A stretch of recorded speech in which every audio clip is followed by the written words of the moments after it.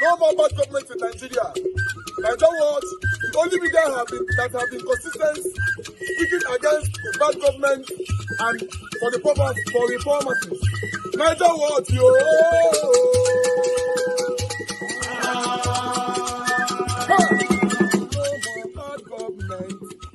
No more bad government. Niger what? No more bad government. Niger what? No more bad government. The only media that have been speaking. No more bad government. The voice of the voiceless. No more bad government. No more bad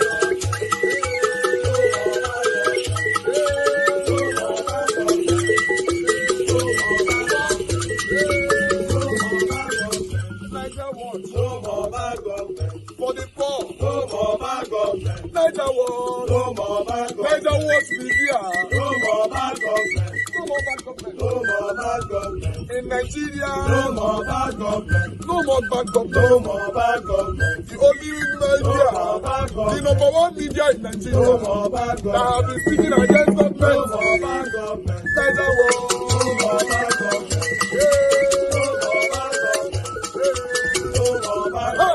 Niger what you? The voice of the voiceless. The voice of the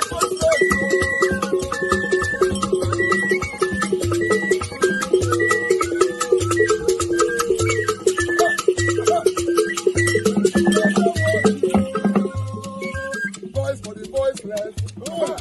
Voice for the voiceless. Niger what media? Voice for the voiceless. Niger watch media. Voice for the voiceless. The only media that have been speaking against bad government. Being consistency since 1944. Voice for the voiceless. Voice for the voiceless. Umuwame. Voice for the voiceless. Umuwame. Voice for the voiceless. Voice for the voiceless. Voice for the voiceless. Voice for the voiceless. Voice for the voiceless. Voice for the voiceless. Niger watch you. We have been seeing all you guys have been doing. And we recommending to everyone in Nigeria, saying that you guys are the number one. Niger watch you.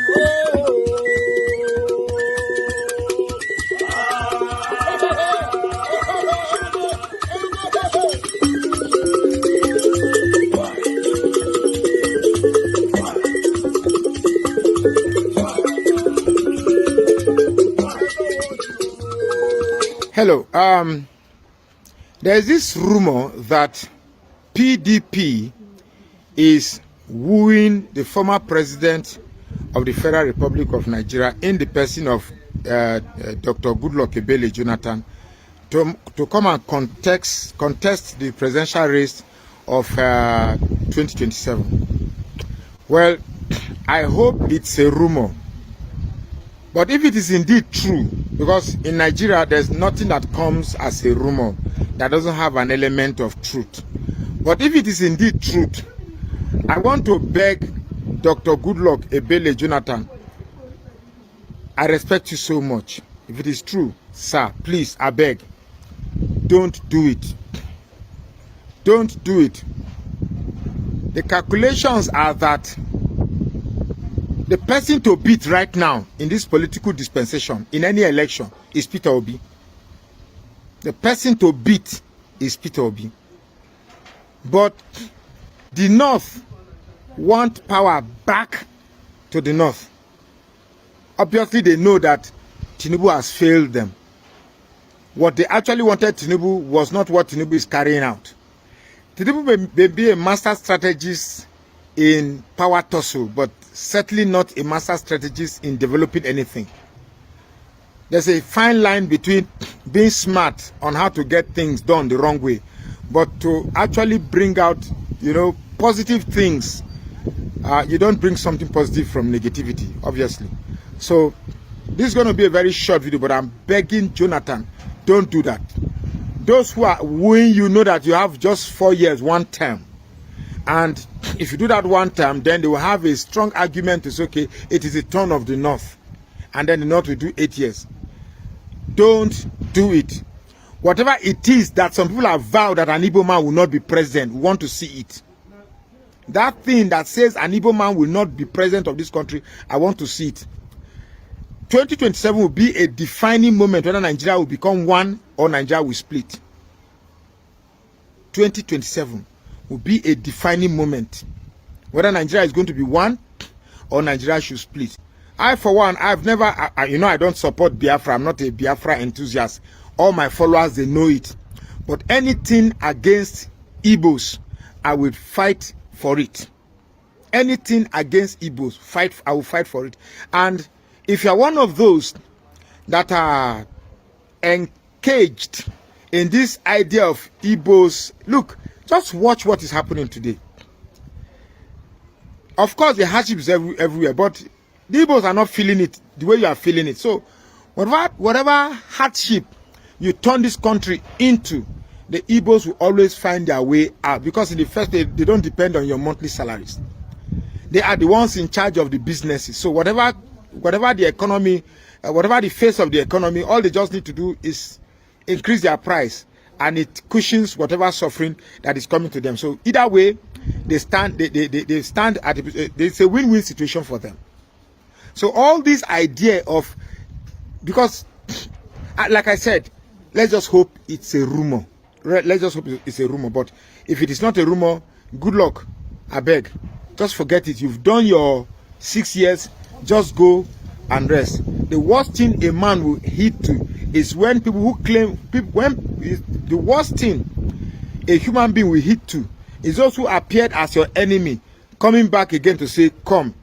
You can't get an offer cannot come from one who you already know is your enemy.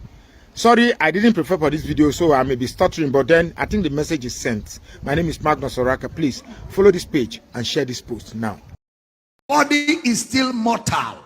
So it will be weak, it will be sick, it will have injection. Huh? There are times, even after you pray, you will end up with injection. Let me tell you something. All your healing miracle pastors have doctors. All of them. Tell them I said so. Some of them I know they are doctors, but they don't know I know. Sometimes they will sneak and go and do medical checkup. They will choke them injection everywhere. Then they will come back and say, I can never be sick. I can never be sick. Injection don't enter body. That's why the man is bouncing.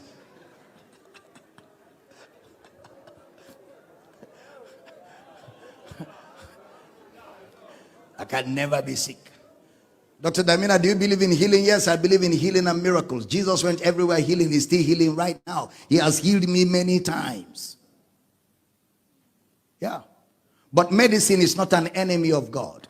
Medicine is part of God's healing plan. It is God that gave man the wisdom to discover the things that can fix this body, because this body came from the ground and this body will depend on the ground to survive. So the things that will keep this body alive are still in the ground. So instead of disturbing God wherever he is, explore the ground and take what you need and put it to keep the body healthy.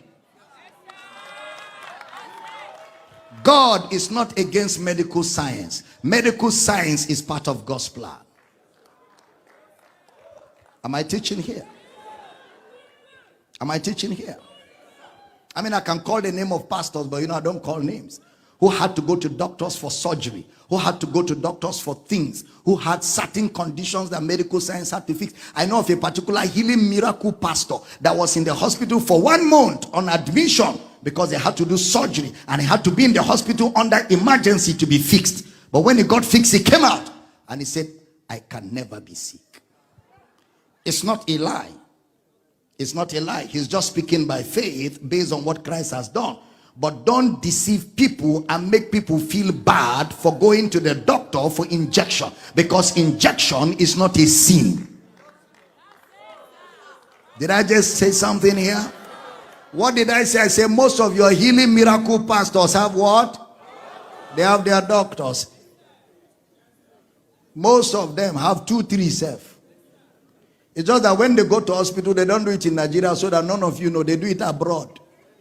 On their way to preaching engagement, they branch. Doctor will take care before they proceed. Tell them I said so. If them vex, who cares? Then when they have gone and seen doctor, they will now come and give you Goya oil. Take Goya oil. Take Goya oil. Rub your body. Rub your body. Rub your body. Say, I cannot be sick. So even when you are dying, you say, I cannot be sick. I cannot be sick. I cannot be. Then when you die, they bury you. Life continues. Teach us to number our days, that we may apply our hearts to wisdom. Because wisdom is profitable to direct. A woman is undergoing delivery. And what do they call that thing that happened before delivery, Dr. Gabriel? Labor. Labor is on 6 hours, 10 hours. And the woman is done. She said, no, I'm a Hebrew woman. They cannot do me CS. I'm a Hebrew woman from Akwa Ibom.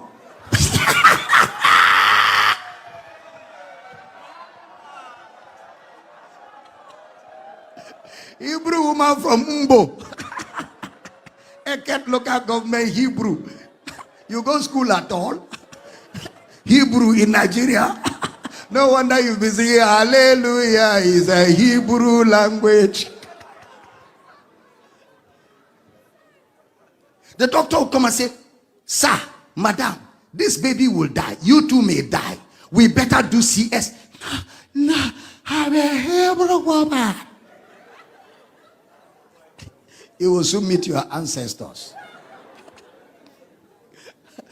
A woman in this church was undergoing labor. We have all prayed, we have all believed God, and the labor did not progress.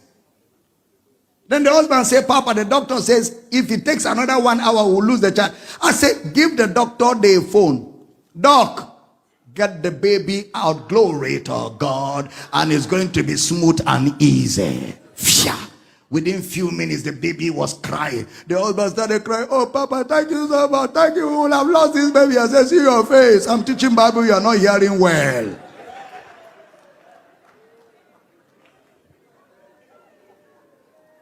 Whether the child came by natural birth or doctors assisted in bringing out, the important thing is that the child is alive, the mother and the father are alive, and the plan of God continues to go on. If I'm teaching good this afternoon, shout you're teaching good.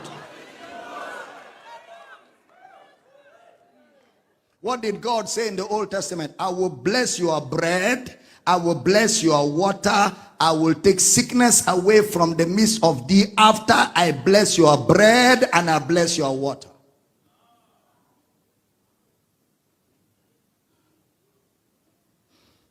A whole apostle was sick by the name of Timothy. And he came to Paul. Paul didn't tell him, close your eyes. Zambranengos. He said, go and take a little alcohol for your stomach.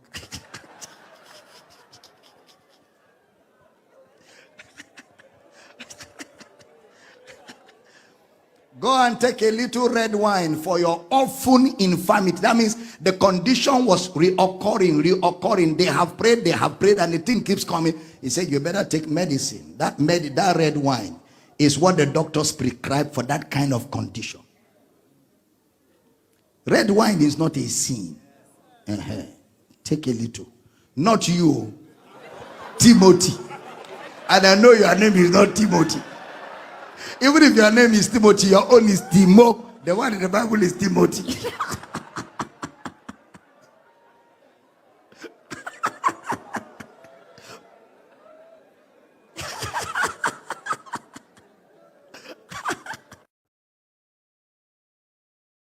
I just got to Lagos now from Rwanda, right? As you can see, I see the airport.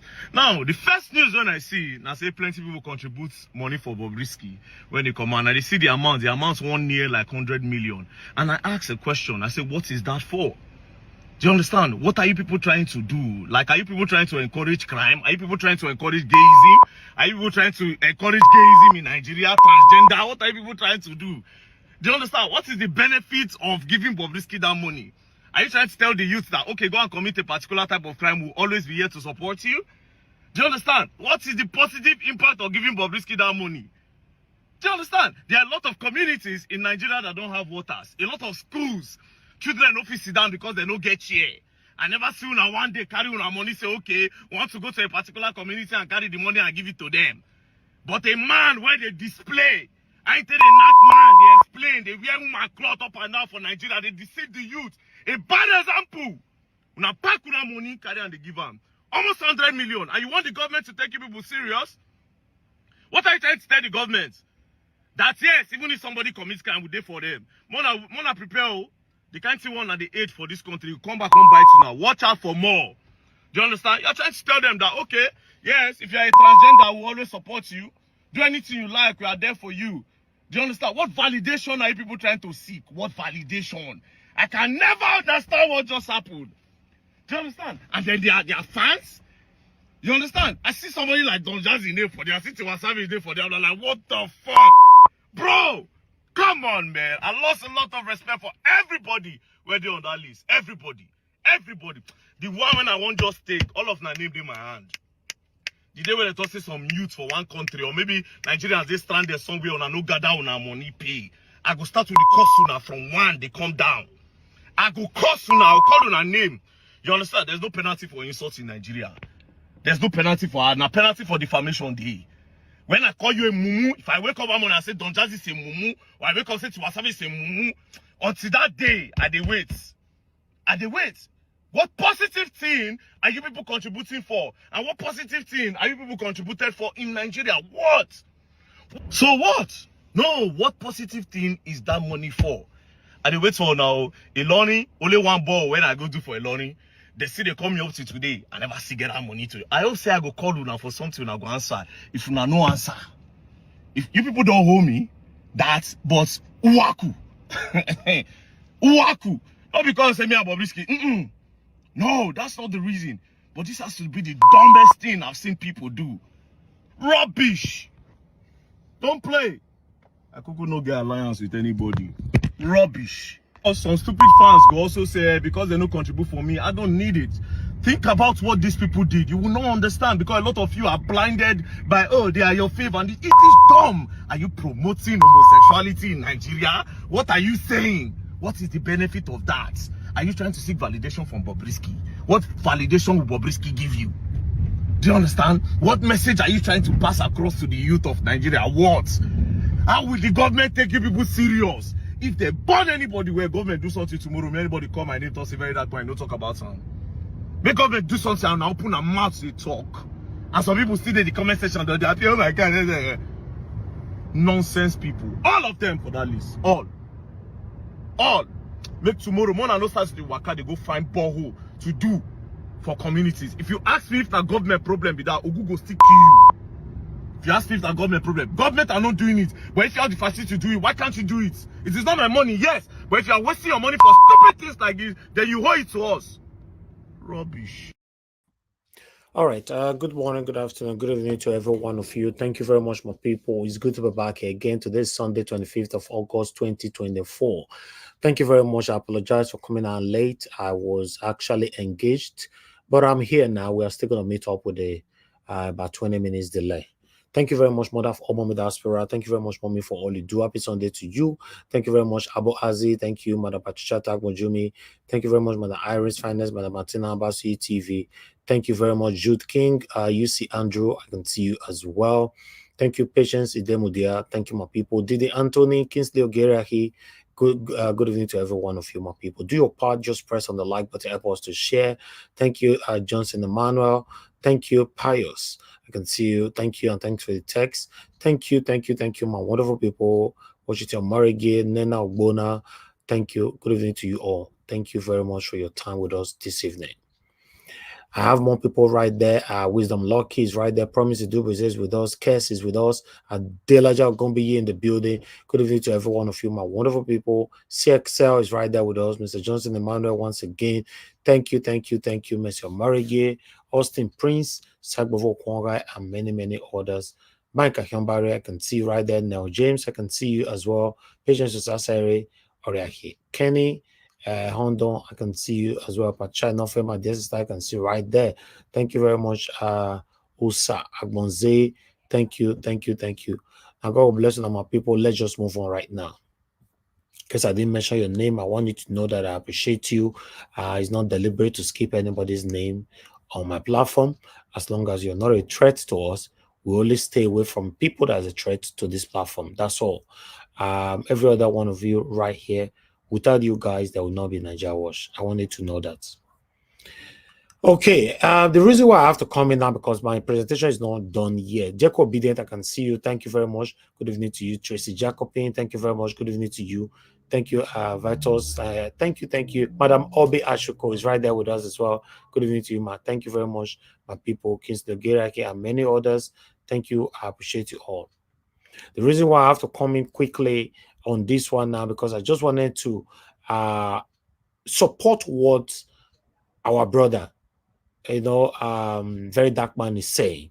A lot of people don't, some people, I can't say a lot of people, some people don't like this man.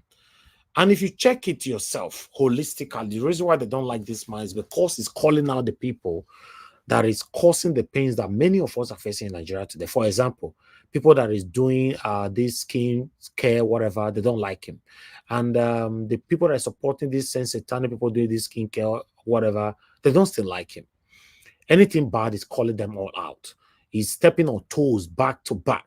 He's stepping on people that have made money in Nigeria that is not talking on the things that is affecting you and he's stepping on their toes. And many of these people and their satanic followers, they don't like him as well.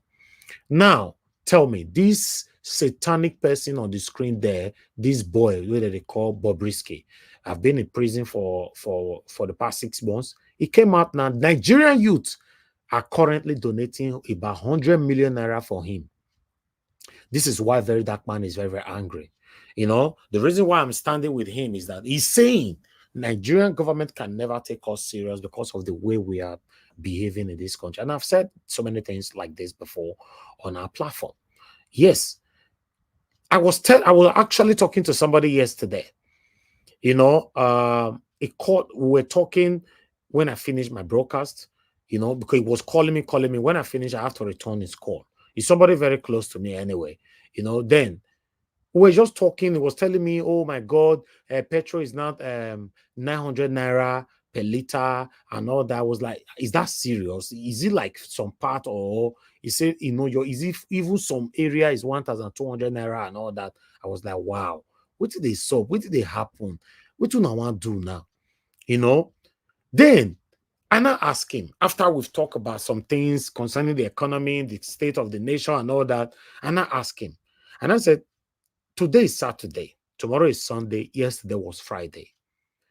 I said, despite the hardship right now, petrol is 900 naira per liter. If you go to every bar, every lounges, every club, you go see parking space, put your car. Somebody who called me who was lamenting the situation of Nigeria, he burst into a laugh. He said, you are right, 100%. You are very, very right. I say, you see, this is why the government are not taking us serious. Any bar, in case you are listening to me right now, you're doubting what I'm saying, this coming weekend, that is, because this weekend is finished now, or rather you can even start from tonight anyway, because Sunday now when they have more live band and all that, start from today and go include next week Friday and Saturday and the other Sunday journal. More you say 4 days. Do your own research and bring it here. I promise you what you will find.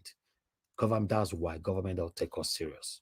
Upon the hardship in Nigeria, upon the economic hardship and the satanic government that we have, both past and present, people are still constantly busy in lounges, bars, and all that. Somebody actually posted, today had not actually posted a receipt about 4 days ago where somebody spent 19 million naira bill and posted the receipts, 19 million naira, what they spent on alcohol. Okay, now let's leave that one. That was my discussion, right? Come to what Very Dark Man is talking about right now. Misplaced priority. Nigerian youth are supporting Satanism. Nigerian youth are encouraging people like Bobrisky. They are encouraging things that we're supposed to be forbidden in our country. Nigerian youth have never one day to say, let's raise 1 million naira, 10 million naira, 50 million naira, 20 or 100 million naira, and let's go to various hospitals across Nigeria and bless the sick Nigerians in the hospital. Tell me why. Any angle you want to look at it. Because some of you might say, no, let them live their life. Yes, if you are living your life, that's why you should leave us out of it. Live your life and leave us out of it. Tell me the impact of the 100 million naira you are donating for this satanic person right now. I'm not surprised. It's just like me here. I'm here every day. Some people think I don't have what I'm doing. Why is he here every day? Maybe he's here every day because of the money he's making or whatever and all that. Some people, sometimes I beg people here to give me super chat. Sometimes I don't even want to talk about it anymore. Once I talk about it once or twice, I don't bother. Yes, I just move on. Because if you go to other platforms where people are not talking about the things that's affecting us, you see how super chat is raining. Yesterday, nobody gave me super chat. I don't know. At the end of the broadcast, because normally at the end of the broadcast, I come in to just re-echo the names of the people and all that. But after I ended the broadcast, like 2 seconds after I ended the broadcast, Stella Mansevedo super chatted me. I was like, wow. Immediately after I ended the broadcast, I was like, and I cannot even appreciate her. But because I've ended it, I want to use this opportunity to say thank you very much, Stella Masaredo, for what you did yesterday. I saw it. I'm very, very grateful. Although my mom was quick to quickly appreciate you. But for me, I don't end the broadcast at that time. Let me come back to what I'm saying. You see, those of us, not just on my platform, anybody that is speaking for the betterment of Nigeria, I want to say thank you from your various platforms. I want to say thank you. Thank you for not giving up. Because if we actually have to look, if we look at what these Nigerians are doing, you will give up. You say there's no need. A lot of people have given up anyway. You just give us, say, I beg, these people don't want time, man. But if you say they're not what time, the thing with the happen for the country is still affecting me myself. That is saying no, they're not what time. That's why we're doing what we're doing. I've said this so many times before. Coming on air with Nigeria Watch every blessed day is my biggest occupation where I get for my life. But it's not my biggest earning where they get.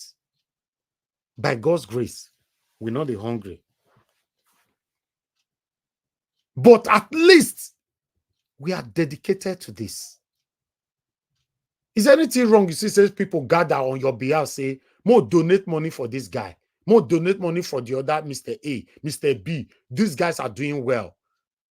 More donate, all these people that, or okay, tell me, these 4 people, because I reported 4 people when they released from prison the other day, from during the time of NSAS, the guy that spent 3 years and 8 months in prison, the NSAS protesters.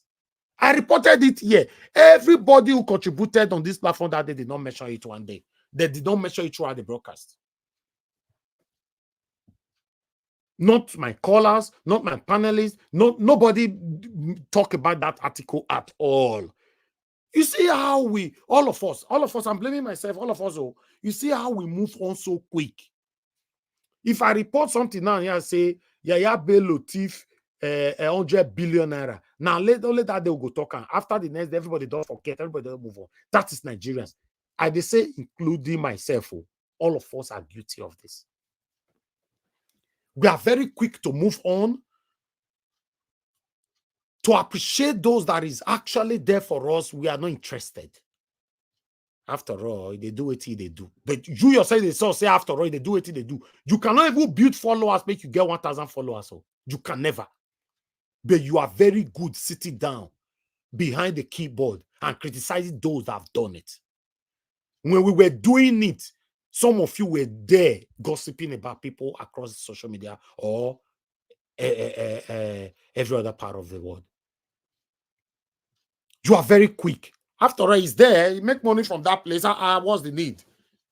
When you forget that, I have the kind of videos I can post on my platform that will give me better money. Although I have platforms that is doing these things, which I decide I don't really want to bring my other life into Naija Wash. Because this Naija Wash is a serious-minded people where we speak truth to power. Naija Wash is a platform where we call out our government to hear our voice, call out our government to hear our plight. So for someone of they think, say, oh, you don't Naija Wash every day, is by some of you that is there for us. Some of them go call into this show, wait till they come out on our mouth is enough to say you can't give up. The encouraging statement from you, your prayers, your everything. Some of you write me messages. My mom always, sometimes I tell her, I say, Mommy, I want to cut this thing. Let me do 3 days. And I, tell my staffs to post videos. Other people post videos. She's here, she's listening. She have never agreed one day.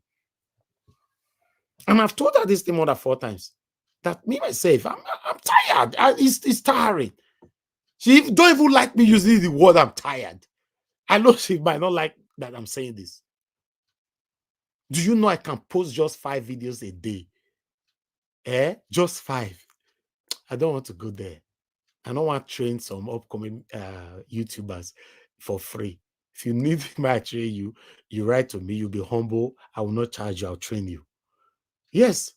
I brought a lot of people to limelight. A lot of people. I brought them to limelight. But for me, putting my time, I sit here every 5 hours. 3 hours. Oga Chris, may God bless you. You are Black Panther, and some of you yesterday who stated that I created a rule on this platform that I'm only going to be doing 3 hours, but I have not kept to it. You guys were praying for me and all that. You see, this is that kind of the encouragement that is pushing me to do what I'm doing today. So the basic line of this,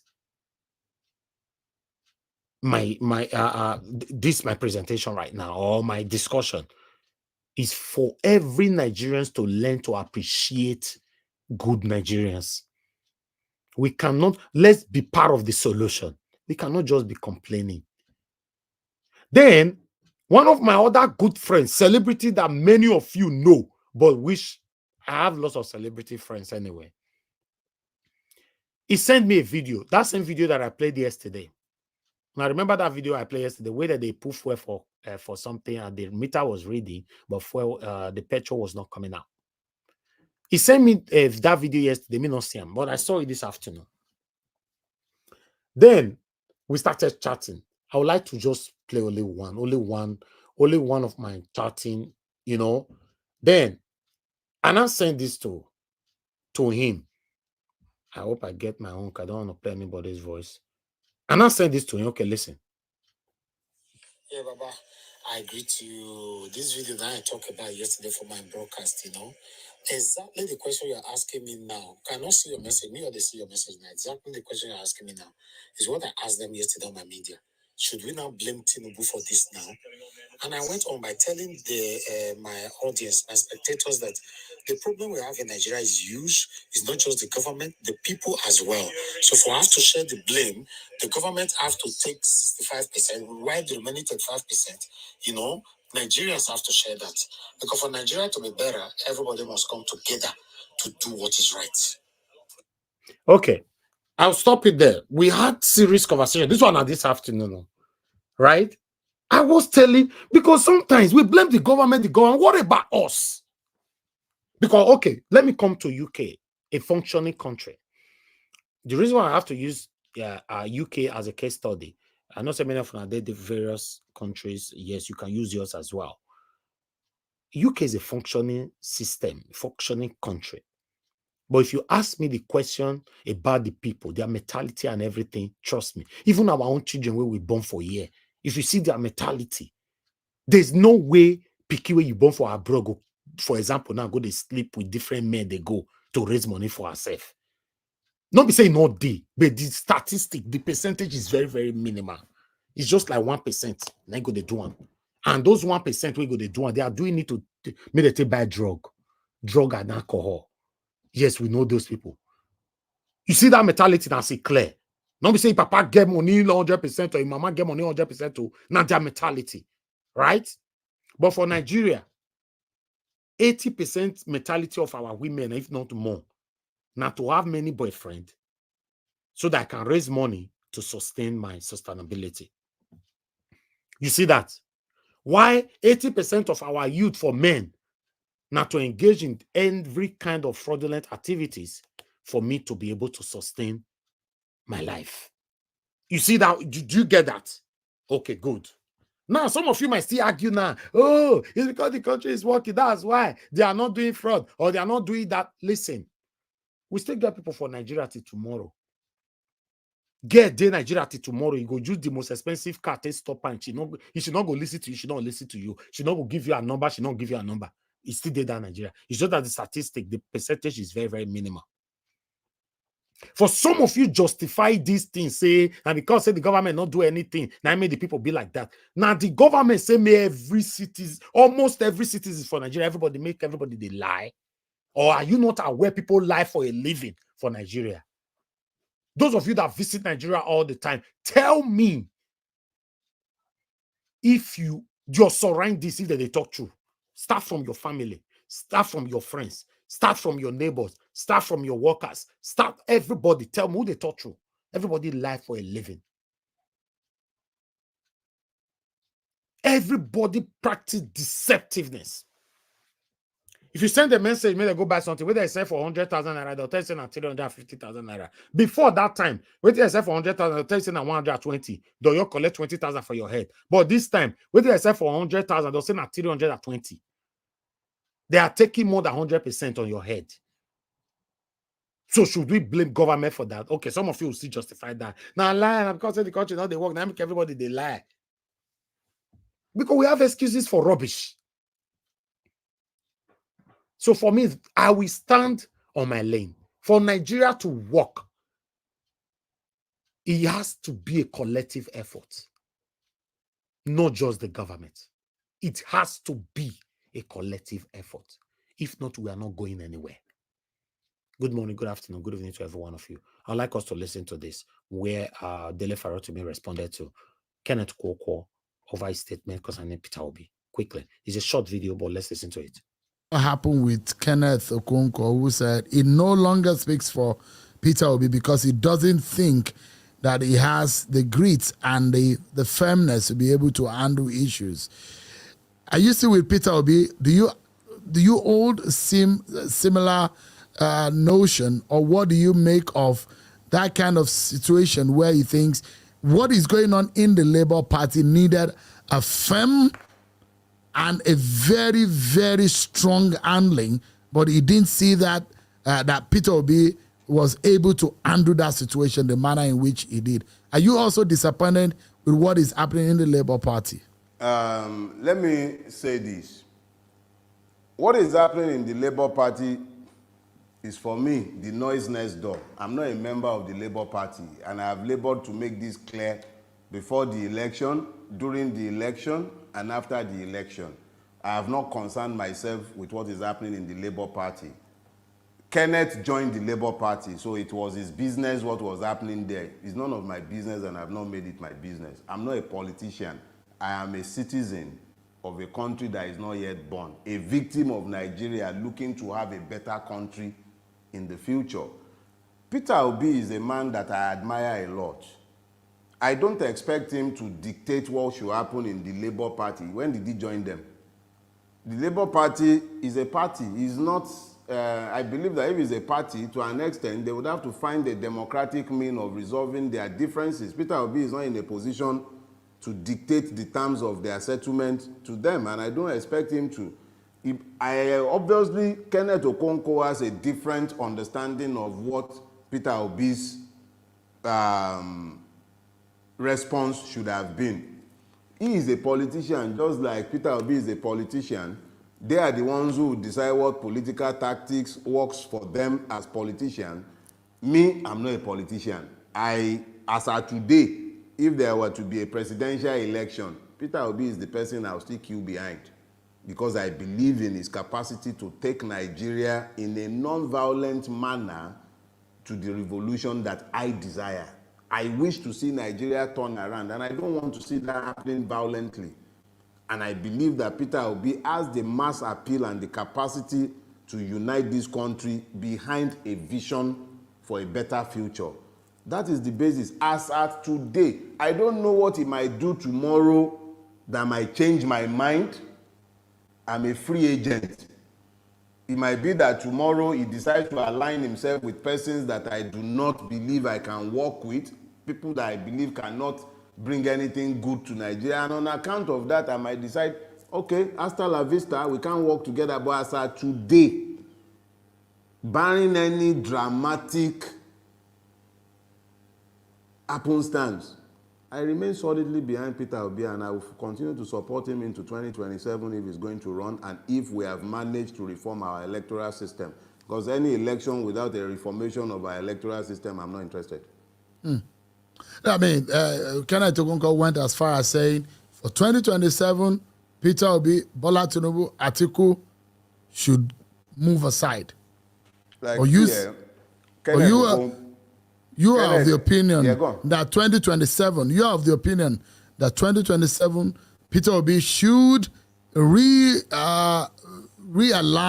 or go back to the ring and see through his hat and run again for president. That's your opinion, and that's your stand, isn't it? Let me put it this way. Peter Obi did not lose the last election. Peter Obi won the last election. INEC and the Judiciary performed their magic.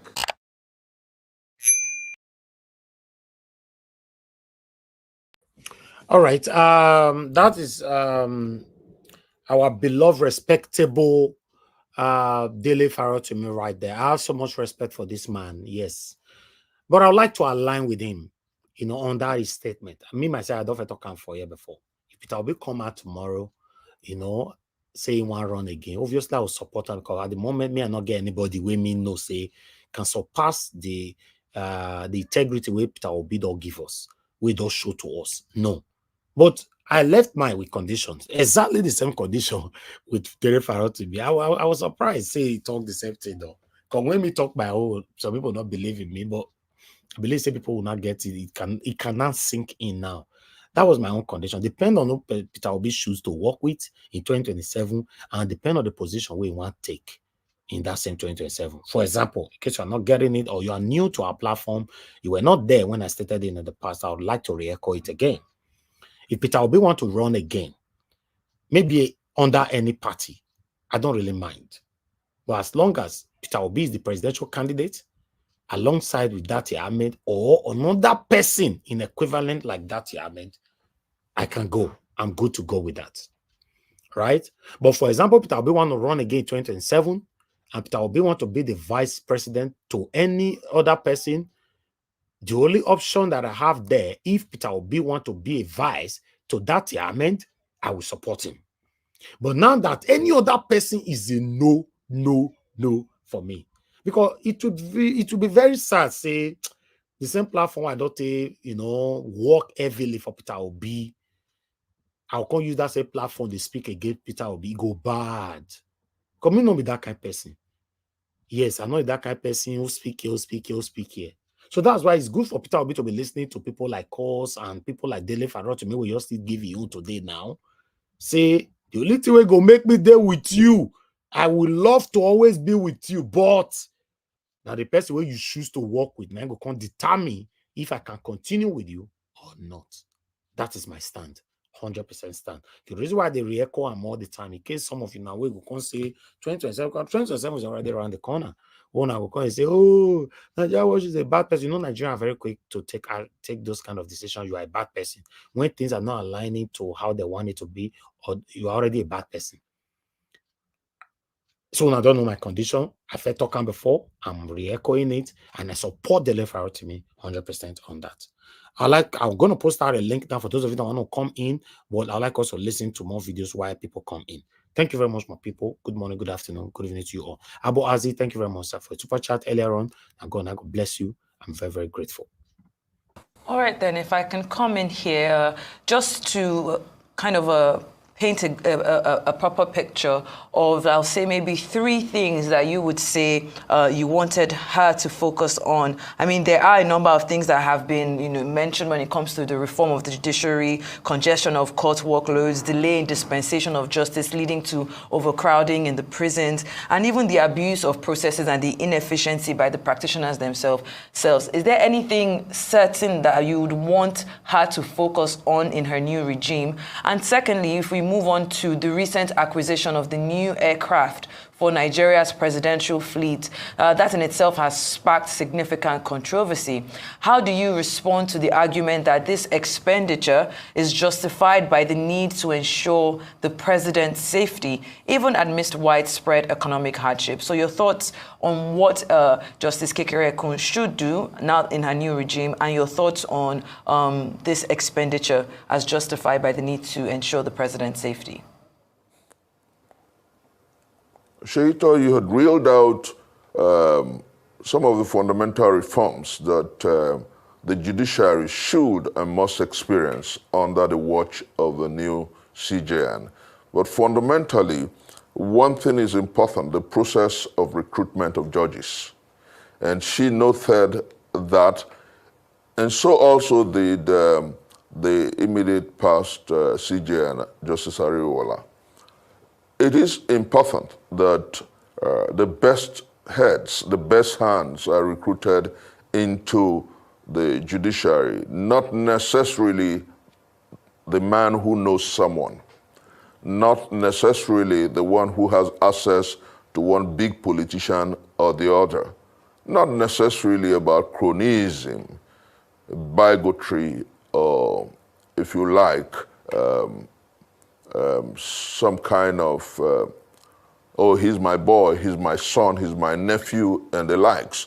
What we want is a recruitment process that is free and fair, a recruitment process that ensures that the most competent, those with capacity, those with competency are called to the bench. It is fundamentally important because only through that protocol can we have men who will say no to lucre. Can we have men in the judiciary whose respect for dignity, whose values for integrity is beyond the commonplace. Doors open to Edo people. He has brought a consultant. These consultants are not hospital manager experts. They are not hospital facility managers. They are just general consultants. He did a deal with them. They are not from Edo State. If you have money, you go there, they charge. If you don't have money, you go to either a private hospital and die, or you go to Stella Obasanjo Hospital. That hospital, when we were doing it, I remember very well, it was the first thing I did when I lost my late wife to breast cancer. And I said, the best tribute I can pay to her memory is that no woman should die of breast cancer because it can be detected early and treated. It was never in my contemplation that it would be reserved for the rich. Monday we return, so we are awarding the consultant. I have all the items we procure. The company that procured them is in existence. We will do audit. If these people steal one pin out of that place, they are going to end up in prison. The hospital will be returned to the people of Edo State, rich or poor, and the charges will not be different from All right, let me forward this thing. I want you before they'll see accuse me, say I not play video finish. We want they want your dark. We not greasy Okpewolo speak. Eh? Obasanjo, in any case, that we know who are you going to vote for? You, not just to. You understand? What is a woman? I said now of your agenda. The insecurity in Edo State is very, very high. Kidnapping here and there. We are going to solve this issue. We are going to declare state of emergency on insecurity in Edo State.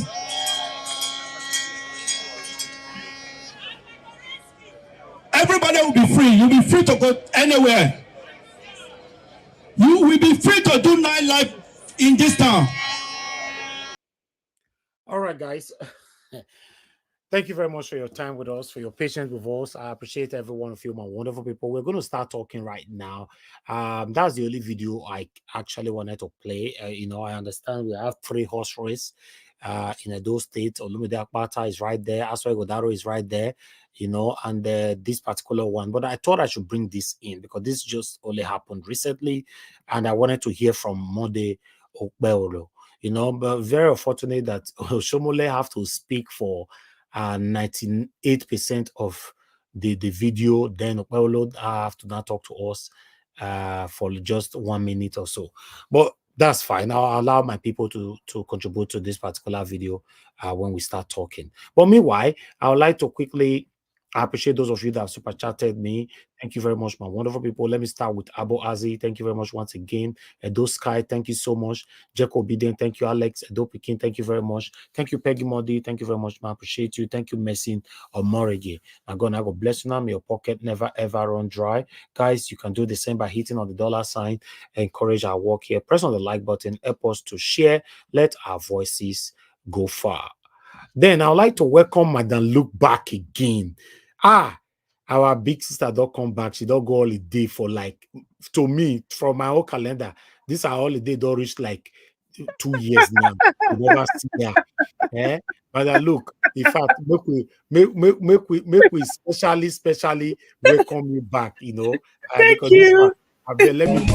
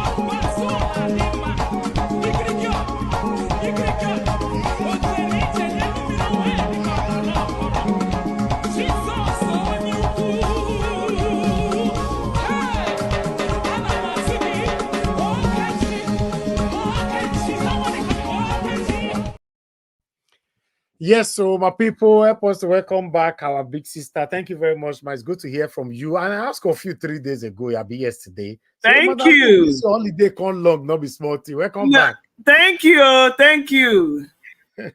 Thank you, ma. Welcome back. Welcome back. Thank you so much. I appreciate every one of you right there. I'd like us to move on right now. Let me start with my panelists first, before I come to callers. Let me start with the first person on the panel, which is Destiny. Destiny, thank you very much for joining us this evening. My brother, good evening to you. Please, I'd like you to talk to us. You have your 8 minutes. Good evening, Mr. Naidawat. Thank you, my brother. Thank you. Good evening, everyone. And panel. Good evening, Mommy Diaspora. Good evening, all the commenters and the viewers. I greet everyone. So, Mr. Naidawat, I just gave and I'm on that person. Okay, let me come back to you. Let me come back. That's fine. That's fine. You'd have said that from beginning. That's fine. Madam Luke, now you go talk to us first. Thank you very much, man. Please talk to us. Good evening to you. Hello, baby brother Elvis. How are you doing? I'm fine, ma. Thank you very much. Thank Good you, to hear Mr. from you. Naja Watch. Thank you. Good to be back. Hello, Mommy Diaspora, members of the panel, commentators, viewers at large, and of course the chatters. Comment section. I greet you all. Good to be back. So we have a handful to discuss today, and some of the things that you were saying, I just had to mute my voice box, my audio, because some of the things I found very offensive. But I'm just going to go down the line with the state of what's going on in Nigeria. Mr. Magnus Oraka. Gosh. I cannot believe the name of Goodluck Jonathan is coming up from the mouth of the Northerners. Is this a joke, or am I dreaming, or what exactly? So, is this supposed to be a divisive mechanism against the South, or what exactly? I'm trying to understand. You have somebody like Mr. Peter Obi, who is going around building boreholes, reaching out to the North, and they're talking about Goodluck Jonathan. I don't understand it. I don't get it. Who are these people calling? Is it a paid group, or what exactly is going on here? So Mr. Magnus Oraka just laid down. If Mr. Goodluck Jonathan loves himself and respects himself so much, he should not heed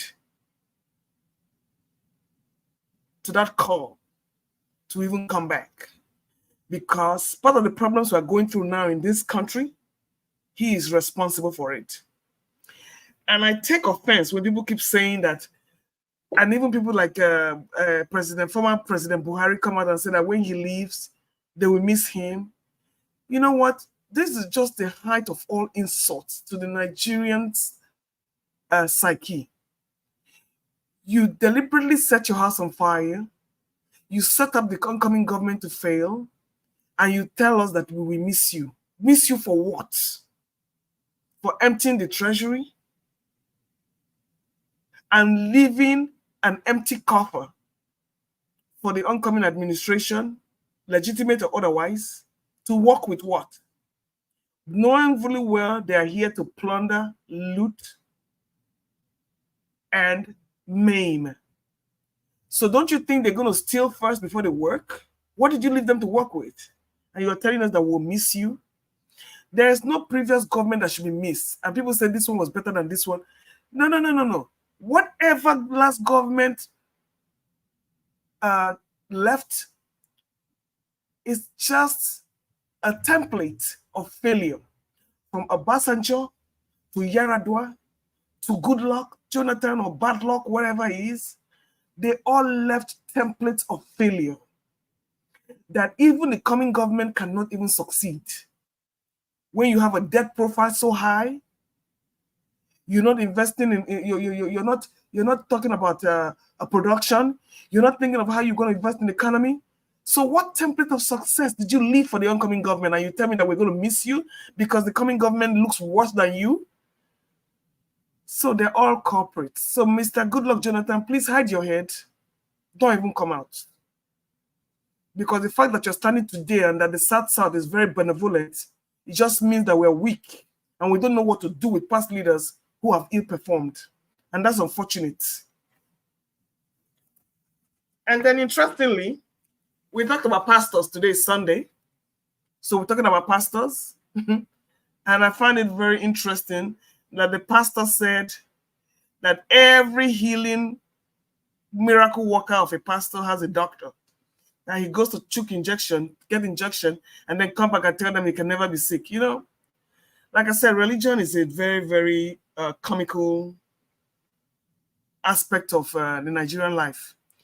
With every church in every corner in Nigeria, the place still looks like there is no God there. It doesn't even look like where Satan is worshiping. Even Satan has decided to run away and abandon that place. That place has no spiritual impact. So for those of who keep clamoring against these charlatans, these pastors and churches, I wish you a good luck. Like I said, the day you find me in a Nigerian church cut my 2 legs off, or you see me sitting near a Nigerian pastor, not even an American one, a Nigerian pastor, please cut my 2 legs and in fact, make me blind. That's not my portion in life, because if you cannot sit down and look at your life and know where your life is going, and you're not looking for breakthrough from a fellow human being like you, then there's something wrong with you. You're going to use your destiny to enrich a fellow human being like yourself, while you remain poor and die in poverty and enslave your generations to poverty. Like I said, I wish you all the best in that religious factor. Then, Mr. Niger Watch, you were talking about this Bobrisky, and I found it very funny. Okay. I don't know why Bobrisky's actions are classified as satanic. First of all, I don't know why he was arrested for defacing the Naira. Meanwhile, you have Obi Kubana and the rest of them doing exactly the same.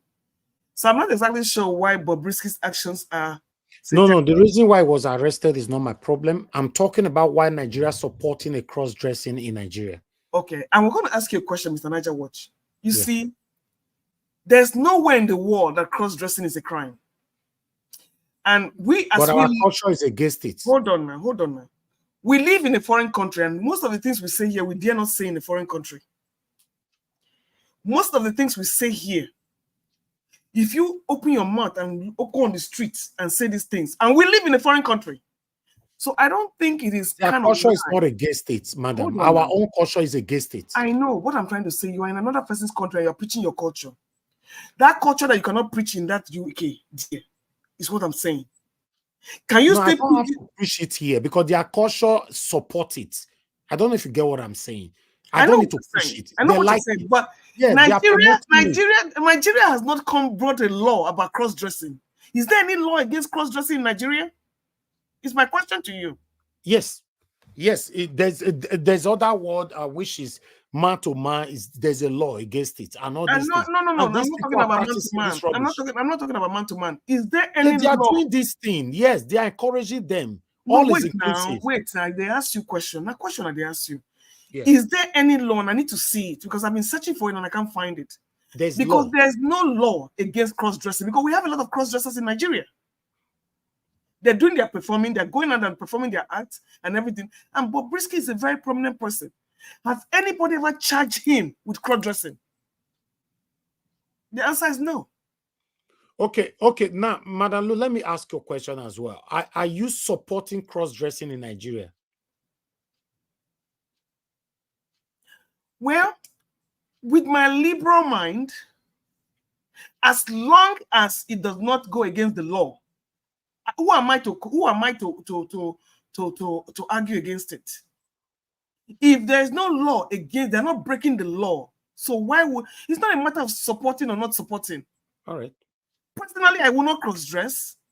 But if there's no law that sanctions them, who am I to criticize them? Has Nigerian government ever arrested one cross-dresser? Dele and all of them, they're all there. So my question is, if the government is not against them, who are we to criticize them? They're not breaking any law. Is my question. Madam, look, you know why everybody needs to speak against this? Because these cross-dressers, there are other things behind it that is currently going on in Nigeria, which is forbidden in our culture. And we shouldn't be encouraging it. I know, but your laws do not frown against it, is what I'm saying. Yeah, it did, but nobody's enforcing it. So that is not enough for the citizens to be encouraging it by donating millions of naira for this person. It's wrong. Look at many children now. That's all of them is practicing. Go to social media. Many parents are crying. They cannot even stop it anymore because of this continuous encouragement. Okay. Now, if you don't make an example of somebody, how are you going to stop it? Is my question. We talk about all this culture, but there's nobody enforcing it. So what can you do to stop it? Now, when Bobrisky was arrested, he wasn't arrested because he was cross-dressing. He was arrested because he was defacing the Naira. So my question to you, Dele and all the other people that are there cross-dressing and doing their art for performing, Some people actually come online. There are many people on YouTube that they use it to do skits. That's their means of livelihood. You see men dressed as women. You see women dressed as men. They use it to act, and they use it as a livelihood. Yeah, but my stand is that should we be encouraging it? My question, where it's not a matter of being. They did not change from man to woman. This one is yes, they didn't change. They're just woman. Dressing. So there's a fine line. They did not. I was thinking of go to the jail. When Bobrisky was in there, they would need to find out if it's a man or woman. Now, if she has transgendered, that's a different thing. Is there any law against transgender? So Nigeria is a rule. What I'm trying to tell you, Mr. Niger, what Nigeria is a country, a lawless country. Yeah, I agree on that 100%. A lawless country. But if you take the laws into your hand now and say you don't agree, whatever we want to encourage is not a problem to us. It's what the law says that we have to go by. Because if you take the laws into your hand and harm somebody who is doing something that you don't like, then we are at risk to lose our own freedom. Anyway, you're right. That's all I'm saying. Will I encourage it? I don't cross-dress, so why will I encourage it? But the problem is that it's a fine line between taking laws into your hands and obeying the rule of law, especially in a lawless country. So who are you? Who do we blame when your judiciary is useless or practically non-existent? So I will leave that alone. Maybe somebody else can elucidate on that one because my time is running up. Mr. Dele Farotimi, I agree with him 100% what he's saying. And I've said this many times. Whatever is going on in Labour Party has nothing to do with Mr. Peter Obi. Has nothing to do with Mr. Peter Obi. Yes, Mr. Peter Obi is part of the Labour Party. But if the proper internal mechanisms were in place, all this nonsense we're seeing with Labour Party will not be going on. Internal audit or no internal audit, this one. You see, it just means that Nigeria is just lawless. And Mr. Obi chooses to pick his battles. Because the moment he opens his mouth, somebody will be recording him, taping him. So I like the fact that he's silent. And Mr. Kenneth Okonkwo is entitled to his own opinion. I will even go further to expatiate on Mr. Farotimi said. I will support Peter Obi in any capacity. If he likes, he should be a door cleaner to anybody in any party. You see that man, Peter Obi, Mr. Peter Obi, anywhere he goes is where we go. I don't care in what capacity. He got my 100% support because right there, he's the one that has Nigeria at heart. So in whatever capacity he wants to serve, whether as a presidential aspirant or a megad to another party, fine with me. He's the one wearing the shoes. He's the one that knows where to pinch. So I'm not going to tell him how he's going to run his political career. But like Mr. Dele, there's a line, you get to a line that he will cross and you will say goodbye. He's not there yet. And Mr. Peter Obi, you still got my support 100%. If you like merge 5 ways, 3 ways, let me see how you're merging. But I still got my eyes on you. And then finally, I don't know what Mr. Chris Wakobia was saying. Is he telling us what we don't already know? At that point, I had to mute my audio because that was a lot of regurgitation of a private jet here, CJN, the new. You see, nothing good can come up of a corrupt administration. You have a certificate forger, you have a drug baron, you have somebody who is not a Nigerian, questionably not a Nigerian, and you expect him to have Nigerians at heart. Private jet here, this one here, economy. So I didn't even listen to what he had to say. Because as far as we're concerned, Tinubu's illegitimate government has nothing to offer Nigerians and will never have anything to offer Nigerians. And you see, sometimes when I listen to Shane Wakimboloye, I want to throw up. I just want to throw up. I don't know if he's just goading or he's trying to feign ignorance. There's some journalists that you will listen to that they sound intelligent. He just sounds like a dumb blonde as far as I'm concerned. So whenever he's interviewing things, I'm not exactly sure where he stands. He just tries to pick the brains of his guests without standing for nothing. Then you talk about the Edo politics. Mr. Naja was shouting that Mr. Oshiomhole is doing all the talking. What do you expect? He did the same thing for Obaseki. He did the same thing for who is this one? Obaseki and whoever. There's nobody that Oshiomhole hasn't spoken about. Pastor Sagi Zeyamu, yes. Thank you. He did the same thing. See, and this will bring me. What I'm going to say is going to be offensive. I'm not even going to talk about what Akpakomiza is doing. Like Tinubu, like Akpakomiza. That is cut from the same cloth. What do you expect? When the head of the fish is rotten, what do you expect? An illiterate is ruling us. So what do you expect for Edo State? It's the same template that they're trying to do in Edo State. On a final note, what I'm going to say is going to be very offensive. And this is, I have studied Edo State very, very carefully. You know how we said the Northerners are the most illiterate. And that's a fact. And they do it by choice. There are some tribes in Edo State that are the most illiterate tribes. And that is why, if you see those that are exposed, I give it to my Edo North, not Edo North. You see, that Bini tribe, they are the most exposed, they're the most well-traveled, they're the most... Now, what they use it to do, I don't know. But when you start coming to that Edo Central and Edo North, I'm from Edo North, that is where you have the most brilliant, what was it? Brazen stark illiterates.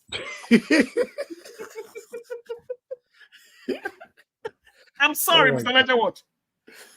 Even on this forum, look at the caliber of a panel. It speaks for itself. I'm not going to say much more than that, because then I'm going to open a can of worms and then somebody's going to start slapping me around the comment section. The most illiterate tribes are from that central and north. They don't go to school. They don't do nothing. They just sit down there, roaming around, don't do nothing. But when you come to my Edo brothers of Bini tribe, you see that they are exposed. They not to say they're not bad ones, because that we have armed robbery there too and all those things. But I'm sorry, read my lips. I'm from Edo North. Those are your stark illiterates that don't know and their left from their right can never move Edo forward. And those central, now that is why I supported Olu Akpata. I have seen him, he's well read, he's exposed.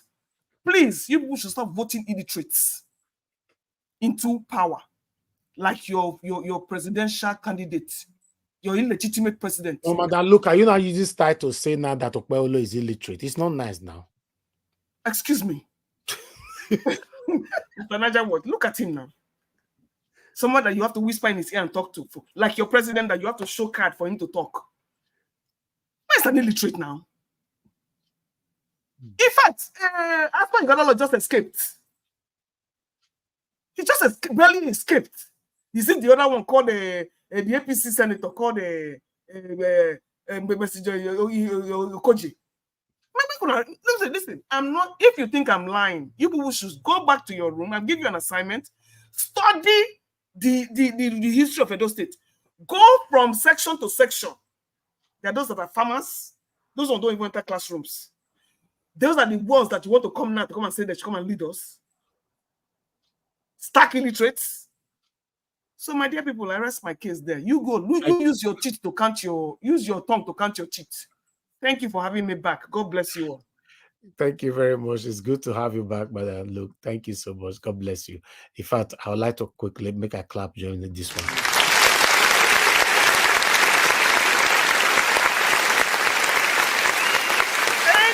Thank you. Thank you. We don't miss you, Taya. You know, all these arguments sometimes we need it. So what that everybody will be going left, only you'll go right. Yeah, that's why we call it panel. Everybody learn from each others. Thank you very much once again. I appreciate every one of you right there listening to us. Please do your part, press on the like button, help us to share. Let's hear from more people right here. I would like to go to Alex O. Alex O, thank you very much, sir, for your time with us today. Good evening to you, and thanks for the support earlier on as well. Please speak to us. You have your 8 minutes, sir. Hello. Can you hear me?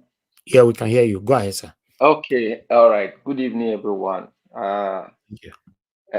I'm just smiling here after listening to my dear sister that just spoke. Wow, that was good. Really, really good. I want to appreciate everyone today.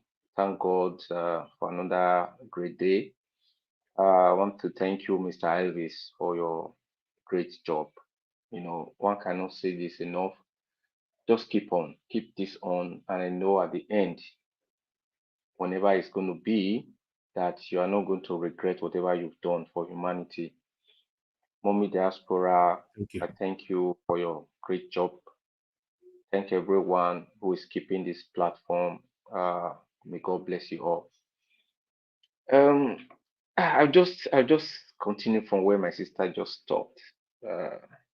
Talking about, in fact, I met some people this evening, you know, and it came up with something came up that has to do with Edo politics.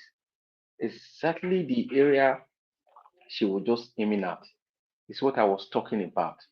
I said, in the recent, especially this guy, this Monday guy, I just have to open up here.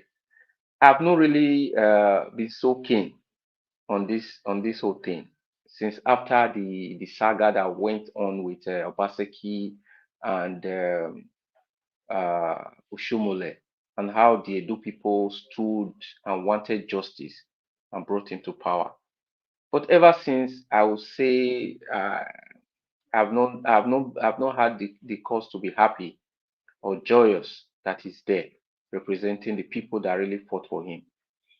Especially on the area of security, when I come to when I think back, all the news that came from Edo State, especially on the area of security, it was very, very abysmal. It was so bad. And I never ever had any news conference, any write up that has to do with how the governor of the state, the number one citizen, stood for the people. I never saw it. You don't have to blame everything on outsiders. You don't have to say it is happening because of them. You are the person, the number one citizen. You have the whole security apparatus at your disposal, and you could not use it for the people. And you are not telling us that there is a power that is bigger than you that's not making you to do that. Come on. No, that's the reason why I really lost all my affiliations and thought about the Edo politics, because I was really, really disappointed. You know, so this Monday guy, the first time I heard him speak, I thought it was a kind of a skit. I thought maybe they're just somebody's just trying to make a 3D version of whatever that is not really the one talking. So I had to really pay attention after listening to one of your evening broadcast. So I said, no, are you trying to tell me that this is the best we have in Edo State? Never. It cannot be. It can't be. Where are the people? Where are my people? How can this kind of person be the one that is vying to be a governor of the Edo people? You know, so I can't really, I am still fighting to comprehend this.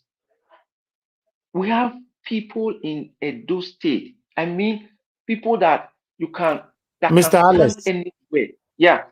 Mr. Alex, the reason why you see things like this is because he's a loyal man to these satanic cabals. So he's the one Yeah. they selected. You know, one thing you must know in Nigeria, any good person that will fix Nigeria, and you are transparent, you are truthful, you know, you have You will not be allowed. Nobody will sponsor that person to hold any political office. Find out. Yeah. Nobody. That's true. So you have to align That's with their satanism, then they will support you and stand by you throughout. That's it. That's how it works. Thank you. Yeah, yeah. And now coming back to one of the statements you made at the beginning of the broadcast, you know, it still all boils down to the people. You understand? The Edo people can resist this. They can't force this guy on you. It's not, you can't resist this. I know the INEC is still going to play their magic or do their magic like they did with Peter Obi, but still, the caliber of people we have in Edo State, this kind of thing should not happen. I was listening to the campaign or whatever, like you said, Oshomole spoke for more than 90 minutes. 90% of the talk. This guy is just a stooge. He just stood there and no, come on. Please, Edo people, if you are listening to me, I cannot speak all languages. Please, those of us who are from Benin, let me say it in Benin. Lao, ìjọba do yìí wá. Lao, no matter what it is. Our mothers, our elderly, the children should talk to them. Let them not give you 5,000 and then you go and stay on the line and waste your. Oh gosh, I don't just know. Anyways, the educational part of it is still what I want to emphasize on. Nigerians generally, we are politically 90% are politically illiterate. That's just the truth. If you see the whole system in Nigeria, not just that the system is corrupt, not just that these people who are in power are evil, they can be able to do this because of the way the citizens view them. We're talking about let's talk about priority. Let's talk about missed priorities. Like you said, like today, there are some people that are in the bar now. They don't care about what is happening. They are still singing praises of those. I was saying something online, somebody making, the richest governor in the state, the richest celebrity. That is what you are using for your platform to promote. You see, there is misplaced priorities. Is that what is at hand now? Is that what is at hand? You can see the way the country is going down the drain, and you are coming up here to talk about the richest governor. From which money? Your own money. And you are praising them, saying this one is richer than this. Come on. So it still boils down to education. A lot of people are so uneducated when it comes to politics. They don't even know anything about what it takes to have a dignified life and live in a come on. I just can't understand this. Let me go to a little bit to what Farotimi was saying. This guy is somebody I can listen to 24/7. Whatever comes out of his mouth has meaning. It has weight. So like he rightly said, everybody knows that Peter Obi won that election. This shame of a thing of a guy, sorry. He sometimes he really pisses me off, like my sister just said. What kind of question is that? What are you talking about?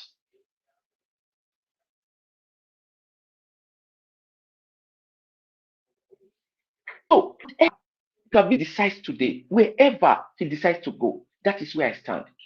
I've never been so involved in politics in the way I did with Peter Obi because I saw something in this man that embodies everything that is good for the country, and he met well. And I still believe it can still happen, but it still depends on the citizens. It still boils down to the citizens. We are the people that are going to take our country back.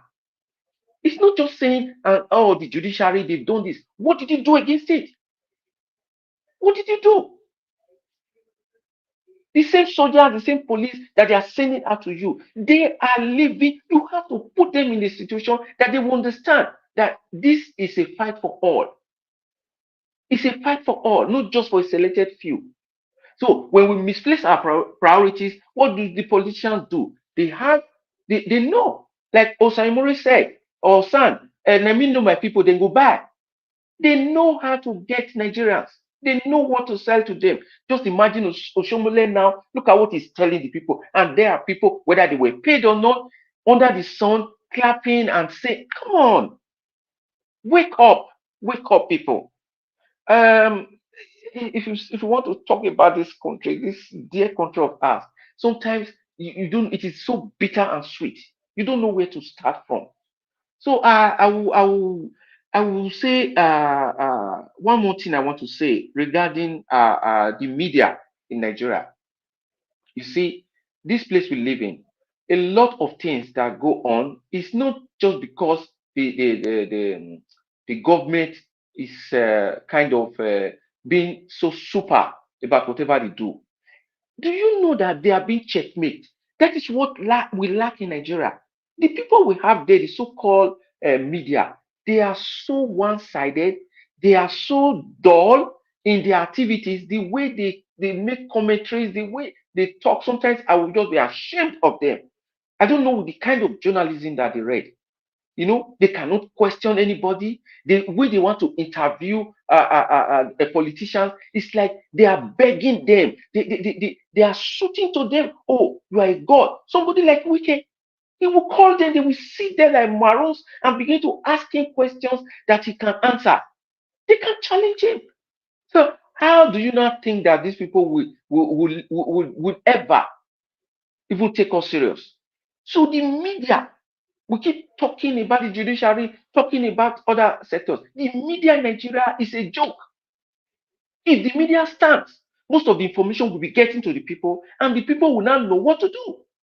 But they don't stand for the people. They're just there to dance to the tune of those to the highest bidder. So they too have to take their responsibilities, and we begin to see that we come together as an entity, not just like as a human, a full human being with the head and also all parts of the body, not just one. If only the eyes functions, the rest will not function. So that's how it's supposed to be. Nigeria is a case study that even if you start it, I don't know when it's going to end, the generation that is going to end it. You keep still studying Nigeria and you cannot even know where to end it, where to start and to end. So we will just keep doing our best. Whatever is coming out of this place, I think people are listening, and someday, somehow, like compound interest, the more you listen and it becomes more, maybe there will be a positive reaction and we'll see a better country. So I thank everyone for listening, and God bless you all. Thank you very much, Mr. Alex. Oh, God bless you, sir. Thanks for your wonderful submission, your time with us today as well. God bless you. Guys, press on the like button, help us to share as we hear from Mr. Jonathan. Mr. Jonathan, good evening to you, sir. It's good to have you on the show. Please talk to us. Okay, Mr. Jonathan, you're not available now. I'll move on to the next person then. Thank you. Mr. Odua, please, I'd like you to talk to us, sir. Good evening to you. Good evening, Mr. Najawosh. Thank you, sir. Good evening, every panel, all the panelists, everyone listening, commenters, and viewers. Well, thank you for the broadcast. Well, the Nigeria as a country, I heard that some said is dead, is this, is that, but the Nigeria country did not die, but the people of the country are what's so called their brain is the one that made the country to be where it is, and their wicked heart. Because when the white man said the black is the devil, and why the white is the second God, the God, I believe so. Because whatever black man I think is just to see failure around him. Because we like praise more than real praise. We want to be seen as king where we are nothing. So if not, our state will have not been where it is today, or our country will have not been the mess we find it. That is where today, wherever we are, people look at us and say, where you are from? You said Nigeria. Oh, they look us and shake their head. Especially the intimidation we are receiving in this area we are living. Well, nevertheless, Oshomole is telling us again, he's singing hallelujah for another person. That Modokbewolo is this, Modokbewolo is that. Though people said, meaning when one is talking for you, it's not like you are talking to yourself. So it will be less for those who are at home who support the government of APC. Because whatever crisis we are facing today at the APC government, Oshomole came and praised the bala for us, the bonga, which is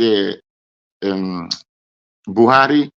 He prays and prays and prays and prays to the Edo people and to the entire Nigeria. At the end of all, we see the result that everything was upside down.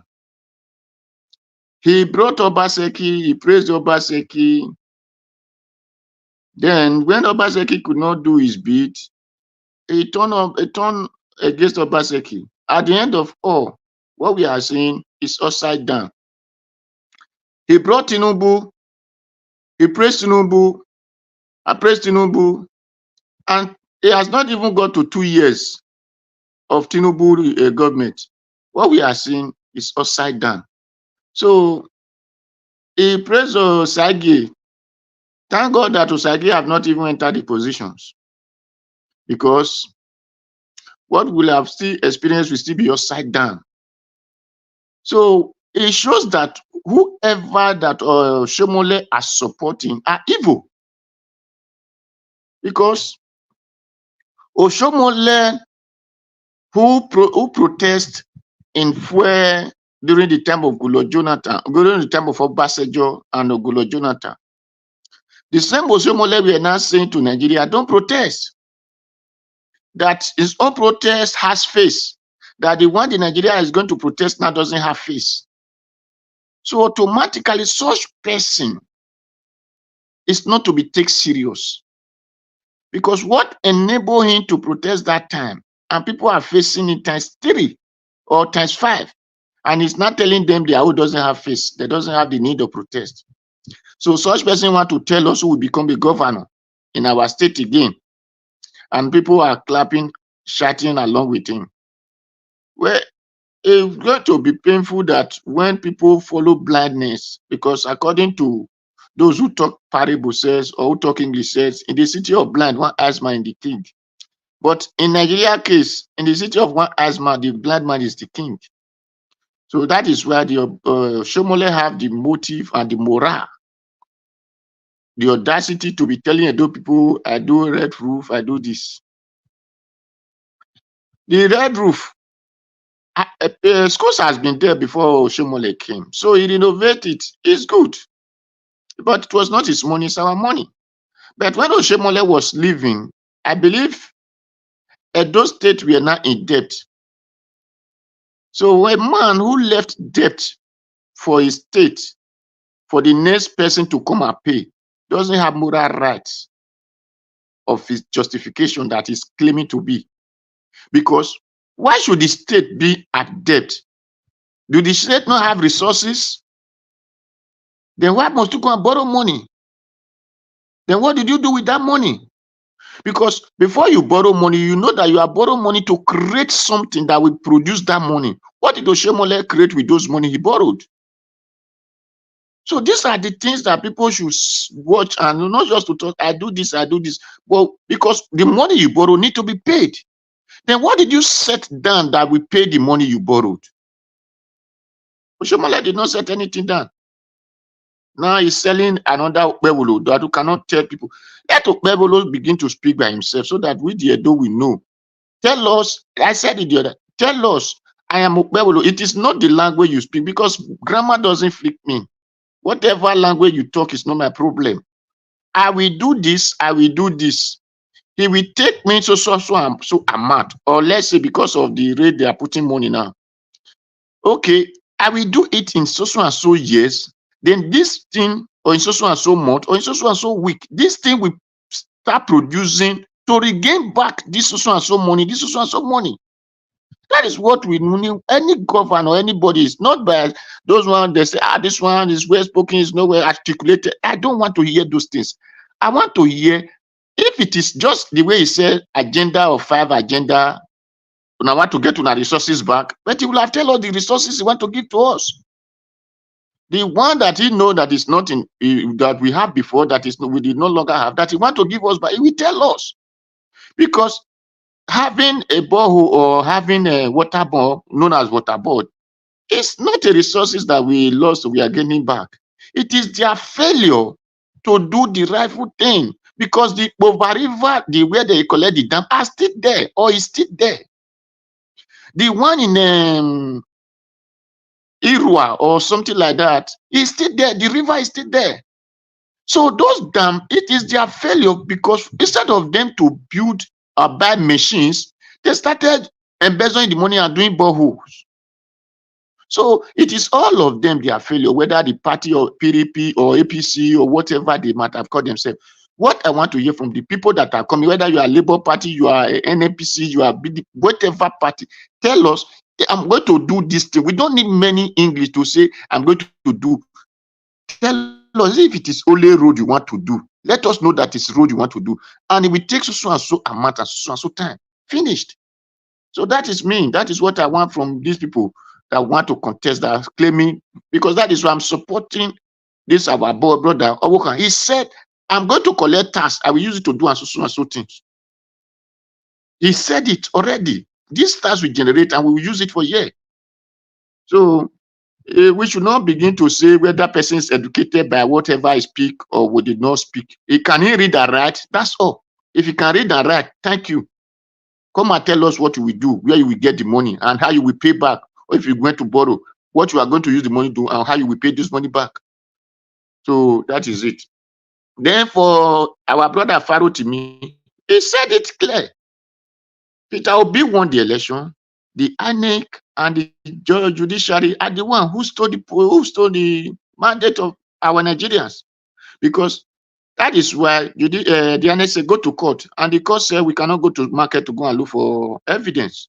So it have shows that they did not, they are not the people who occupy positions, whether you call them professor, you call them whatever, those people did not care about their own brothers and sisters, known as Nigerians. That is why when the lecturer want to pass, he say, come and sleep in his office, come and meet him in the hotel, come and do this. A lecturer, a person who use all his time to read or read to pass exam, you fail him because you want just to have 1 or 2 minutes. A married woman or they mess everybody up. So it is because the people who are holding positions are not fit. And that is why police will not even do their work, because the people who occupy themselves in the police are not fit. Even if it is come to the soldier, the people who occupy the positions are not fit. That is why they doesn't know how it works. They doesn't care about people's feeling. Because when they are fit of those jobs or whatever office if they will have no people feeling and put people feeling ahead. The other day when I talked to our brother Obaseki, I asked him, since you are contesting for campaigning for a person, what will you tell that person to run is the government? Will it be the best or the first? Edo first or Edo best? You need Edo first, not Edo best. Because through the first, then you cannot get the best out of them. Put them first. Anything you want to do, seek these people. You don't just take your action and say you have a House of Assembly there that they cannot take this one. No, the House of Assembly need to seek their community. But what we have in Nigeria government or Edo, they doesn't seek for the community. They believe that they authorize over every people. And when you ask our brothers who claim they are Nene, they will tell you, yes. No, government is not like that. Because you said you are representing group of people and you don't ask those people their opinion. You just come out and give them whatever you like. Then they will tell you, hey, law have covered it. They have put stamp. They have put libe. They have put this. And they will say they are educated. No, for who are not educated doesn't act that way. We know that you must seek your people before anything you do. Because they just choose you to say, come and represent us. It is not you that choose them. Neither will you have authority on your own without them. So my people, thank you, Mr. Nigeria Wash. Thank everybody. Mr. Odua, thank you, sir. Thank you for your submission. Thank you. Okay, let's hear from the next person. Abdul Malik, if you're there, sir, please, I'd like you to talk to us. Good evening to you, sir. Yeah, good evening, Mr. Nigeria Watch. Thank you, sir. Good evening, everybody in the panel. Good evening, Nigeria. According to what you guys were saying, this cross-dressing is just like similar something you showed yesterday at the filling station when the meter was reading, but the nozzle, there was no fuel. That is what I told you. You say all those things depends on our government. because government, they are the burden of person that make and enforce law in a given society. When they put a law, you will see all those nonsense. Nobody will do it anymore. Just take a look yesterday. How can a filling station, but the meter we are reading, but the nozzle, there was no fuel going to the inside the car. You see, if government put a law such a thing, you see nobody will try such thing anymore. Just like this cross-dress is the same thing. If there is a law, they will stop it, they will not do it anymore. That is the reason why I told you it depends on the government. The government have the major role to play on that. Yeah, they are the one. Because anything that government say in the country, the citizen will follow up that way. Yes. You see, and in the other hand, we know Obi won 2023 election February 25th. But even though they did not tell you, without Bito, Obi won. That is the reason why they switch up the beavers. Because 3 elections were held that very day, but only presidential election was not going through. They say glitches. Yeah, we know that one is passed. Obi won the election. You see, Oshomori, just like if you guys know what I observed in that campaign, the video you show, Oshomori, you see now he turned to pastor at the campaign ground. He was preaching like a pastor. Edo State, PDP and APC, they cannot offer anything anymore in the country. Talk less of Edo State. The current problem we are facing today in Nigeria, those two parties, they are the cause of it. PDP ruled for 16 years. Now APC is 9 years and some months now. They are in power. There is nothing good come from those people. That country is going down. Is going down every day. Okay, if I may ask you, what is the reason? Why are you going to vote for them, or why are you campaigning for them again to come to the power? Because there is no evidence. There is nothing to show that those guys have done for how many years they have been governing us. Okay, why are you campaigning for them? Let us change party in the new state if they can improve, because that state is very backward. Most of the state in the south side is the most backward state ever. Yes, even Akwa Ibom is better than Edo State. Edo State just look everywhere look tata, look like village. Let's change those two parties. All those Oshomere and other people, they are just campaigning. They are campaigning self-interest. It's what they will gain. They don't want to work for the people, citizens of Edo State.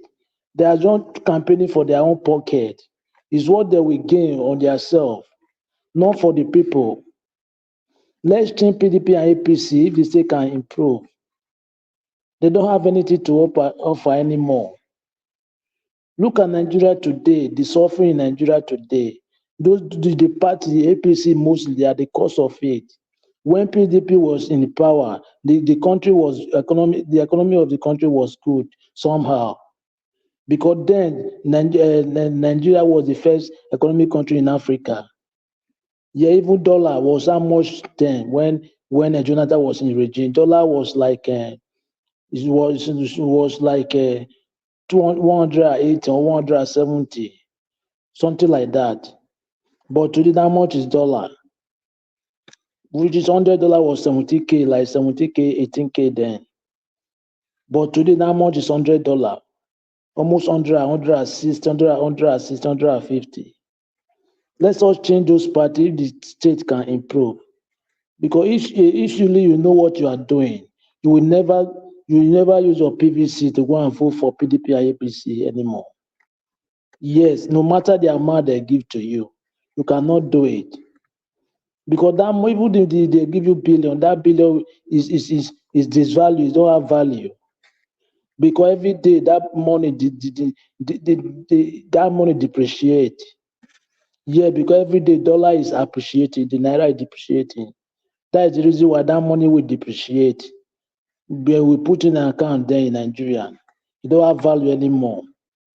You guys should work for your generation, for your children's future. No, don't look now. Now is not the time. It's not now. Look for your future. Don't look what they will give to you now. Look for what your children will eat for years. That is how white people they be Western world. They don't look for now. They look for future time. But we Nigeria, we don't feel like anything. We want to get something now. We forget about tomorrow. We don't think about tomorrow. That is our problem, most of us. That's why you see Nigeria is not moving forward. And lawless country. There is no law that work in the country. Just look now. Take a look. Nnamdi Kanu is not guilty, but he's still in the jail. Why is he there? And the court says he's not guilty. He's supposed to be free, but why is he there? Just because of the lawless country. There is no law working in the country. The problem we have to ask ourselves, how can we fix those rubbish, those mess in the country? Because the country is not going, nothing is working in the country. How can we fix those things? That is what we're fighting for now. And I believe that before 2027 election, let them change law about electoral system. Without that, what happened in 2023 will still happen in 2027. They need to put the law immediately when they had election from polling unit.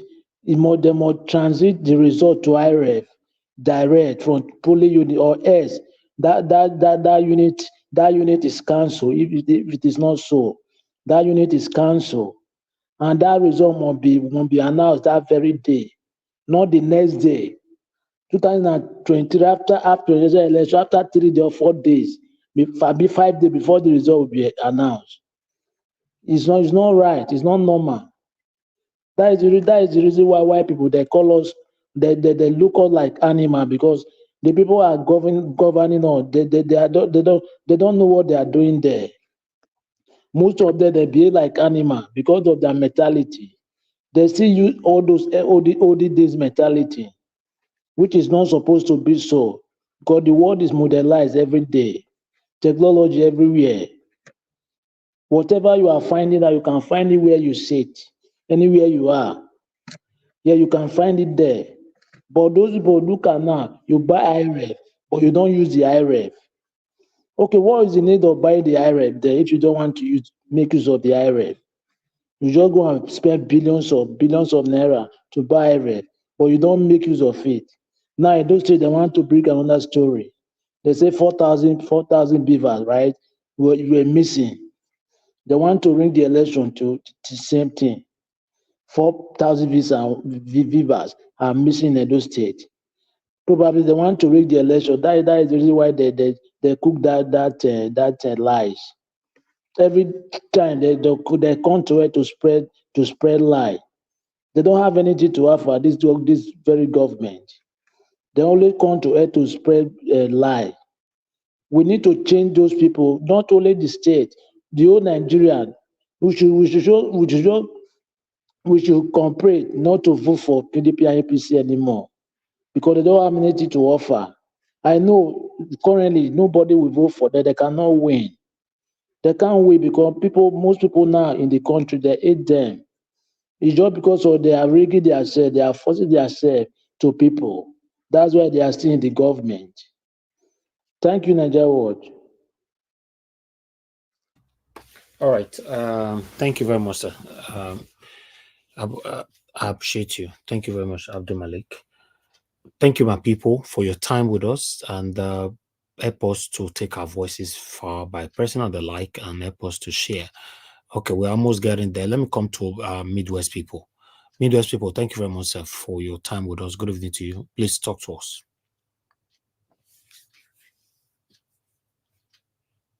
Okay, you're not there. Let me move on to the next person. Oga Prince Alabo, it's good to have you on the show, sir. Good evening to you. Please talk to us, sir.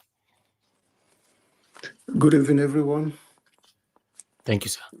Yeah.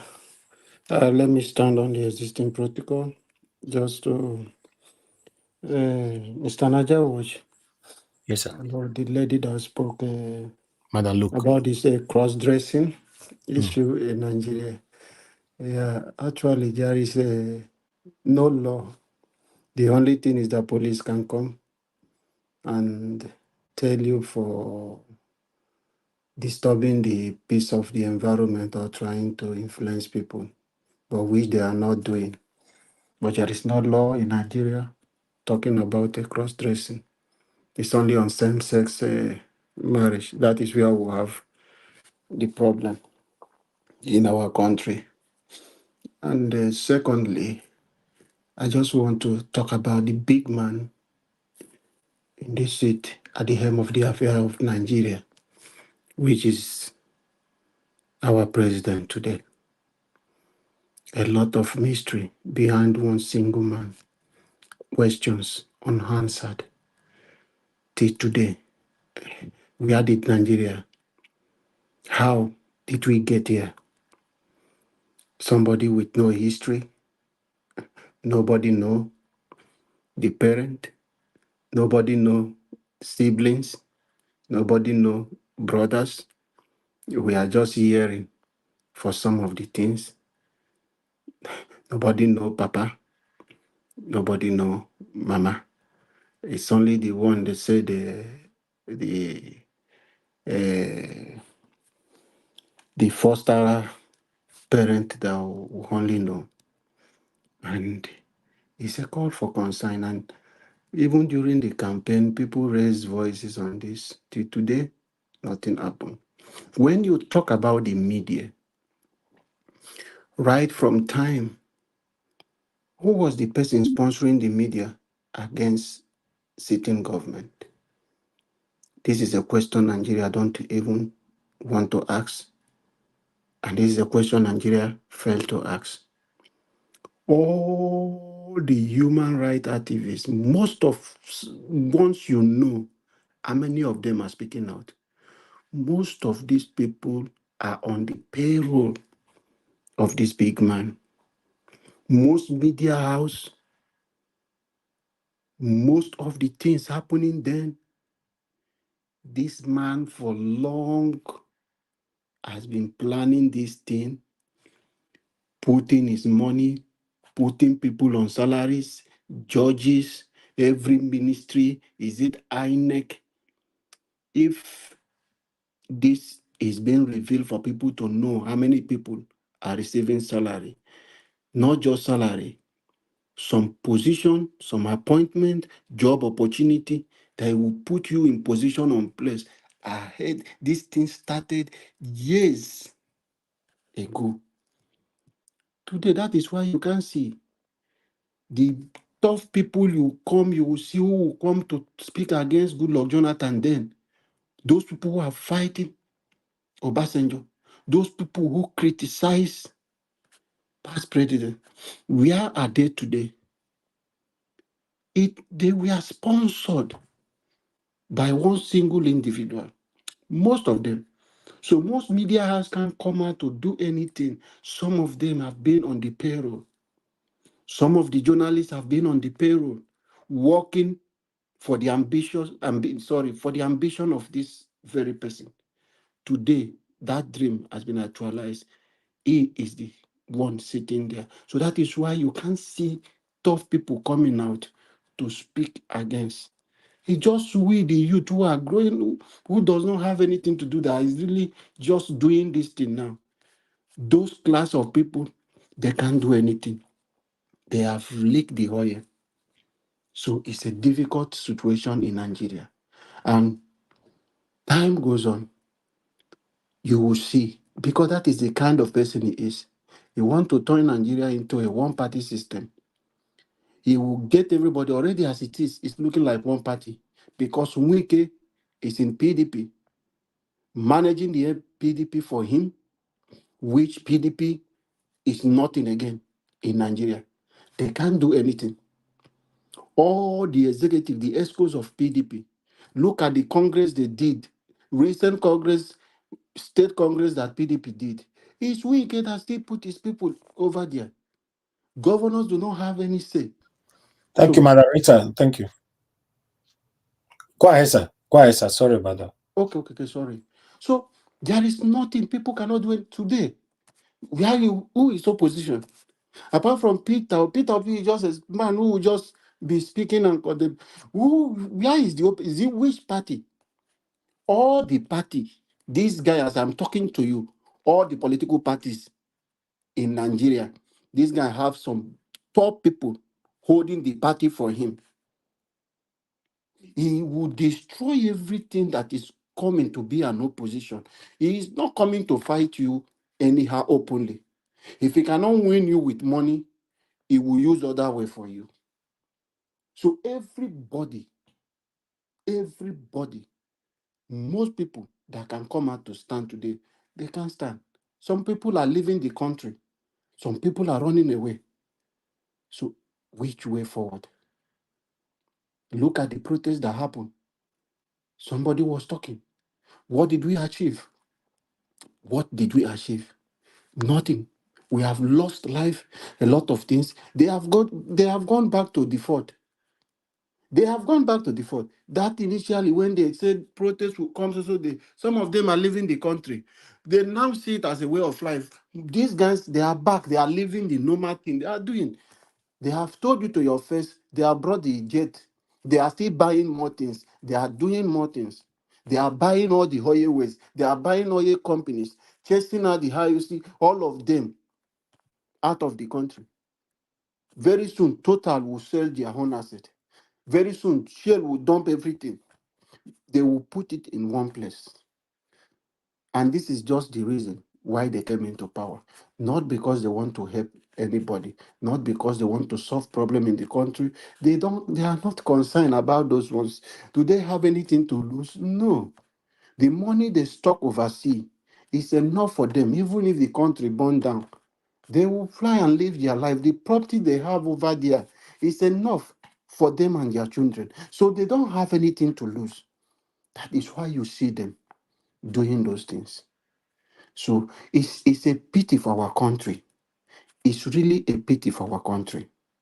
And when we're talking, I feel the pain of that lady who was speaking earlier, that you welcome back. But when they talk about the religious leader, when we're reading the Bible, we see what prophet did to leaders. We see how prophet will come to challenge kings. We see what Dawusa did to president, even Abacha, how tough Abacha is. Those are prophets who could stand before people to speak. How many leaders today?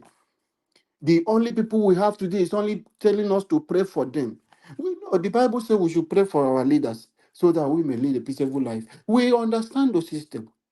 But if you keep praying for somebody, people who doesn't want to change, then you speak truth to them now. Speak truth to power and let them know those things they are doing. That is where our religious leader, they have failed.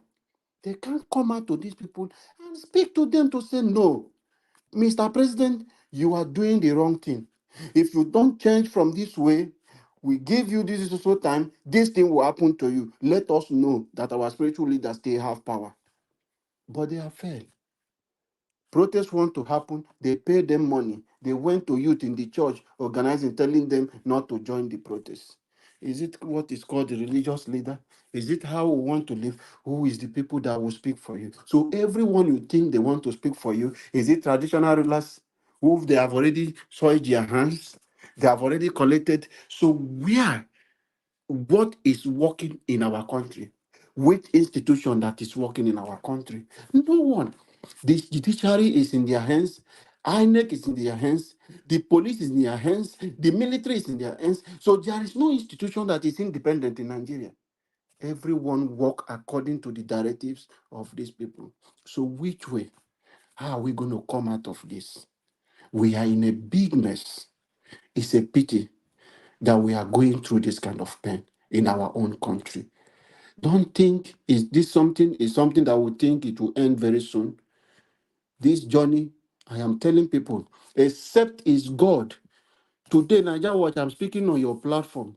Mark my word, except 2027 will come. Baba will finish.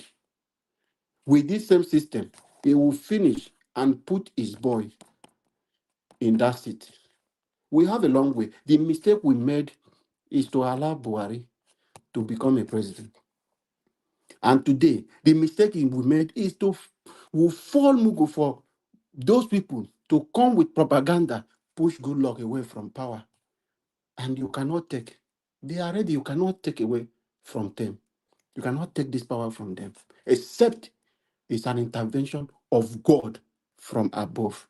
Yesterday, we were talking at the end of the program about the fraud happening in the immigration.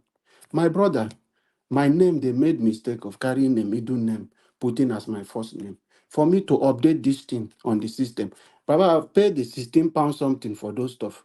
They logged me at the reaching the place for me to complete the process. They say error. Do you know that that money has gone? They took me back from the beginning again. I started the reaching. They said I should pay again.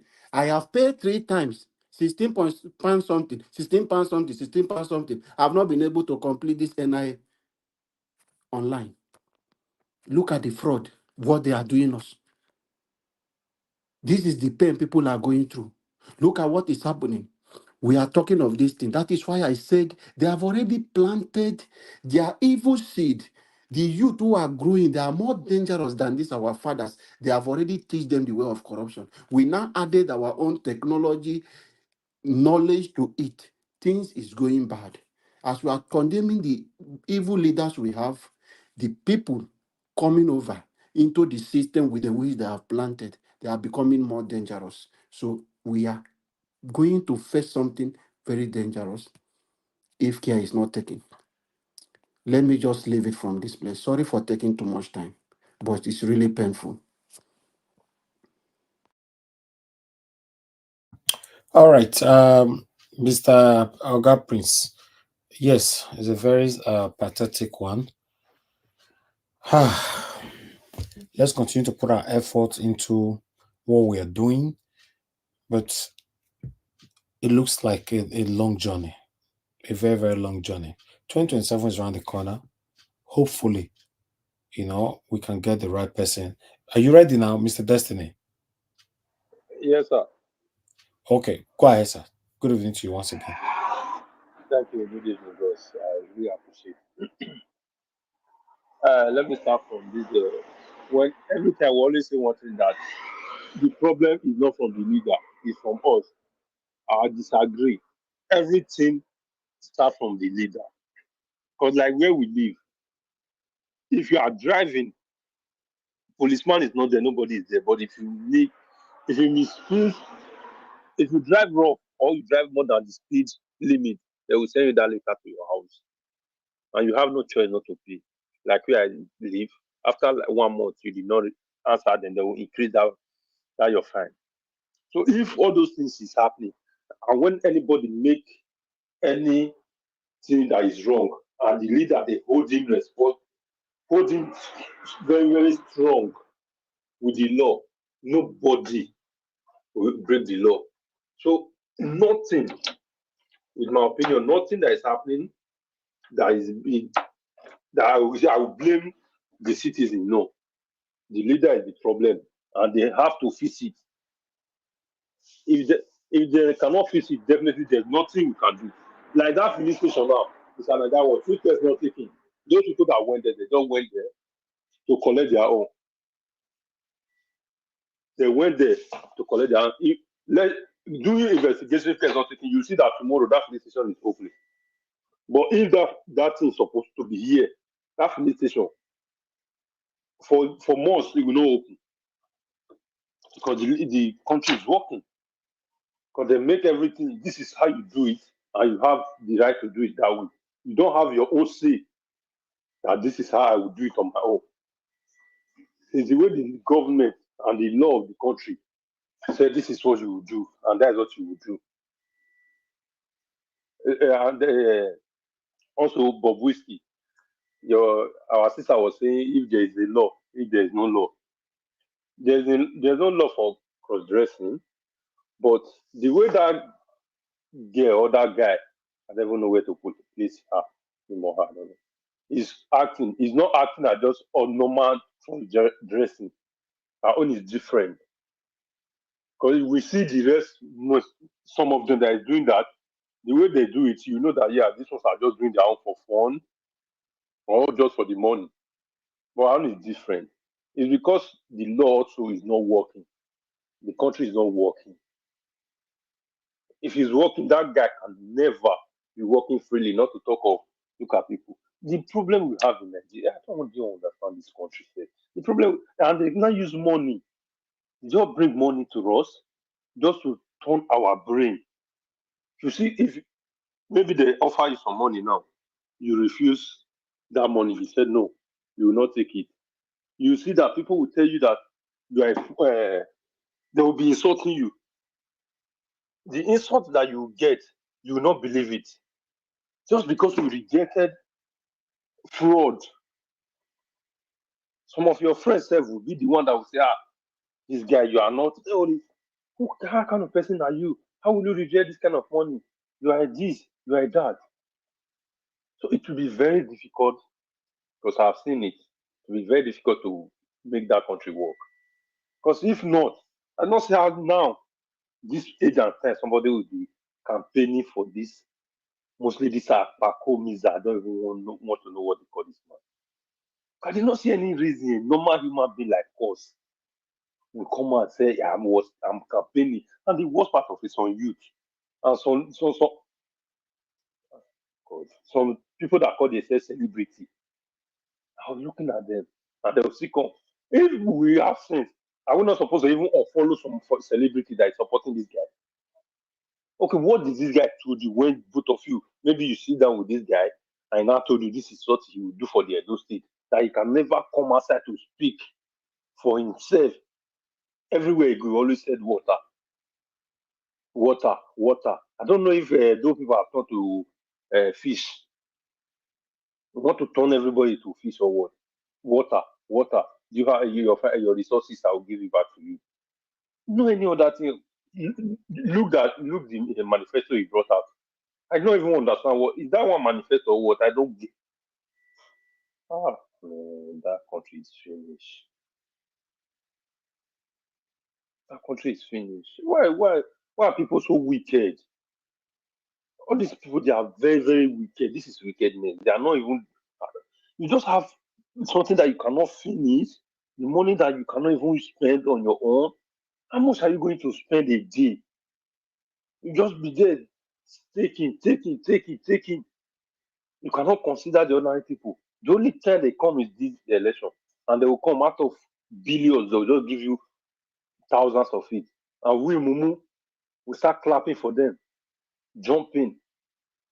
It's not time for when these people come. We reject their whatever they bring out and let them go. It left to me, it's even better we not even vote. Just you guys should just be doing your own if you cannot make the country good. Because it's getting worse every day, every blessed day. People that cannot even call you to ask you for something before that, you know that this one's that somehow okay. If they want to talk to you, they only cry for other person that is close to them or that whatever. But now they are telling you that this is very rough. If there's any assistance you can give, for still years, our people cannot even use their brain. They remove all the whole thing. They not even they remove the internet. People that can even, because the television station is not even giving us what they're supposed to give us. They always want to compare us with other country in a bad way when the leaders are doing bad things. But when they are doing the good ones, they can never compare it with our internet. They take it off so that all these guys cannot go to internet to always do research to see what is happening, to see other country that is good, that is better. And the ones that even manage to have those internet are the money muggers. That if you just give them something, personally, I was saying the truth before. Immediately, you just give him one or two. You now say, no, this thing before was white, but now they paint it to black. And it's still the same white. They are still telling us they change it to black. And we go to religion, our religion leaders. Those ones are not my own religion leaders. They are religion leaders. Those ones are the worst people in that country. You cannot. If all these politicians come, they'll still give them the front seat.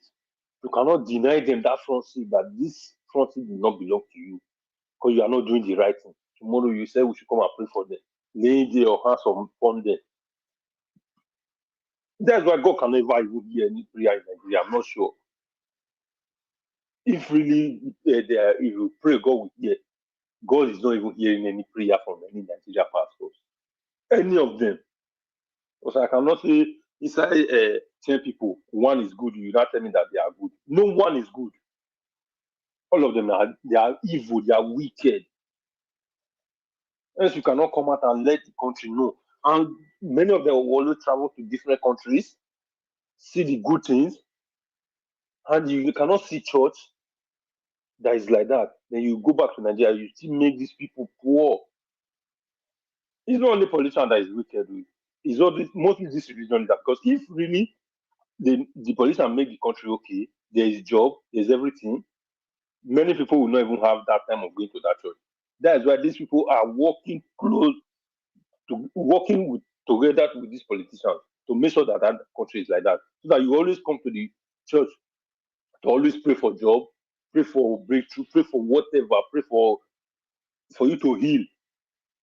Because if you ask many Nigerians, like we that left, some of us here, when we are back home, there's no Sunday that some of us will not go to church. Apart from the Monday, Tuesday, all those ones, we must go to church every day, pray for one or two. But since some of us left, some people will always go maybe Sunday, a month once. Some may not even go.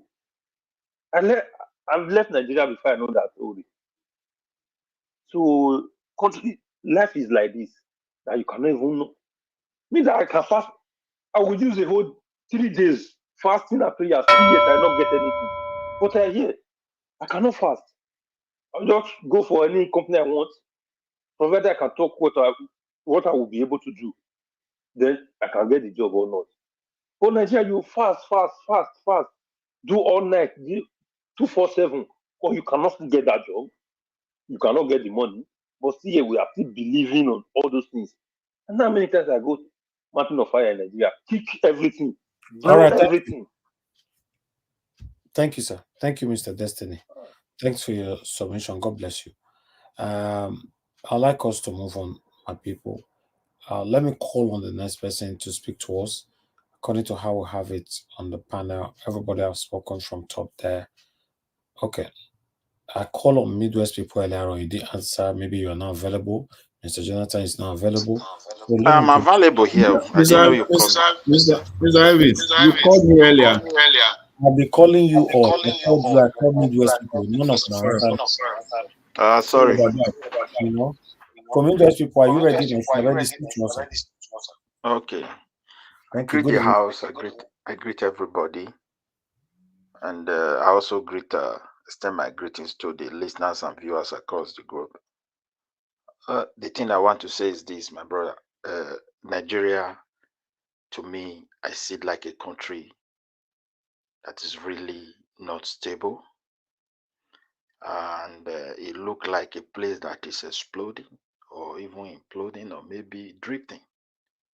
But however, as far as Nigeria is concerned, so many years ago, so many issues were not addressed, such as tribalism and ethnicity and all those kind of things. And those who were trying to raise the issue, and most of them, nobody listening to them. And we just pretend to say it's not there. It is there. And it has affected the fabrics of that country. And that is the number one challenge that we really have as a people. But however, if I look at the way Nigeria is going, everybody have his own place where they are from. If they are like to fall down, everybody will carry his or her own cross to his place. And we as a do, or people who also mean well to be part of the Benin, we can also put our heads together and look for a way forward. After all, the issue that is affecting Nigeria today, people don't want to talk about it. When so many years ago, when people gather on behalf of other Nigeria and what they discussed was who will rule Nigeria. And in that process, they forgot about what is called uh, merit on the basis of everyone is in Nigeria. And they found Wazobia. And that Wazobia is what has put us into this total mess. He has brought a lot of division. He neglected so many people as far as the country is concerned. The interest of others were not considered. And the reason behind it was just who we rule. So we, as a three people, we rule the Igbos from the east, the Yoruba, and the Hausas from the north. So those things indeed has wrecked this country. Now, the stage we are is that the danger is this. Most of bigger countries that is so divided like that, when you throw them into severe hunger, there will be more hunger. And when those things continue to mix, only God knows what will happen. Now, we want to elect people into office in our state. Just talk about the election. For me, I look at the way Nigeria is going. I have no choice. I supported Okbeuru because this man, as we speak today, he's not good in talking. So therefore, he cannot lie. The only thing he hopes upon to remain relevant in politics or in the heart of his people will be performance. Even he was not even dreaming to be a politician. When the Fulanis were, backed by people in Edo State, the whole place was so hot.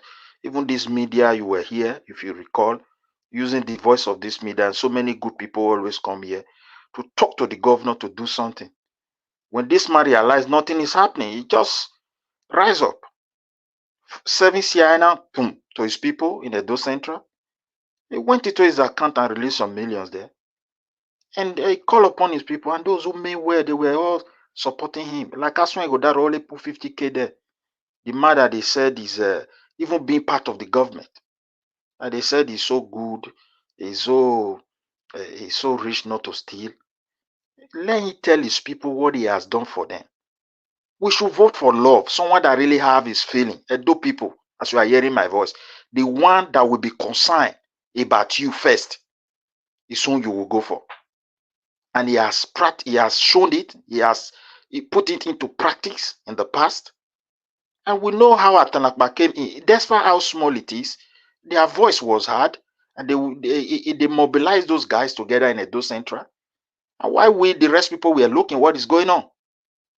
So because of that, and also helping his people to the best he can in every level, they told him, you should represent us. And that's how he voted and went to this place he is today. And I strongly believe we give this man a chance to rule us in Edo, the only weapon he have is performance, and he will never miss it. All those guys that surround him campaigning is normal in politics. I've never seen a place where only the candidate will just be campaigning. Everybody must support them, the past leaders. Obama is not even quiet.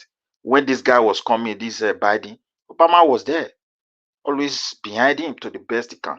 So Shomole coming out to come, I don't see anything wrong there. Because even the Shomole, I cannot say it's perfect. It is not 100% bad. Because we have to recall the state at which Oshomole met Edo State when he came here as a governor. So he did his best. He had the support of Edo people, and that trust was there as a performer. And upon that trust, he brought Obaseki. It's not by fight. Was he threatening anybody? There was no chaos in his party, a political party, when he was bringing Obaseki. Despite the full resistance, everybody they still agree on what he said. So it's just because of performance.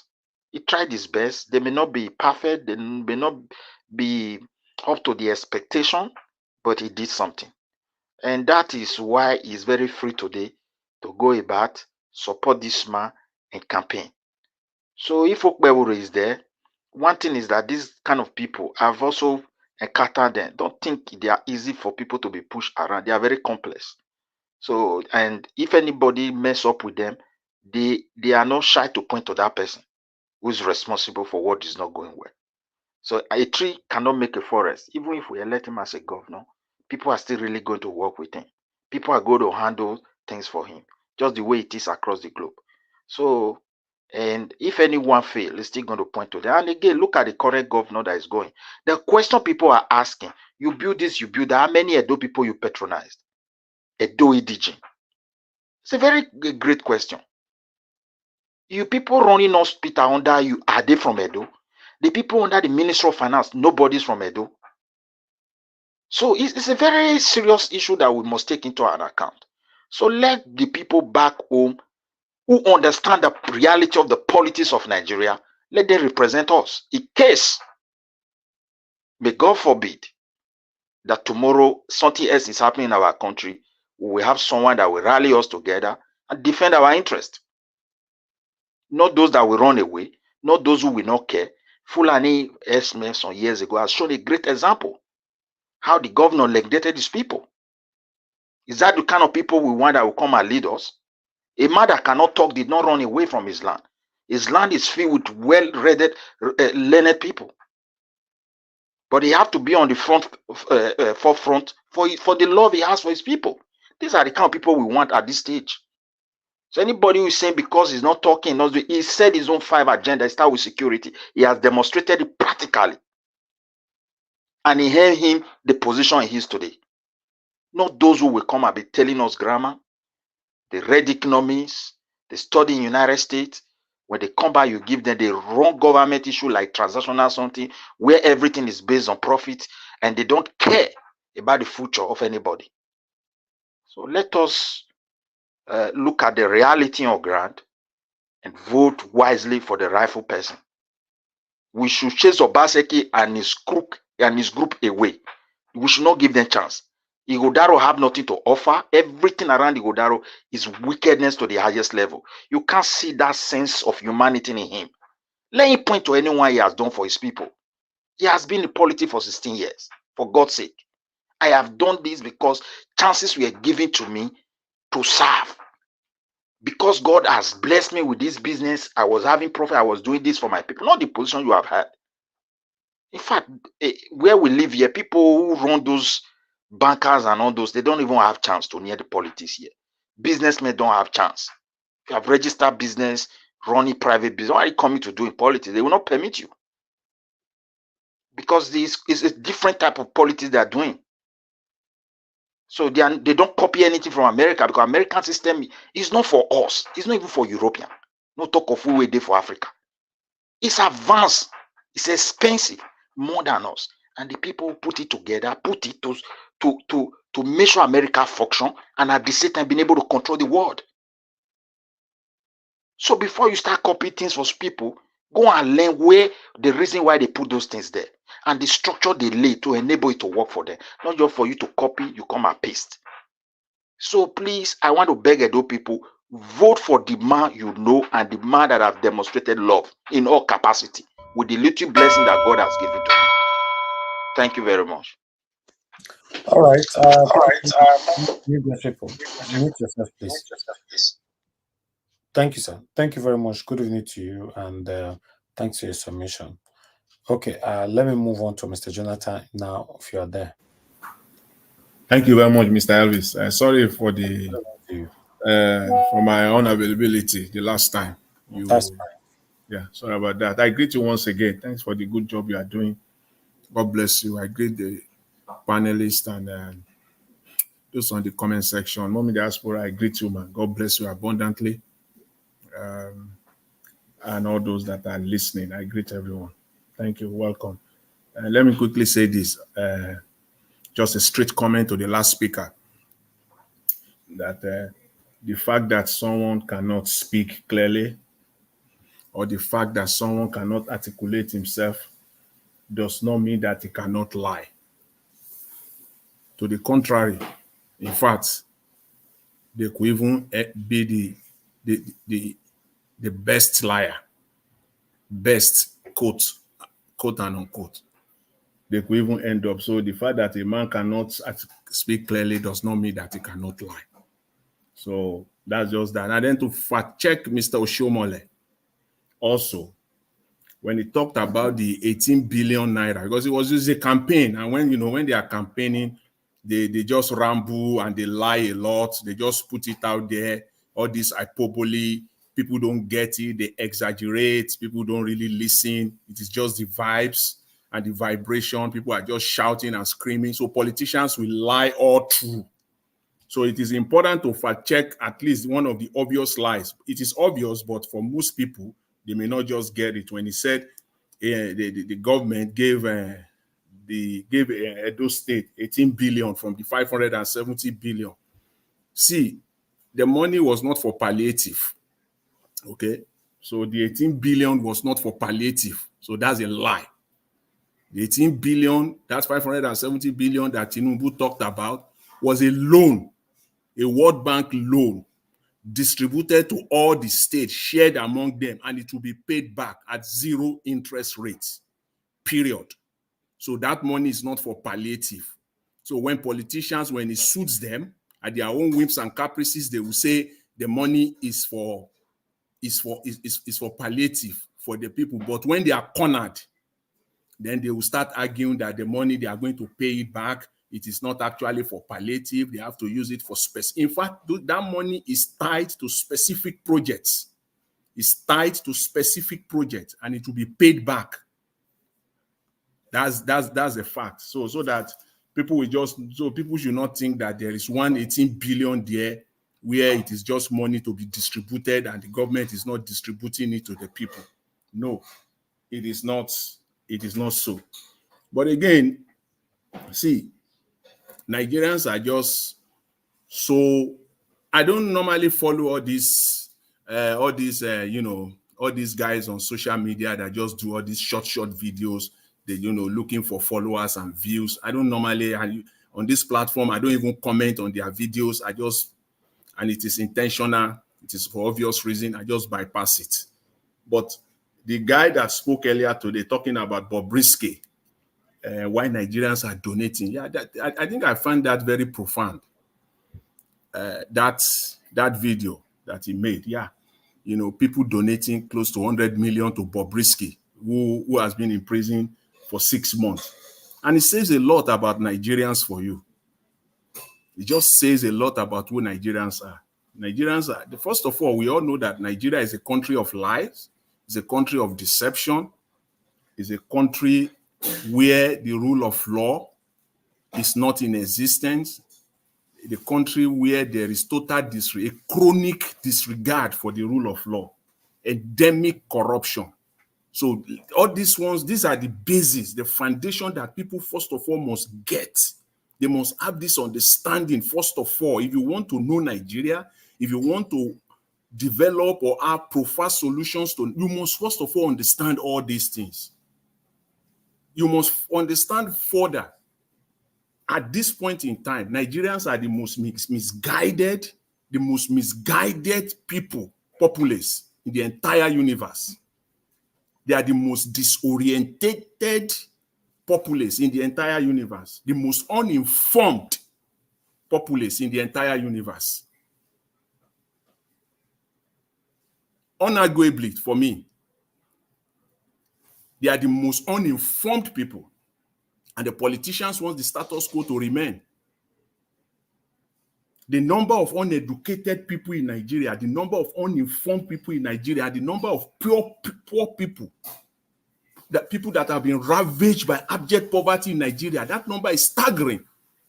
And politicians are not ready to do anything about it. So politicians has a large pool, a very large pool, from which they can deceive, they can manipulate, they can attract people with 2,000, 3,000, 5,000 naira and 2, 3 cups of rice to manipulate them, destroy, manipulate their future. So for them, it must remain so. Because they know that that's how they can continue to thrive. They can thrive in this corrupt, bigotry, nepotism system. That's how they can continue to thrive inside of it. So the status quo they are not in the business of making life better for Nigerians. They are not in the business of improving the lives of the poor people or lifting them up from poverty to a level of decency. That is not what they are. They are not in that business. And until Nigerian gets that clear into their head that these people are not in that business, the better and the faster their lives will turn around for good. So when that guy made that statement that people are very disgusting, donating money to someone, what message are you sending? No wonder Adam Oshomole came about 2 weeks ago on national TV and said, do you think the government is stupid? People that are protesting that they are hungry, they are carrying iPhone of 1.52 million naira. Yes, that is the message that they get. And now you are sending, you are confirming it. You are actually, yes, they use the word validate. Yeah, I think that is the most appropriate word. And use it in that video. You are validating their position. You are emboldening them the government to continue to do what they are doing. Because one of them, Oshomole, said, do you think these people are not hungry? They are using, when the riot was going on, they saw people with iPhone. So very senseless argument from Oshomole and most of those politicians, that their mindset. But Nigerians continue to validate it for them. They continue to make it clear to them that yes, they are fine.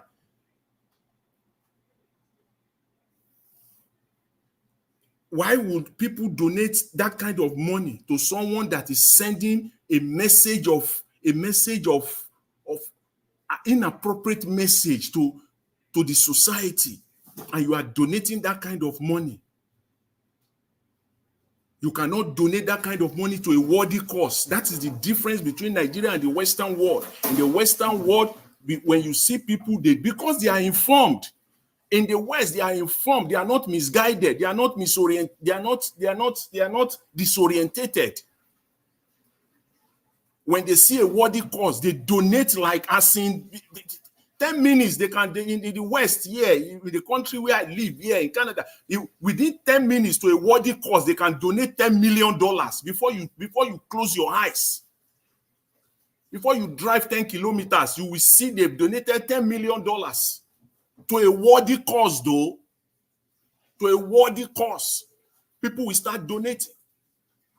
Not in my own country, the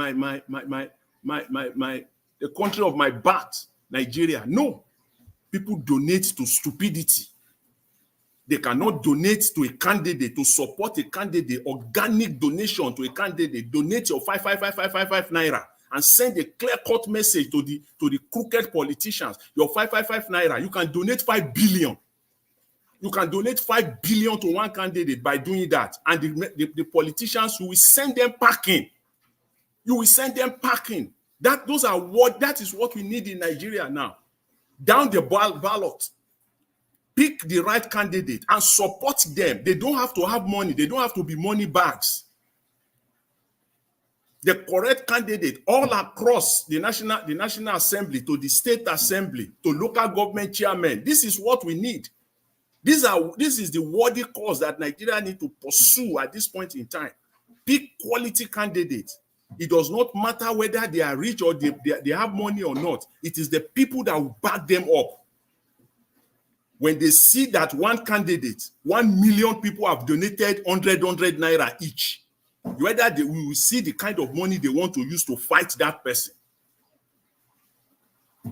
That is how we can change our country. That's where we can put our eyes and our minds on, so that we can lift this country and turn Nigeria around and tell them that yes, power belongs to the people. Everybody can do this. We can pick one candidate and people can support that candidate with their money. You don't need to break the bank. You don't even need to contribute 1,000 naira. You don't even need to contribute your 100 naira, your 500 naira. By the time 1 million people, 500, even 300,000 people donate to one candidate, that candidate will be solid enough. Because when you do, people in the constituency alone, these are worthy causes, not donating to someone that is a disorientated, misguided individual. Donating to him, somebody who is a man who has turned himself to a woman. Is that the message you are sending to your own children? If you donate, is that what you want for your own child or for your own children? Or is that the message you are sending to them? Are you proud of that donation? This is sickening. So I'm on the side of that guy on this very video. Is the right thing and is the right message we need to send to Nigeria, but we must connect it to our problem. We must connect it to the issue on ground to start supporting worthy causes. And the most worthy cause for us in Nigeria now is to have the right people at the legislative level. That's how we can change Nigeria. This electoral act that we have, where will the change come from? It is from the lawmakers. If they are not ready to pursue it, it's not going to happen. Anyway, Mr. Elvis, I will leave it at that. I just want to say this. You know the name of the new CJN. Her name is it's a serious name for those who care to listen in Yoruba language. It's called Kekere Ekun. Literally meaning that small lion. That's what her name is, small lion. And it's a very powerful to them. So don't dare the woman. They know what they are doing. And the woman has been living up to that name. She's there to come and fight to maintain the status quo, to retain the status quo for these corrupt people. So her name is that don't dare me. Even though she's a small lion, you dare not to dare a small lion. That's the literary meaning of her name, small lion. So anyways, I just want to mention that just on the side. Anyways, Mr. Elvis, thank you very much. I really appreciate it. Thanks. All right. Thank you very much, Mr. Jonathan. He says small lion. So that's her name. Kekere Ekun means small lion. Wait it. Person waiting the book can come before. Wait we think. More they manage the country, they go as we see about people. Do your part. Let's continue to do our part. Because the way it looks like right now, nobody has a voice. That's the fact. Nobody has a voice. Everything we are saying here is going far, but they are not working on it. So I'm not sure there's anything that anybody can do till 2027. So Tinubu, the way things are going on, it looks like it's certainly going to be dead in the next between that in 2027. So 2027 is when we'll get to know if Nigerians are serious for the change that we all have been craving for. Like you just said, Mr. Jonathan, people who are donating for rubbish, they could not choose somebody amongst us that can rule this country and let's donate for it. They are donating for rubbish. That's is a misplaced priority. Let me come to moderator. Moderator, thank you very much, ma, for joining us. Good evening to you. Please, I'd like you to talk to us. Happy Sunday to you. Yeah, happy Sunday. Actually, today is the last Sunday of August. Happy Sunday. Good afternoon, Mr. Elvis, my lovely mommy diaspora. I love you so much. Mr. Jonathan, good to hear from you. And Madam Luke, I've been cracking up when you were having your submission. Welcome back from your trip. Good afternoon, everybody in the panel. And my brothers and sisters in the comment section. Good afternoon. Happy Sunday. Thank you, my sister. Thank you, my sister. I was cracking up when you were talking. I said, oh my God, she's back. Anyway, moving along. I've been off and on. I think when I came into the show was, I think when Pastor Damina was almost finishing his speech, or rather his preaching about Nigerian pastors, also having medical doctors, multiple personal medical doctors, but they preach something different on the pulpit. At the end of the day, they're using the body of Christ for personal aggrandizement, and that is a fact. That's the summary of what I saw, and what he said speaks for itself. We see it all the time. They tell you pray for your nation, but their children have assets abroad. They have offshore accounts. This is not allegedly. Please, nobody should ask me. It's Mr. Elvis, I'm taking responsibilities. Yes, they have offshore accounts. You see, most of the banks that is not really regularly known that you see, most of them own these banks to launder money. Most of them as well, their grandchildren do not school in Nigeria. Some of them even live abroad. Yes, Kumuyi lives in the UK. And what's this other pastor? I've forgotten his name. I think he lives in the US as well. And, some actually even live in Ghana. But, they come and tell you, pray and fast for your country. Or according to Adeboye, Nigeria is suffering from spiritual attack. Well, I would say good luck to all the people who worship these men. These men, I cannot say men of God because I am a child of God. These men that call themselves men of God. I pray for you people that maybe the scales will fall off from your eyes. Read your Bible, as Pastor Damila says, study and read the Bible in every context, study it. Now, moving on to VDM. I actually looked for any law, like what Madam Luke was talking about, any law that prohibits, anybody from, displaying some sort of cross-dressing and all that in Nigeria. There's nothing as such. So you wonder, what is the National Assembly doing? They have committee on social welfare of the people, but Nigeria is a country where the law is selective, or where they choose to act, they select it because it has to benefit them or their friends in some sort of sickening way. So Bobrisky is not the first person. We have Darile, is he Darile Ekun? I don't know if I pronounce the name properly. He's been doing what he's doing for years, not even as sultry as what we see, what Bobrisky is doing now, because you see these things evolve and it gets worse by the day. Even James, don't forget James Brown. Yeah, no, all those ones are recent. But I'm talking about Darren Ekun. I mean, that's the one that is, in my own generation that probably saw. They probably had some those days. I saw one old video of somebody from the East that he was known to do that. He was even entertaining like a traditional ruler and all that. But I don't think he watched, and the person was married or so. Somebody can correct me. Charlie Boy. No, not even Charlie Boy. I'm talking about somebody in the 70s. I don't know if you've seen that documentary. I saw it somewhere. I can't remember where I saw it. There was this what double rapper, and blouse, and there was a documentary. It was a very short documentary. I've forgotten the name now. I know most of you in the East will probably know the person. Maybe Dr. CM, if he was here, will probably know the person. I'm saying, my point is that these kinds of characters has been existing and it evolves. And when you now see how it's affecting, the new generation, the compass of morality is wavering, is going down, then you need to really look at things properly in a serious country.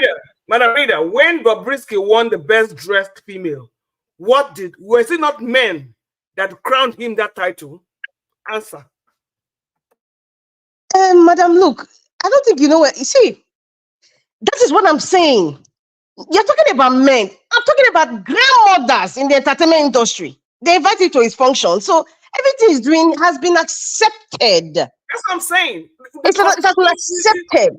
So the point of where the custodians of the so-called culture are not even enforcing it. When you talk about the custodians, we're in a country that supposedly have laws that supersedes the custodians. Let us say the way it is, that supersedes the custodians. I mean, we all know that in Edo State, for one, we do not tolerate those things. I mean, you saw what happened to when he came to Benin, and he made just a statement. Nobody told him to leave less than 24 hours. He had to leave. So in certain states in Nigeria, we all know that you cannot just come out and dress, do some sort of cross-dressing. You can't even go to certain places in the north. Even me as a woman, I have to cover my hair. Even if I'm dressed in a boo-boo, I have experienced it. Somebody has told me, someone, it was a long time ago. This is a long time ago where we're not even seeing Boko Haram and all this nonsense going on. I was going to a certain place and the person told me, you must cover your hair. I'm coming from Edo State. This is like Northeast. You must cover your hair if you want to pass this place, else you'll be stoned. Just that, I wasn't even wearing jeans. So you can imagine someone like Bobrisky can only do what he's doing in Lagos State.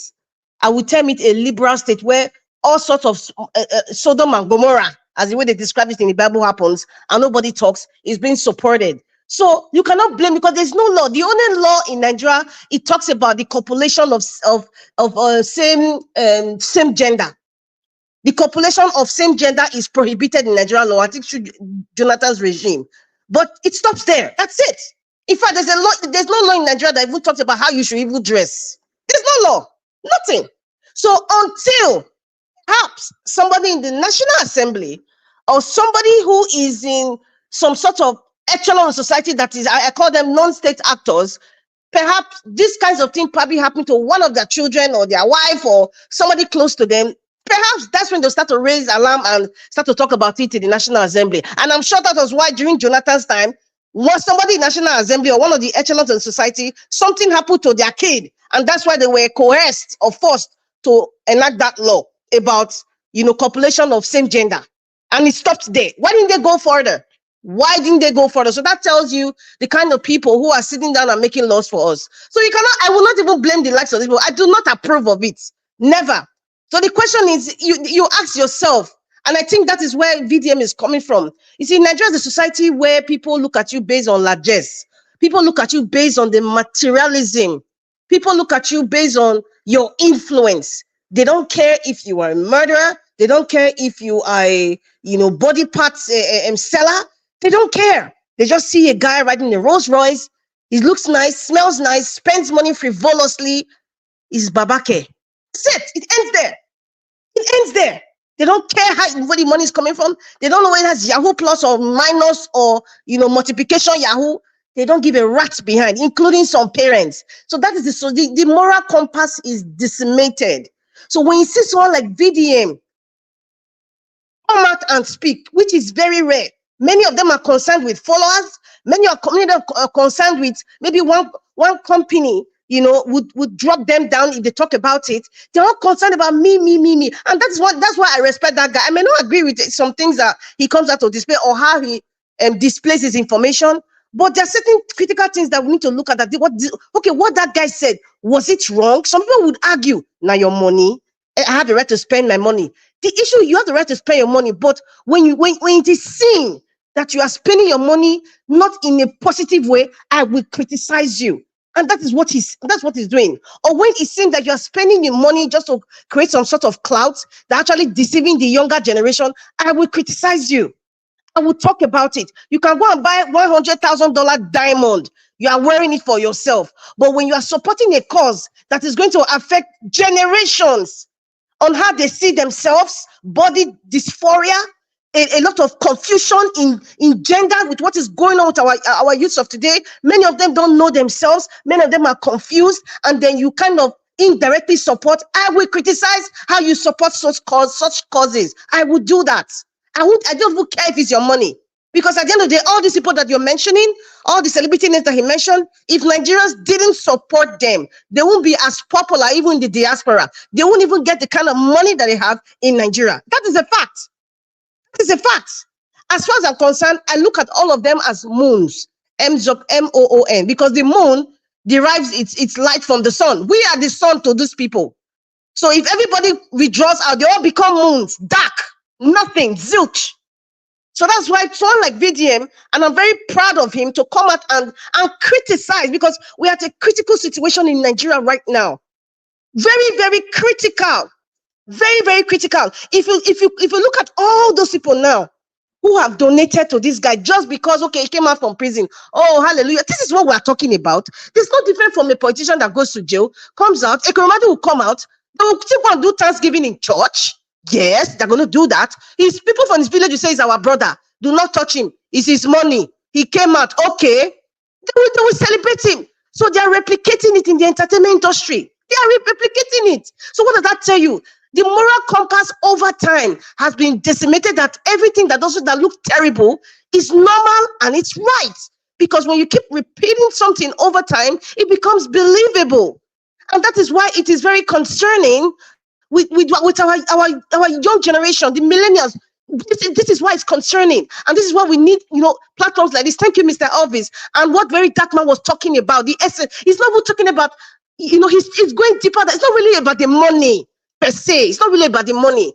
But some people have deliberately refused to accept it because either they are gaining something from it, or there's some sort of association or cult with these kinds of behavior. So they'll have every reason to go against you, every reason to attack you, or every reason to kind of deflect from the actual topic, which they always do. So I really support what Very Dark Man is saying. And I'm really waiting for something to come out, and I will see, how these people will react to him. Yes, because what he was saying, I support him 1000%. I support him on this. Moving along from that. I think it's Mr. Prince. I think you were saying something about you paid £16 something, 3 times. Let it be known.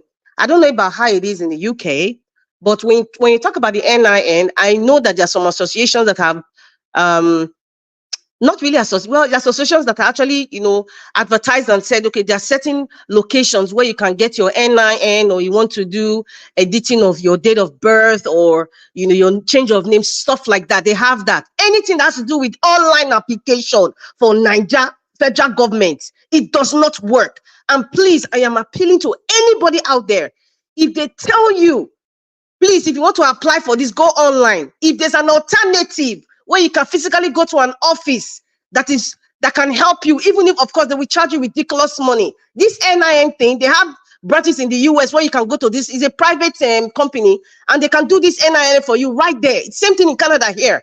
The amount might be ridiculous, but people want to make money anyway, supported by the Nigerian government or whomever is doing this thing on behalf. Perhaps it's a subsection or even the embassies. They have those things in North America. I don't know about UK, but I'm believing that in the UK, that's even closer to Nigeria, they have organizations that do this. So you don't have to do it online. Do not believe, I repeat, do not believe anything online application when it comes to Nigeria, because you will be disappointed. If it even works for you, it's 2%. That's 2 over 100 that it works for.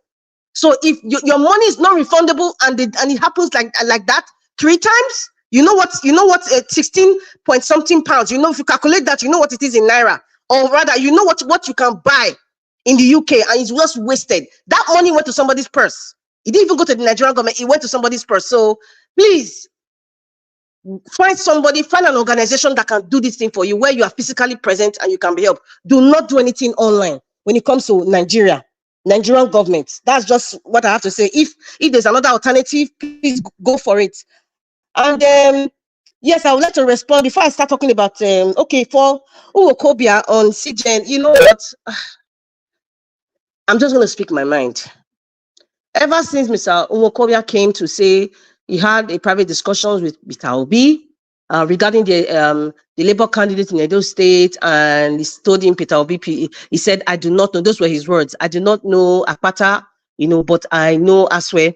Ever since he came out to say that, I do not respect him, because I do not respect men or women that will sit down, you have a private discussion about so many things, and then you choose, or rather sometimes some even record, but everybody records everybody these days, which I feel is terrible, and that's why there's mistrust everywhere. You now choose to come out to say your opinion about the election of Edo State. Is your opinion? Yes, you have a right to speak on it. Yes, to say in your private discussion between you and Peter Obi. Did you hear yourself, Mr. Uwokobia? Did you hear yourself?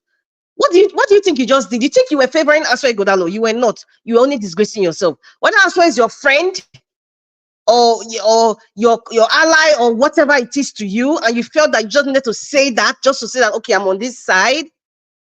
From that moment, even if tomorrow Peter Obi becomes governor and you are talking, I would look at anything you say as a grain of salt, like this person cannot be trusted. And the fact that you even dragged Peter Obi in, that was embarrassing. So anything when he comes out to speak, I say, okay, who is this? What's he going to tell me that I don't know already? I'm not his student. What is he telling Nigerians that Nigerians do not know already? Anyway, that's just me about Wokobe. I just blanked when he was talking.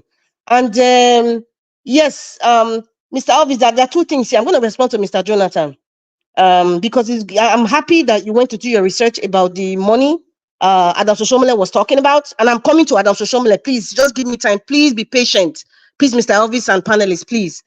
I know I think it was the first week of August. Or was it towards the end of July, or maybe first week of August?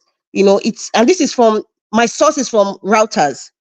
It says Nigeria gives $230 million to states to buy rice, maize, and to ease the food shortages. And that equated to 180 billion naira for the 36 states. And it was said that they said it but the action stoked inflation. Sorry, I'm trying to read through something here. There's an information I really wanted to give out. But from what I understand, I think 5 billion naira. Let me just summarize it. 5 billion naira was given to each state. Yes, 5 billion naira, and as grants. And we all know what what a grant is. In case people don't know, a grant is like maybe money that an institution or a government, gives to an individual or organization for a particular purpose. Question, or rather, quote, purpose, the key word purpose, either purpose for education, infrastructure, or palliative. Now, this is information from Routers, Mr. Jonathan, because I'm going against what you're saying. Perhaps, yes, you are right, but you should have gone in depth. We should not give information on the surface so that we really understand what's going on. And this is regarding Edo State now, because Adam Soshomele's claims might not be 100%, but there are some truths in what he was saying. That is the point. There's some truth in what he was saying, and nobody till date, even the PDP themselves, the supporters themselves, have not given us answers to why we are having 450 billion naira supplementary budget just 3 months before Obaseki leaves Osadebe Avenue. Nobody's talking about that. Nobody's talking about the 5 billion. I just mentioned 5 billion. Some part of the money was going to be used as loans. Right? Like that's why I said some of the stuff you were talking about was actually trade by the loans, but some of those monies were given to for food. This information is not for me saying, this is from a reputable site. Routers. Everybody knows Routers when we talk about federal government of different countries. So I'm not just faking it. Now, Mr. Elvis, I really want to go further, but I don't know if you give me a chance. If you want to stop me, I want to talk about Adam Soshomele's speech. But maybe I'll wait a second chance. No, second Thank chance you. will be better. You've given enough time. Thank you very much, moderator. That was a wonderful submission. So I didn't want to stop you, but we have more people here. Thank you. The last person on the panel is Oga Chris. Oga Chris, good evening to you, sir. It's good to have you on the show. Please, I'd like you to talk to us. Yeah, Domo Sananja, good evening and happy Sunday to you, and special greetings to you and your wonderful family. Mommy Diaspora, good evening to you. It's nice to be with you again this beautiful Sunday evening. And people in the comment section, good evening. And Nigerians listening to us from all over the world, good evening. Madam Luke, special welcome to you, the ever-expressive Madam Luke. It's good to have you once again. And every other person on the panel, I say good evening to you all. Well, I always like to start with the issues are still the same. And so many things are changing, but everything is still remaining the same. I don't know. I don't really know what to even say. You see, concerning this issue of Bobrisky, I think the earlier we understand the way Nigeria is structured, I think the better for all of us. Because I just see that we are trying to look at this from a position of, is it moral compacts or whatever? I don't know.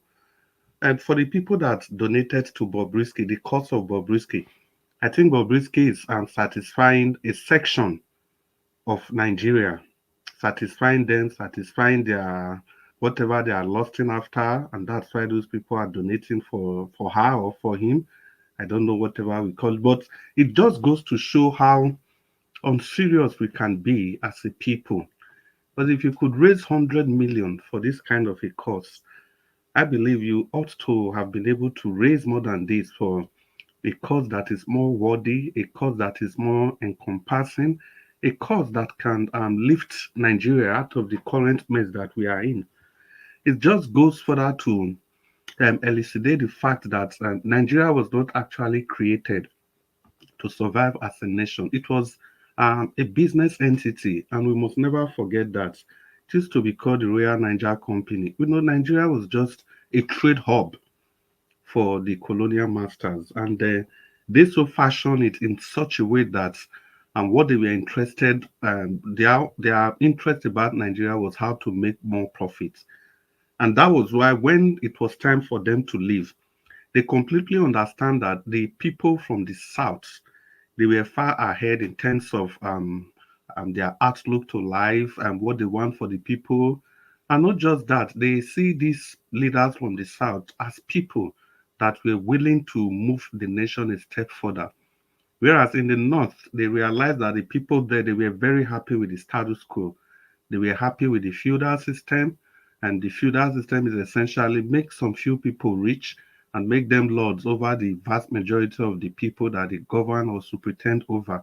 And this was exactly the structure the British it was a structure that was fetching them money. So when they were going to leave, they realized that if they leave Nigeria the way it is, then the population from the south is always going to topple that from the north. So what they did was to bring the NCNC, Nigeria Conference of Cameroon and whatever they call it then. And it will interest you guys to know that some parts of Nigeria, I think like Yobe, parts of Adamawa, they were never part of Nigeria ab initio.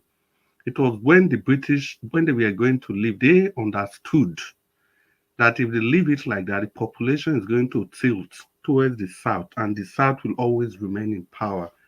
And if it happens like that, the visionary acumen of Awolowo, Nnamdi Azikiwe, Anthony Enahoro, and other great men from the south was going to trump any gain that they expected to have made from Nigeria. So they have to bring in these parts of Niger Republic and Cameroon and added it to your dear Nigeria, thereby ballooning the figures from the north. And even be that as it was then, the population was still not enough, and they cooked up figures. Of course, they did the first election, and they handed power over to the north, and the interest that they so wanted to protected became protected. I'm sorry for that mix-up. So that is a system we have been running since then, and leaders after leaders that came after the very first people that governed Nigeria, they have been following that pattern.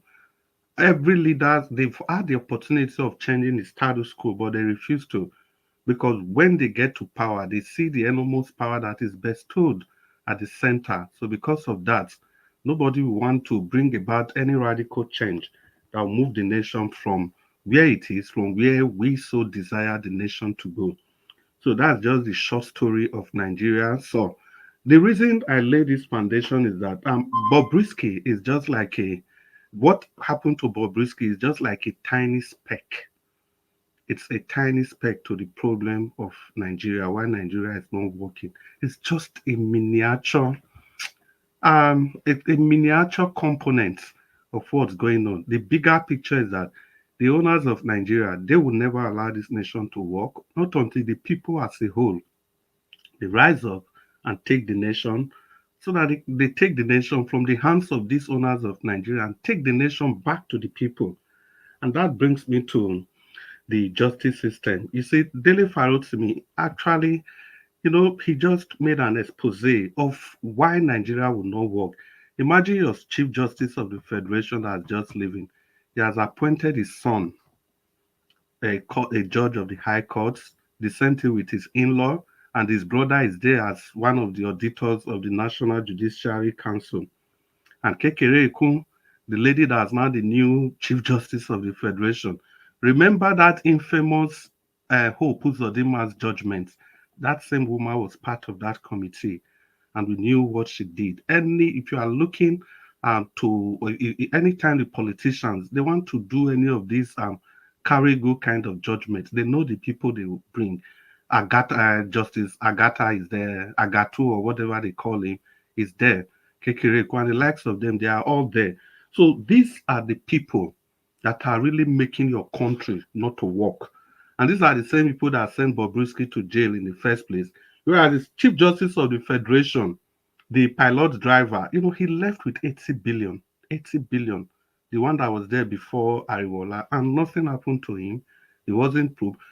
His peers, they wrote petition against him that he was corrupt, and nothing happened to him. And so many corruption, different people that are tearing our nation apart. So that's why I said Bobrisky it's not even up to a tip of the iceberg at all. She's not close to a tip of the iceberg if you are trying to look at the problem of the nation. The truth is that we are largely a people subdued by different things. We are carried away. We are easily, I don't know how to put it, even amongst the enlightened, amongst the people that are politically savvy.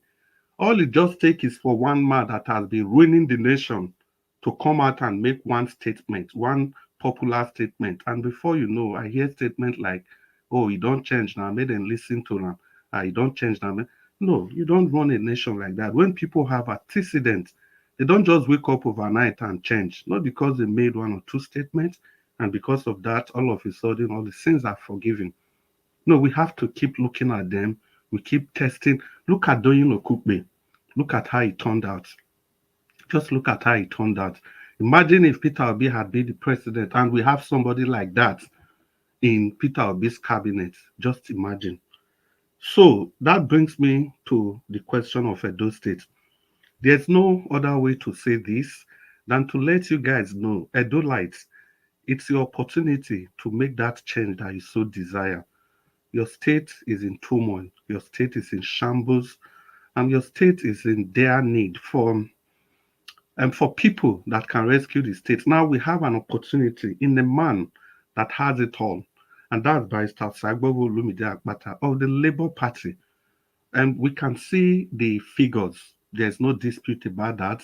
And I think they brought somebody actually came here. Sorry, they didn't bring he came here to come and tell us that Obaseki was not owing anything. And they were dangling one paper. It was clearly written on that paper that what they were displaying was domestic debt. Yet they kept telling everybody that that's all Edo State was owing. That was like 60 something or 70 something billion naira. That was all Edo State was owing, that Obaseki has paid those. But whereas in the public space, they left out the international debt, the foreign debt, the other commitments. I can sit here and just list close to 1 trillion naira.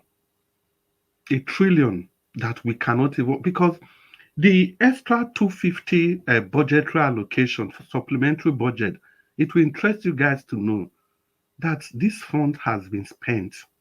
It's not for 2024. So it means any governor that is coming is going to make a new budget for 2024. So in effect, the PDP administration, they were actually spending this fund without any provision from the State House of Assembly. That on its own is an indictment. So that is why we are saying that we have to do everything to remove these people, because that's the only way that we can see the volume of the rot, the volume of the decadence under the PDP APC administration. I see both of them as the same thing. It's just a change of name and a change of nomenclature. And let's make this clear so that we would not say we didn't know that this is how these people are going to behave, because we warned you people about Obaseki. Obaseki, Aswe Udalo, these are not people that can govern a state or a nation. These are pure businessmen. They don't have any iota of empathy. And once you lack that particular attribute, there's no way you can govern effectively. When you put profits before people, there's no way you can govern effectively. When you don't listen to people, when you think that you know it all, there's no way you can ever govern the people. That is why the Constitution of the Federal Republic of Nigeria was clear about what qualifies you before you can contest, although there were some political undertones to that. But the issue is this: if you don't vote out Obaseki, the rot in the states, we can never ever be able to see what the rot was. Because Obaseki, Aswe Udalo is the same thing. I use both names. I see both names as synonyms. So nobody should tell me to separate Aswe Udalo from Obaseki. If you want to separate that, then you also have to separate Akpakomiza from the APC. As simple as that. So these people, they are all tied together. That is why I still cannot separate Olumide Akpata from the Labour Party. That is the political party it belongs to. And I can't also separate Peter Obi from the Labour Party. You know, enough of this political correctness. There's no way, you need to have political acculturation. And that is what we lack, especially in Africa, the underdeveloped part of Africa. We don't have political parties that stand for things. And for the first time, we are beginning to have a semblance of what's going to look like that. And it takes time. It's not just something that happens overnight. Eventually, the more good people you get into the system, the more the system is cleaned up. So that is why Barrister Sagbogo Olumide Akpata of the Labour Party is a very good opportunity for a new beginning. I'll round up by saying this: Edo Light, the choice is yours. You have only one option. That is the candidacy of Barrister Osaigbovo Olumide Akpata of the Labour Party. That is the only option that will take us to the paths of El Dorado. Thank you, Mr. Naija Watch, for the time. I'm very grateful. I don't take it for granted. Good evening, Nigerians. Good evening, Naija Watch. Oga Chris, thank you so much. Thank you, Oga Chris. Thank you very much for your submission. I appreciate you. Thanks for joining us today. Give us a minute. You are just coming in now. You are going to join the final submission people. Please let me come back to you. But now, my people right there, thank you. Please help us to press on the like button. Help us to share. Say what? Mr. Elvis. Yes, sir. Mr. Elvis, can I quickly respond to Madam Rita there, what she said with respect to the money, the comment that I made about okay. You have, Madam Rita. you have 30 Yes. seconds for that. Thank you. Yeah, you got it wrong. Adam Oshemole referred to 570 billion, not the 200 and something million you are quoting. Those are two different payments. Yes, sir. But the 500, I know it's the 570 billion was announced on, I think, on the 7th of August.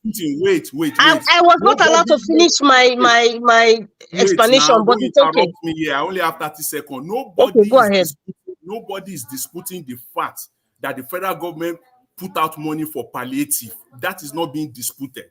The specific amount I'm referring to, which is correct, which is a fact, is the 570 billion naira, which is a loan from World Bank for specific developmental projects to be distributed to all the states at a 0% interest. So the money he referred to is what I'm talking about. I'm not talking about whether palliative. Okay. So that's what I'm talking about. Anyway, when is my turn? I'll respond to that. Thank you.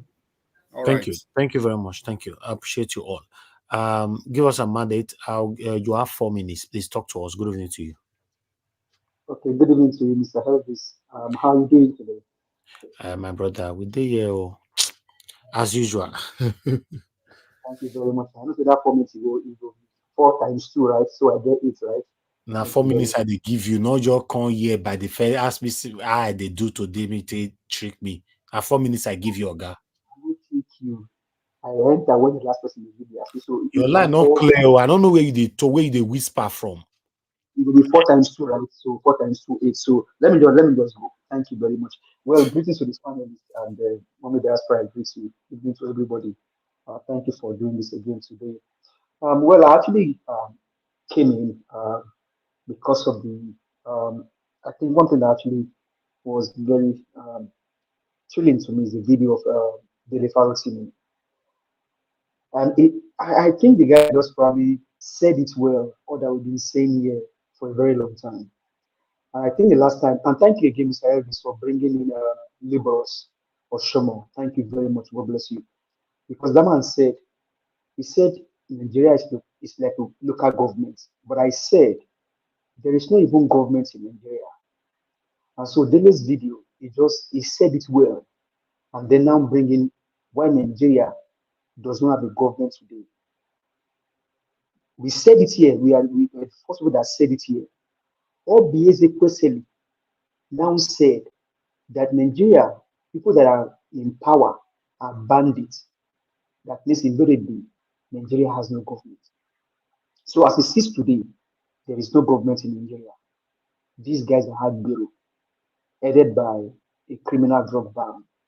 And I always thank Dele Farotimi, the man that he has a command of, I don't know where that guy came from.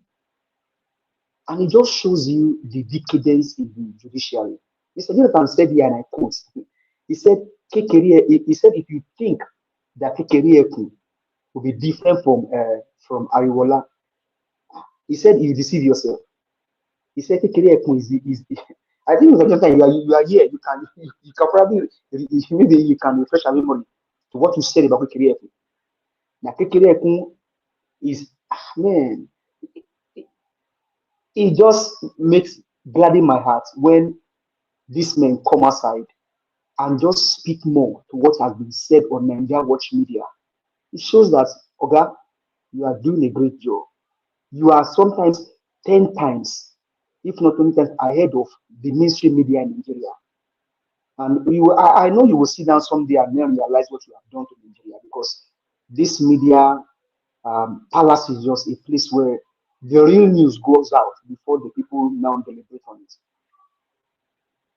The country is run aground. There is nothing that can work in that country. And you said this, I heard this some days ago, that nothing can be trusted with this government. Everything is lie. They lie about jets. They lie about yachts. They lie. Everything about this government is lie.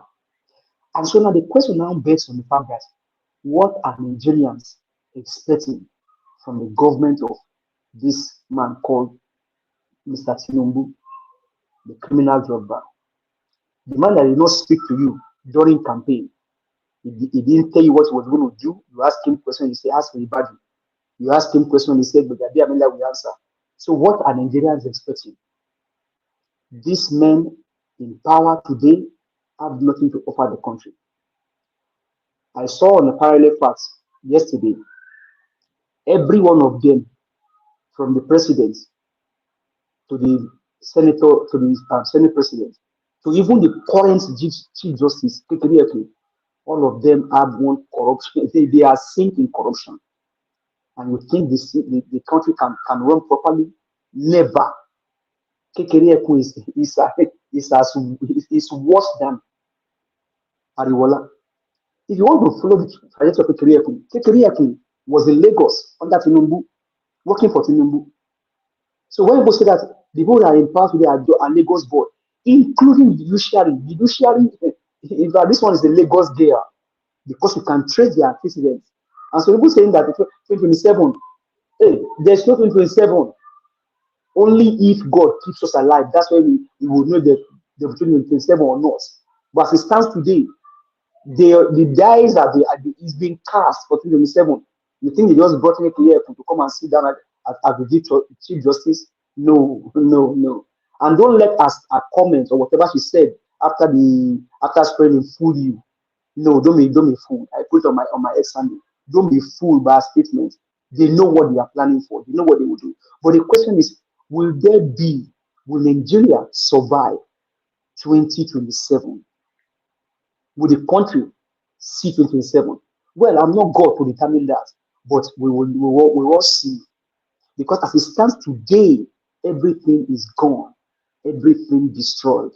These guys are just running the country like their business. They don't care who buy or who don't buy. They don't care what happened to their citizens. They don't. Just yesterday, someone was talking about India taking over the one sector of a part of the country. India didn't just start today. Indians have been in Nigeria for a very long time.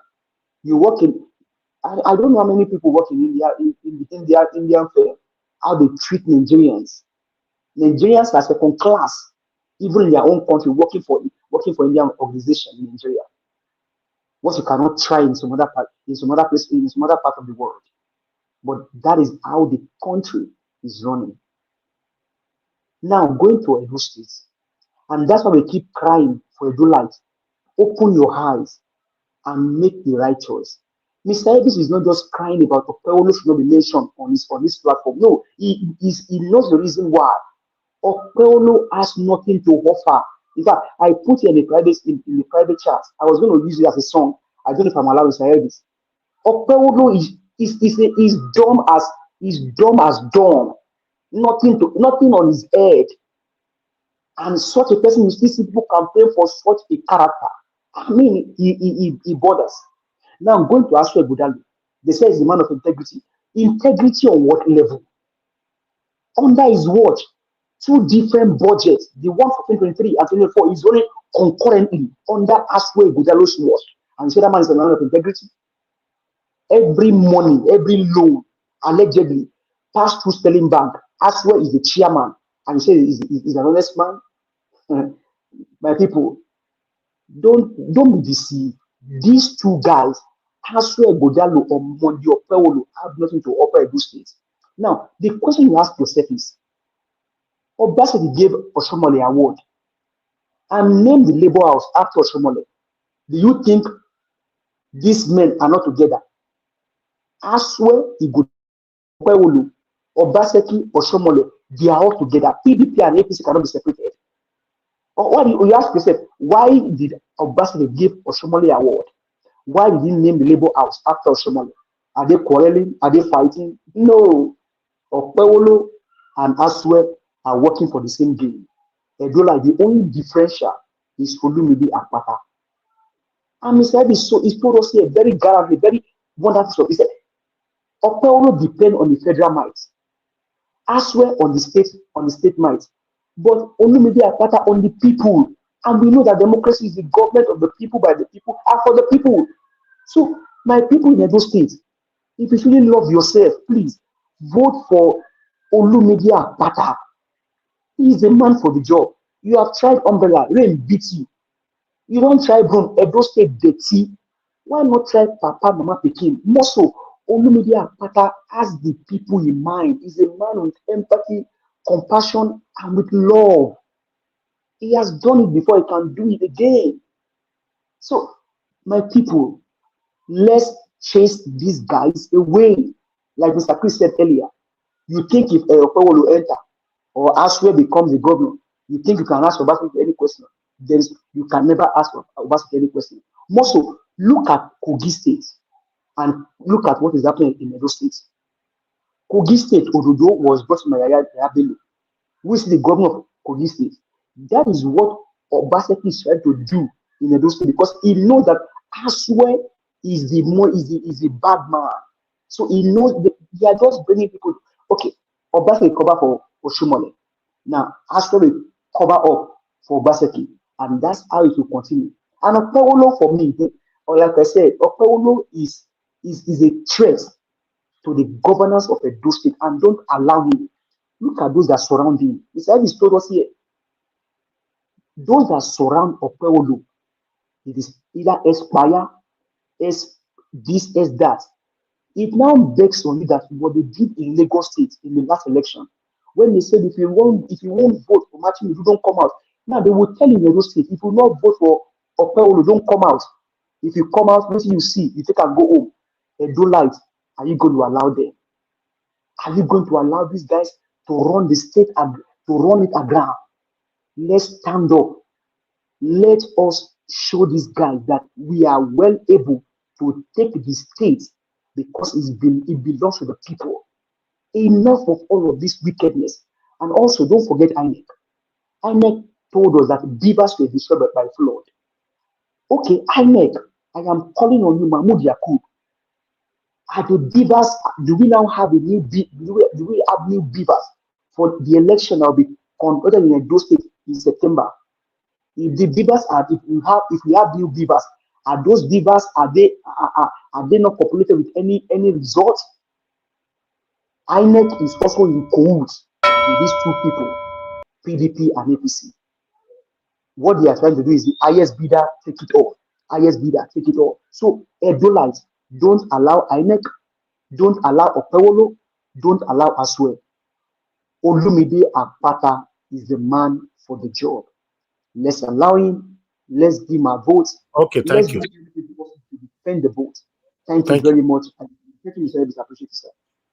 Thank you. Thank you. Give us a minute. God bless every one of you, my people. Let's have our final submission for 4 minutes. I'll start with Destiny. Okay, Destiny, please, if you are there, your final submission, please. Thank you. Thank you. Excuse me. Thank you so much. This episode. Okay, Destiny, will not hear you. I might skip you. You know, you hear me now? Now you they talk. Go ahead. 4 minutes. Okay. What is APC people? Seriously, we know they hear you. Your line not clear, Oga. Wait, can they hear me now? Sorry. Will they hear you now for the last time? If not, I'll skip you. Okay, now all these APC people, seriously, they always, I don't know how, whether they take Nigerians say we no get sense, I don't really know. Because how you come here can tell us say because Obaseki no rule well, that make you support the APC candidate. the federal with Obaseki, which one was pass? Which one was pass? Then why you not leave APC and PDP go label? How come you saying that because of the bad government for? No, say now what thing they always invest me for? Where mostly these APC people and the Labour Party people, they know they condemn the man where they contest to. So they use another person to condemn her. But you know if you leave the man alone, because not be the man where you dey condemn now they come so. Now support your person then when be advisor to Goodluck, when do everything. But una not say because of that, una no support am. But this one, una dey condemn this person just because say it did this government on the own. And sometimes again, some of una they still come here come dey talk say you can advise person. It does not mean he will take your advice. Seriously, I don't know. I was listening to Fares that day. When APC people, when they do the protest, they go one warehouse. Say now the rice where they carry corn now Obaseki hide down. When Fares is na corn, they dig ground there.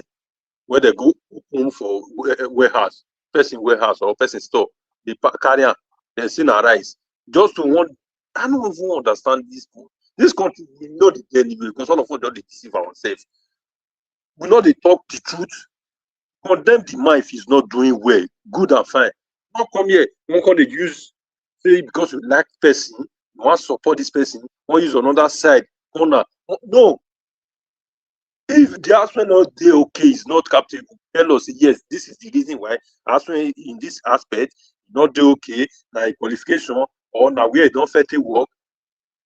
People, how will where you support for the 4 ways from fire INEC? Which job experience they put for them? If they come to rule the state or the country, now say job experience no matter. But if you come to their own business, now they look for person where don't get experience, person where don't go school. But to lead people, millions of people, now they tell us different issues. Now doc, anybody where they support may not come here, tell me say that they never promise her for one appointment or you don't collect money. Because you know, I can never be supporting somebody like this. We cannot tell us, no, if you tell us what you want to do, only water when what gives resources. You call and tell me, say you support them voluntarily. How? Who does that? Wait until they happen for this life where we do. It's possible. They support a dumb person where you not even talk anything. Even if you not go to say, if you don't feel they talk. But Kabaka not they talk. People so they're not they talk. Where they support them. If they'll go campaign now, someone will talk everything where supposed to. You come here say American government, ex-president they support. All those ones, and then they go debate for the candidate. Not be the candidate they talk by himself.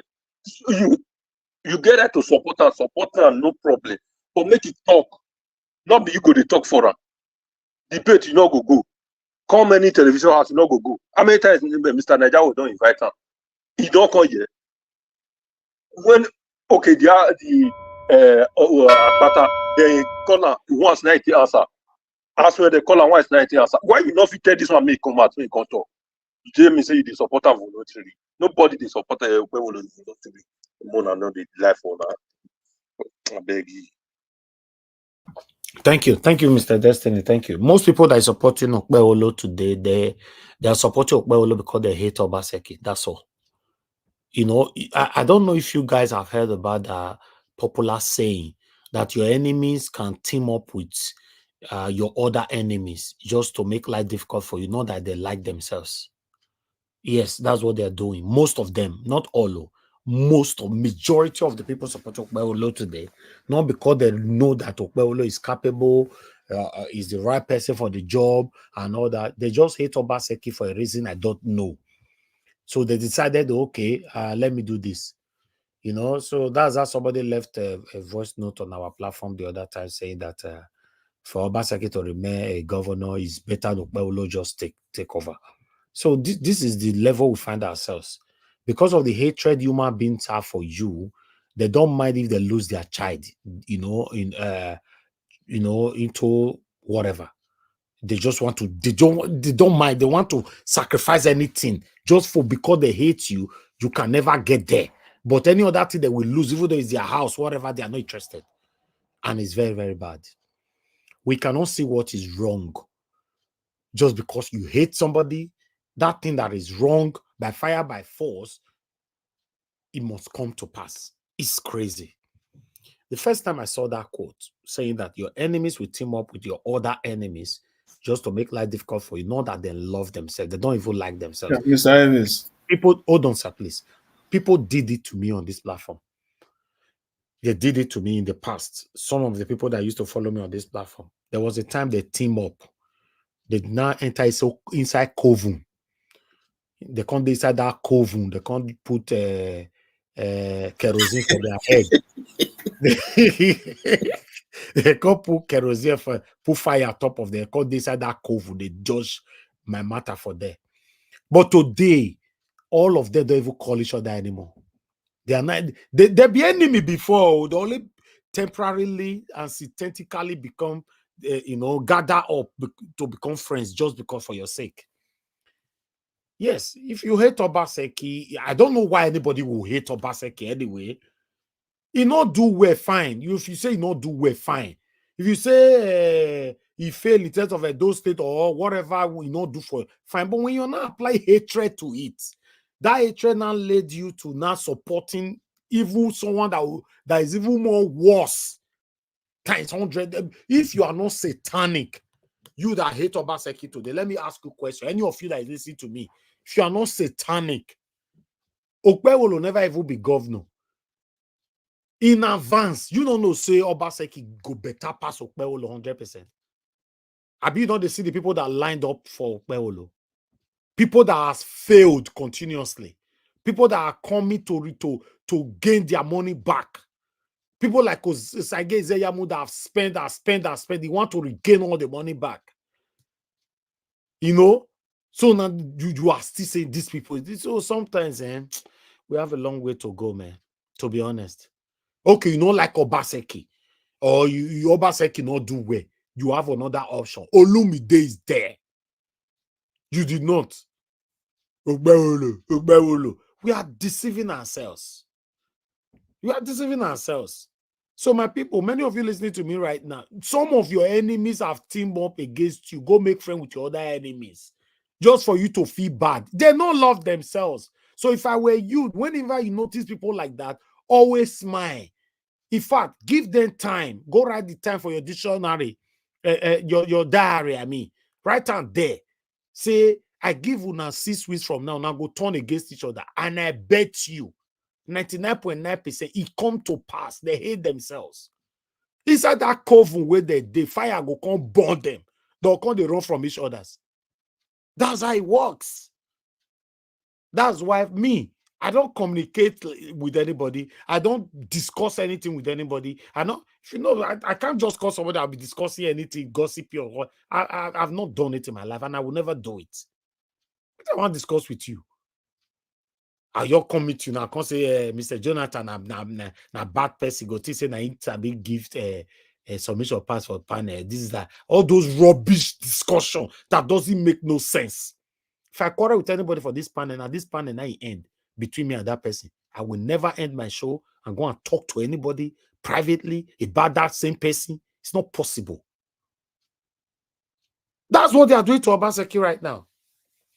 You don't like Obaseki, fine. Nobody forcing me to like anybody. But another option was there, or is there, is right there. Olumide there. You don't like Obaseki because say, okay, the person will break, or you say you don't, because of Obaseki, you don't like the person. Not be say the person will break, or get anything will do you anyway, but you say because say it concern Obaseki, you have affiliation with Obaseki. But what happened to the next option? Olumide, what happened? You did not. Upon the hardship right now we are facing. As we are speaking right now, petrol per liter is 900 naira to 1,200 naira. You are still saying APC, if not the satanic spirit that is running through many of you veins. Yes. Because you jumped to another option. You say, no, here they go. It shows that even una seven, I not even like the Okpebholo. Now you want mona gaga, mona carry and come. Mona take Pepe Obaseki and people where they support Obaseki. That's all. Now God go to punish all of una one by one. Una way know say something not go better for us for Nigeria. Una will see say una want force on top of us. There is no way God not go take punish una. God will punish you. Amen. God will punish you, our children. God will punish you, our generation. And none of you will escape from it, except you don't, except you are ignorant. If you are not ignorant and you are deliberately doing it, you know this thing is not good for Nigerians. You know this thing is not good for Edo Light, but you are deliberately doing it just to make life difficult for one or two. You will pay with your life, with your children's life, with your generation's life. Anything you lay your hands upon will never prosper for you. Because people are losing their lives every day. How can somebody still be opening their eyes today, still saying na APC? Now we still want upon what we are facing right now. APC, if Nigerians were cooperative, APC is supposed to be abolished. APC is supposed to be forbidden forever. But we are not cooperative. As if I talk, so now you see and say, so people will still go comment later. I even notice say some of now they fear to comment for our life. So two of a hand me to that today. I can't go our video. I can't go comment to una generation there. You know, and so take Carol now. We send una to hell and in heaven. And then you in fact you they listen to us now. You are bound on earth and in heaven already. You can never ever comment. You know, I was surprised. I received a call today from one of my team that, this is the comment that I saw, and blah blah blah. I said screenshot them for me. Which of the video? He screenshotted it to me and look at it. Is there? So what do you do? He says I don't ban on earth and heaven. Say correct. You too much. People like that. You know they ask the question. Don't wait for them for second chance. Just block them. You don't give your enemies second chance. That means some people they are dying young today. Somebody will give you a symptom of their hatred. You still say you want to manage that person. Don't give your enemy second chance. Block them on earth. Make them go their living room. Make them go to discuss your matter with your wife or their husband for us. It's okay. You are not there. Say they'll call your platform or the audacity. What we are doing here is how Nigeria can be better in our time. I can never in my life deceive nobody. And I've never done it. Somebody sent me a wonderful audio this morning. I don't know if she sent it last night, but I saw it this morning. One of the things in your audio that you sent to me, ma, I really appreciate you. But one of the things you said, which even made me press more of my button. You said, Nigeria, was one thing I like about you, because you were actually talking to me about Aisha. You were thanking me how I handled Aisha's case and all that. Then you now went on by saying that one thing about you, you don't use your platform to raise money. If not, they would have also labeled you today. And that is the truth. That is the absolute truth. That's why I respect people like you. Because your prayers, your support, your everything you're doing to encourage me here. I don't use my platform to raise money. Many people normally say, I do so many things, I'll just take action and just do it. When we're doing protests then in Nigeria, in Edo State, majority of the protests that we're doing, I was raising money, I was bringing money out of my own pocket. I don't come on air to say, hello, my people want to protest so they could raise money. It's not my thing. Because those enemies where they listen to you right now, hey God, the way they'll take package jam, you are finished. You can't drag yourself for inside. Now I make my name still clean. So, in fact, in case you're not aware, my name is too bigger than me. You know what that means? My name is too bigger than me. It means that I can never do anything to bring down my name. My name too big past me. Which hunger? I can't say I'm hungry. God forbid. They're not even born. Hunger. Before I was born, God don't remove hunger come over my life. Because they born me call this life. Now I know say my papa, my mama, they are well to do. They are wealthy. So you know what that means? I grow up to know, say these people, they today okay. Talk like say me, I can't be even hard-working person. So I can't say I want to sell myself for one politician. Any of the politicians where you know say don't on this platform, I don't want to mention names. Go talk to them for back if they don't buy me water once. Or if I don't reach out to the tell they say how far now, give me money, more take work for you. I can never belittle myself. Politicians will don't give me money, might take work for them. I want to talk for you. I'll now be telling my people here, actually, Bewolo, this of Bewolo, when they talk so, Mona not judge book by its cover, make on they give satanic quote. That's what these guys are doing. Eh? Then I come they say, "As when go Daro, you must change my life, oh, you must change my life, oh." Like they say that one they do for a platform. Change my life. Let my life change through you. I want to tell you, you know yourself. I don't want to mention your name. You be elderly man, I can't insult you. But I want to let you know, no matter how well you go, sorry, as well go share your life reach, I dey tell you today, you no go feel reach me again forever. Yes, now you know everything now. You know everything. You yourself, you know everything. You see things. My lifestyle for Lekki. Now you yourself can't come on air, can't they give me name? See all those cars for compound, all those houses, all those. You be elderly man, can't insult you.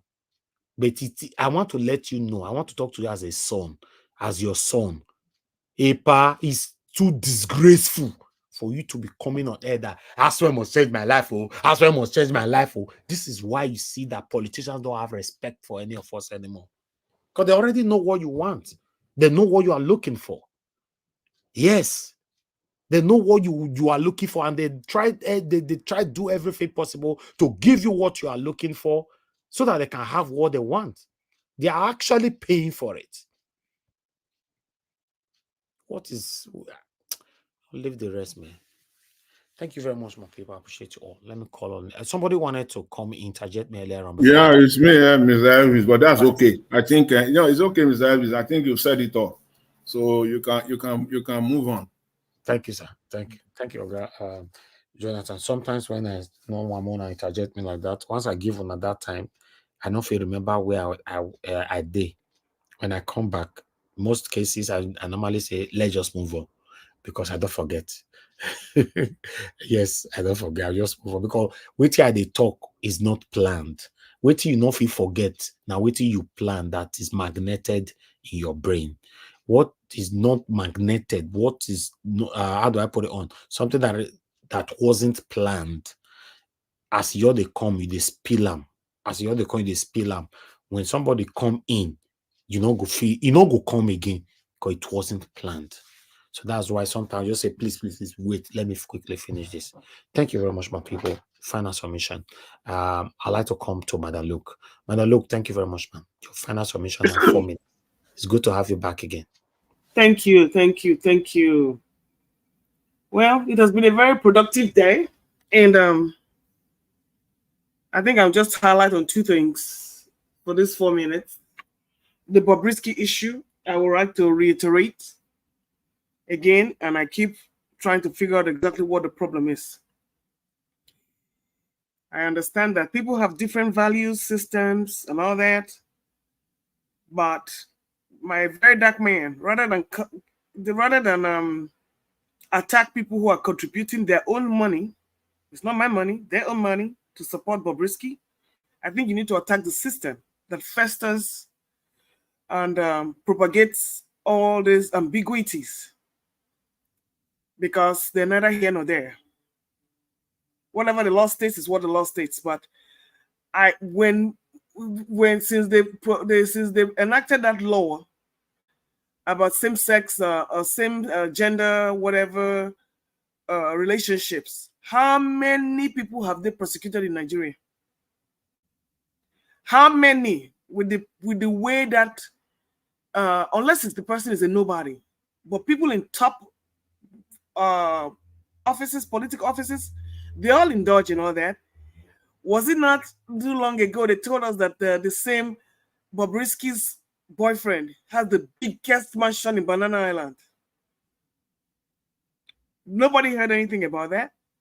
When Mr. Daddy Freeze's wife came out on air and narrated how she divorced her husband because she walked into her living room and there it is.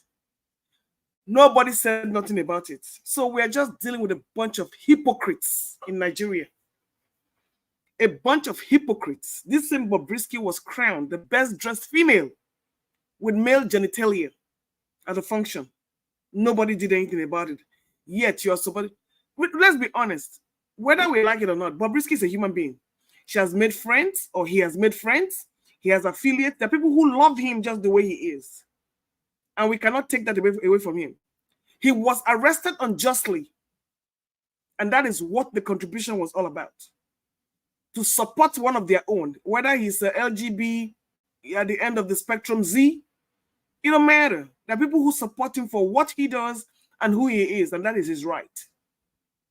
But for me to go against all those celebrities or whoever, that is their money and they do what they stand for. Because we're in a country where the government is not for you, the judiciary is not for you, the police is not for you. So people have learned to find their own group to find support with.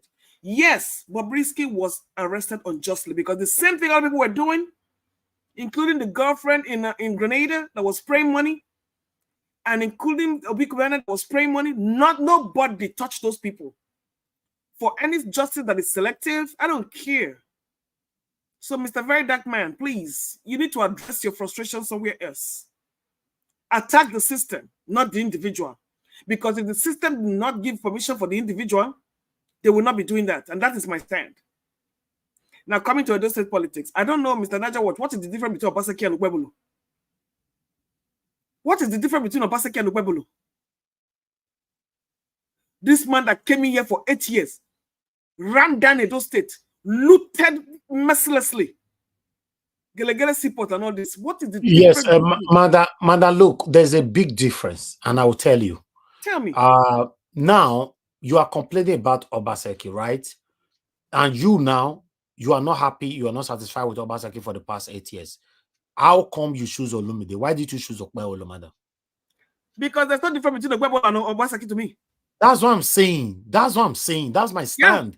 Yeah. There's option there. You saw that option Olumide and you supported Olumide. So how come somebody jumped Olumide and you now went to Okpebholo?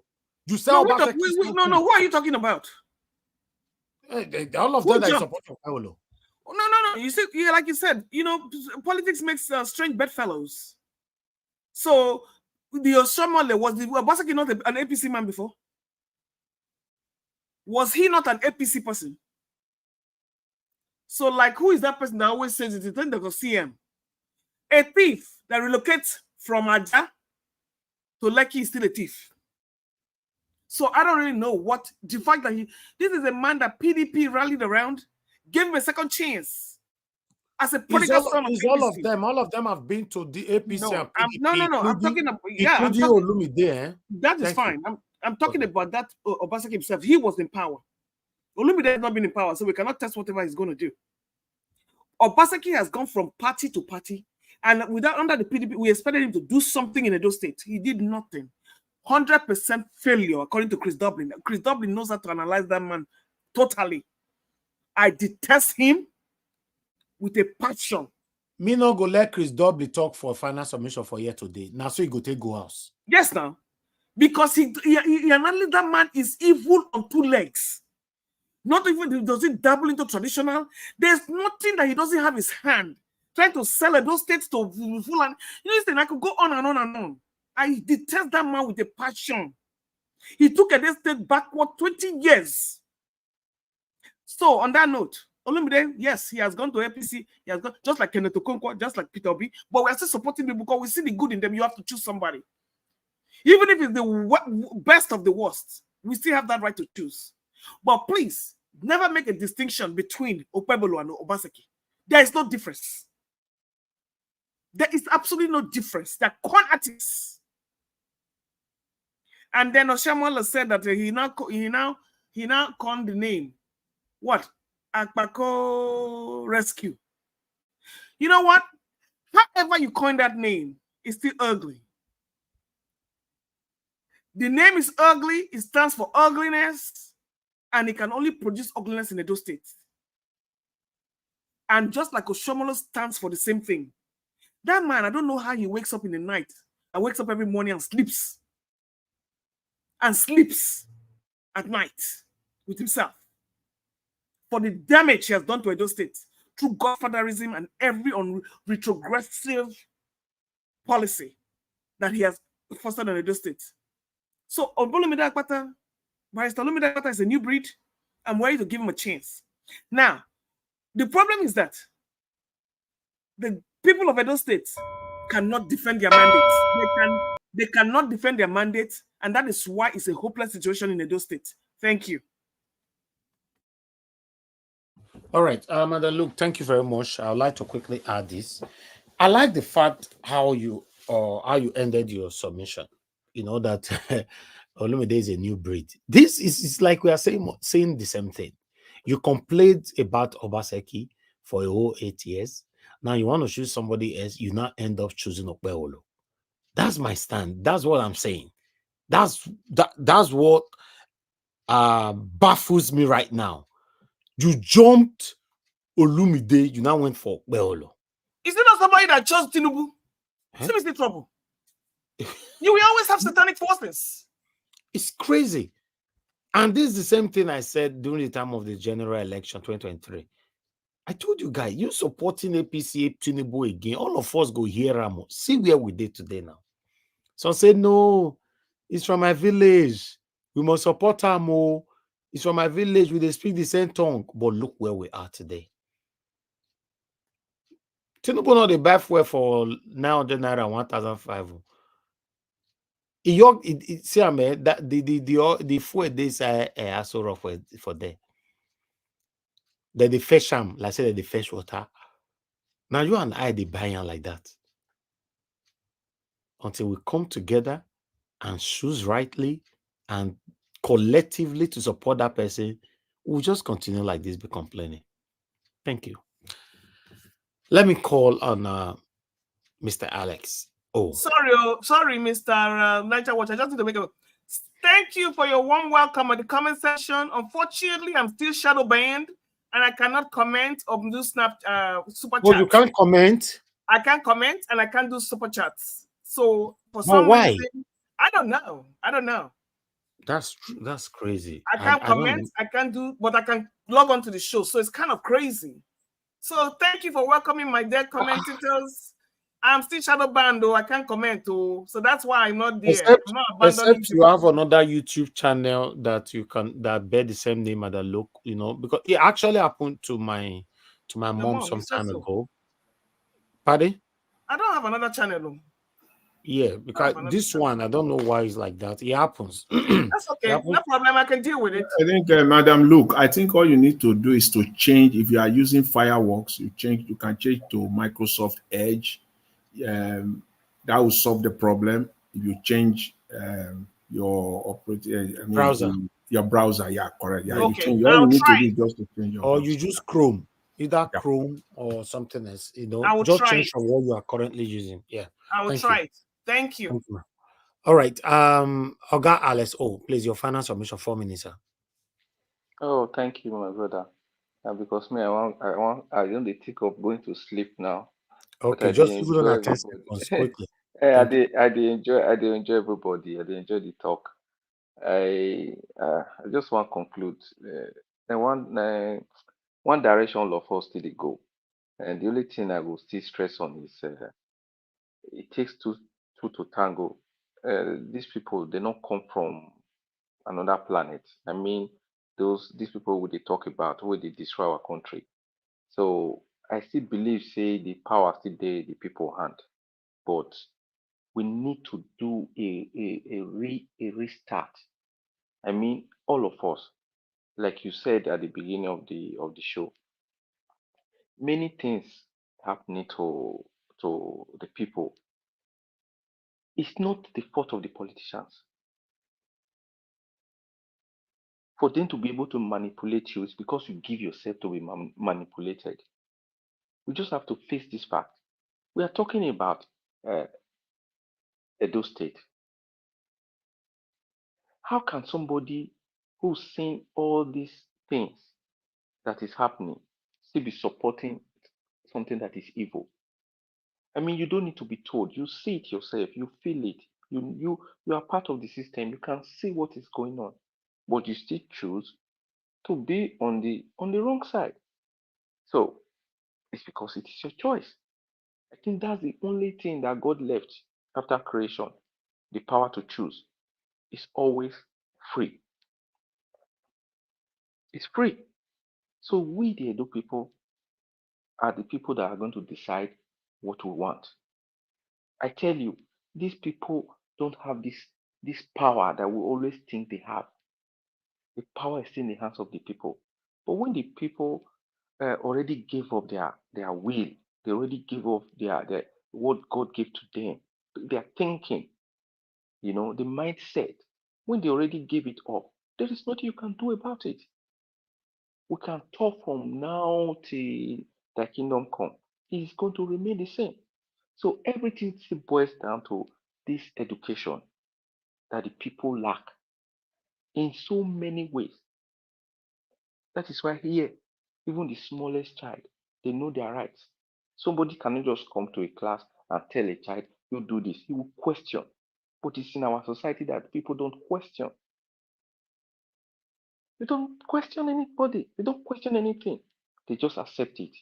So why will these people not work on our naivety or whatever it is that is binding, that is making people to even lose their self-esteem? You give somebody 2,000 naira, will just change his mind. See what is good, they will do evil. So it's still whoever is hearing this, who is listening, let us go back to the root. We have to have a different mindset. Then these people begin to know that we are ready. Until that time, sorry, I don't think there's going to be any change. So I leave it at this point and say, God bless you all, and look forward to a better Nigeria. Thank you. Thank you. Thank you, sir. Thank you very much for your time with us today. Thank you. God bless you. Madam Busy Brace, thank you very much, man, for the super chat. I appreciate you. Thanks for the text. He's not a talking. I appreciate this. Thank you. Thank you. God bless you, man.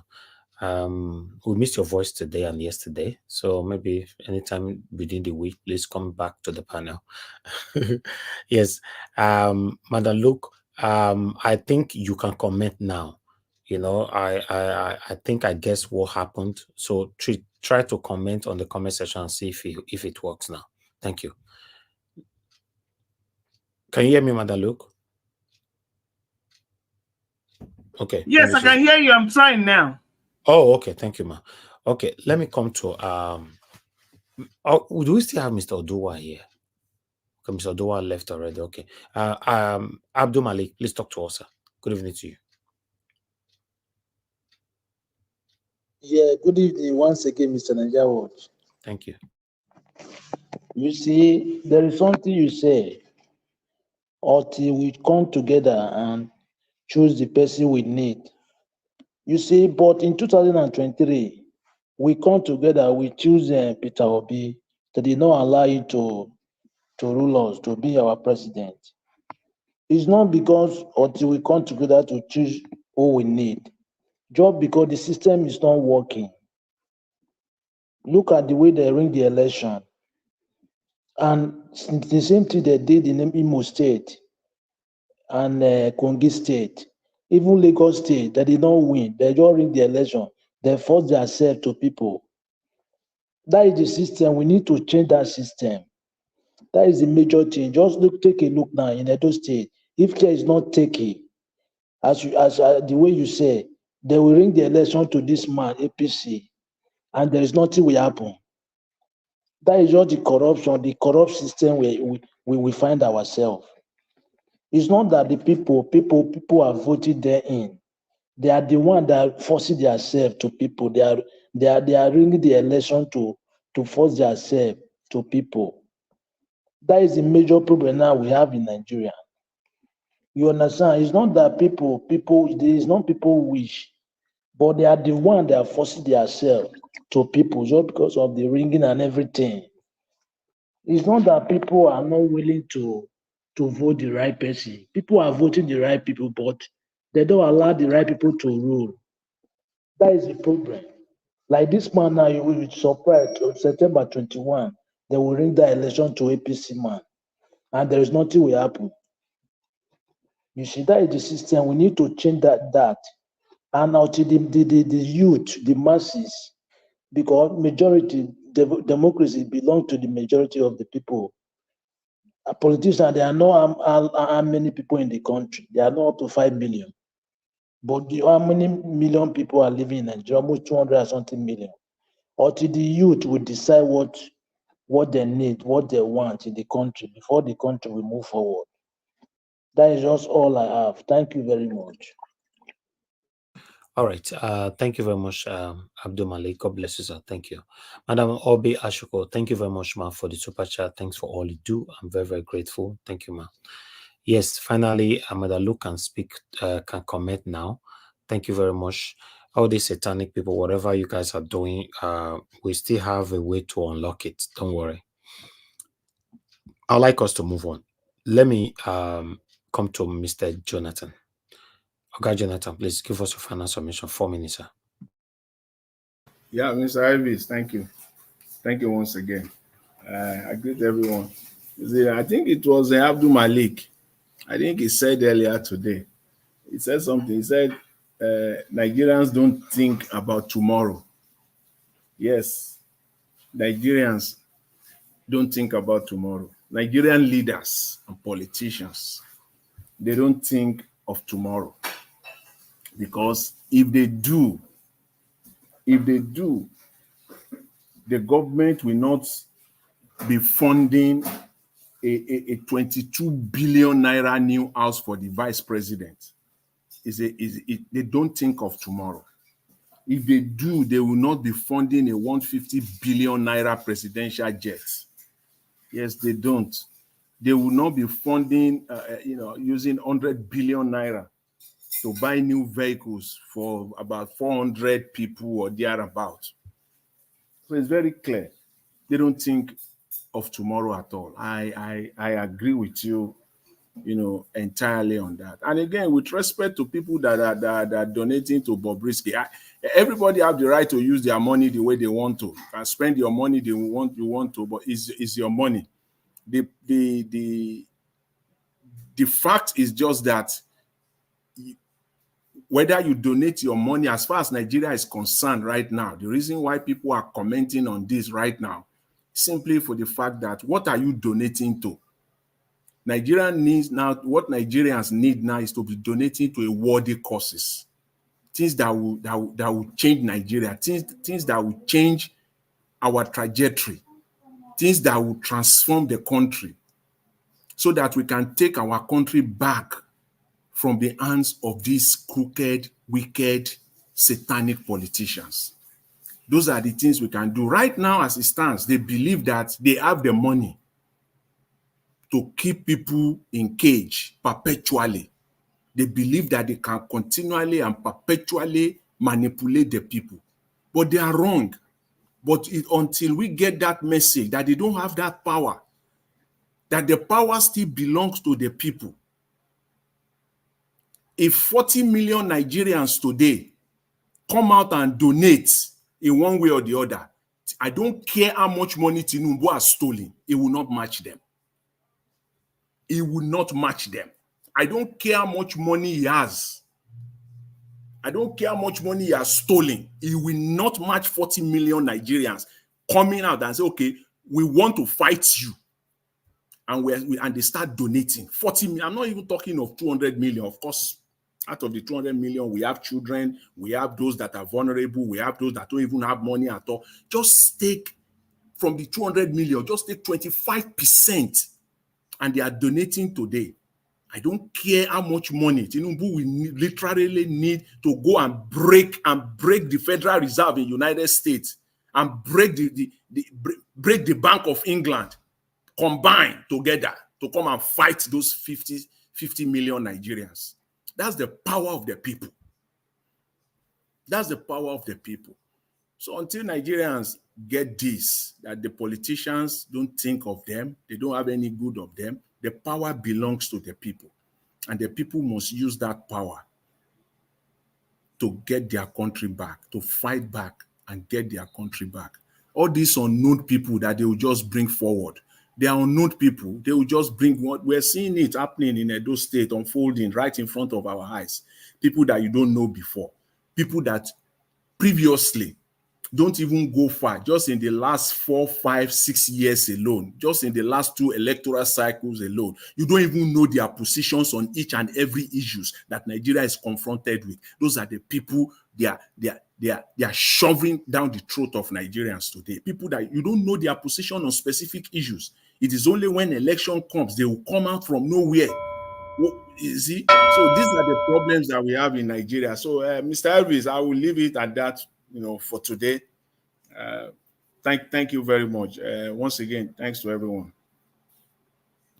Mr. Jonathan, thank you very much, sir. Thanks for your time with us. I appreciate you all. Thank you so much for your submission. And I'd like to quickly appreciate Madam Luke. Madam Luke, thank you very much. You don't tell me you buy me coffee, Rich. Finally, you are back. That's why it's good for somebody to speak out, because these people, sometimes they go attack you for comment section. When you not tell us, you still say we know. We don't know. You tell us, we have our way of trying our best to fight them back. They are doing it to me, me particularly, they are doing it to me here. For I notice for a while now, I never say that they log me out on and on, like on and off, like that they done before. Yes, because they say now they pursue you. How they talk for parable, now they pursue you, now they teach you road. Now they show you road, yes. So the office still do them again. So I beg, make as Madam Luke talk come and make on the talk come out. If you say you used to join the panel, you bought it to join the panel, is not available on your end anymore. No say na attack. Tell us, we'll still see what we do about them. Thank you very much. I appreciate you all. The final tool that we have now is give us a mother and Oga Chris. So I'll keep Oga Chris for the final. Give us a mother, give us your final submission. If you know your talk, you are finished. Okay, just assume say you know your day here. So no come back here. They say, can you hear me? Can you hear me? Just pass there, go sleep. As I look you, so give us a mother. If you come later, you are not getting 1 minute. Oga Chris, talk to us. Final submission. Thank you. Yeah, and Domosa, thank you very much for the opportunity to contribute again to this broadcast. I think the supporters of Labour Party, I go thank Naija Watch well, because my platform give us the voice where we fit the campaign for our candidates. So we all have to remain grateful, no matter how this election goes. We have to remain grateful to Mr. Naija Watch. You know how many times he don't extend time when broadcast we don't finish. It was 1 hour, 2 hours, we go even 30 minutes, we go spend more than that time. Because waiting we want to talk about Olumide Akpata, it's too many to even know where to start from that problem. So waiting we go they do, now to they cut them small. Make we not miss this opportunity. Imagine somebody we don't already vow, say in his first 100 days in office, his own target now to surpass, not be to try to surpass everything where Alex Oti don't do for Abia State. Now be his own target. First 100 days in office. Oga Olumide, how you want to wait to be the plan? How you want to do this one? He get project where they call the first 100 projects, fixing of 100 roads, fixing of 100 health center, fixing of 100 schools. So somebody will get this kind of vision. Now I miss. We cannot afford to miss this man. Just look at these 3 things where I just mentioned. So imagine somebody that is able to do that. If we see that kind of innovation, intervention in Edo State, the people go feel them. It will reduce the pressure. Mr. Chris. Yes, sir. But do you, in your heart of heart, do you believe that? And see, Mr. Jonathan, I completely believe 100%. You want to ask me why? That's the next question I'm waiting for. I rest my case. No, I just say you want to ask me why, so that I know. I just said for me, I rest my case on that. If you say you do, I rest my case. See, Mr. Jonathan, may I tell you why? Why I believe he's saying every single project where this man promise say he want to do, when he became the NBA chairman. Despite the fact that he wasn't a son, he did everything. Every single thing. And he surpassed what he promised. So there's no basis. I look at the antecedent of a man, where he's coming from. I use that to judge him. So it will be completely unfair and preposterous for me to judge him otherwise. He did something like this. He promised before and he delivered. So it is not my responsibility to think that if he promises again, he's going to fail. No, it's my responsibility to believe that this man has promised this before and he surpassed his own targets. So anything he says, I'm at liberty to believe him, and we'll wait for that time and see. So we continue with Olumide Akpata of the Labour Party. Edo Light, let's get this clear, very, very clear. All these things, they are all doable. It only takes a man that really loves the people. If we talk about attending to 30 roads, let's take the 3 senatorial districts, for example. Just 33 roads in each of the senatorial districts, and that will be all.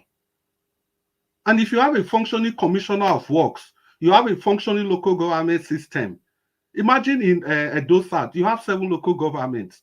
So what it means is that at the time you just give each local government 4.5 roads, that is already 32 roads. That is all it takes. Edo Central, you have 5 local governments. At the time you give 6 roads per each local government, that's game over. Edo North, think about 6 local governments. At the time you give 5 roads, 5.2 roads to each of the local government, it's game over. So these things, they are all doable if you have somebody that is willing. If you have somebody that has the heart to serve the people, the person can do it. And by all stretch of imagination, I don't have any doubt. I don't have any reason to doubt him for now. But that does not mean if he fails to do, we are not going to call him out. I'm not that kind of politics. I don't play that kind of politics. Now, it will interest you people to know, I didn't want to talk about Obaseki, but let's just put things in perspective. A video was played just 3 days ago. Aswego Dalo was campaigning that he's going to attend to our overcrowded schools. So it means Yoga don't rule for 8 years. The schools are still overcrowded. Aswego Dalo also said that he's going to the new graduates that they don't have jobs. He's going to provide jobs for them. And Yoga Obaseki promised 250,000 jobs. So it means Obaseki still fail for that aspect. Aswego Dalo still promise again with him out to not be waiting I read for newspaper. He's saying go create job for entrepreneurs. I mean go give entrepreneurs money, make them start business. So it means Obaseki still fail for that aspect. Come put and join the roads where all of us don't agree. That is 4 critical infrastructure. Is it the hospital where the people not feel pay put? So imagine you want to succeed somebody. These are the things you are using to campaign, as if you are coming from the opposition. And put that at the back of the fact that this man has taken double portion of your budget. 2023, increased it almost by ×2, and he told you that he has spent 95%. Where you spend that money put? So this is another reason why you people must vote the clear choice that is completely different from the Siamese twins of APC and the PDP. It is Barrister Osagbovo Olumide Akpata of the Labour Party. For the fact that Obaseki did not even allow free and fair primaries to produce the next PDP candidate, it already speaks volume.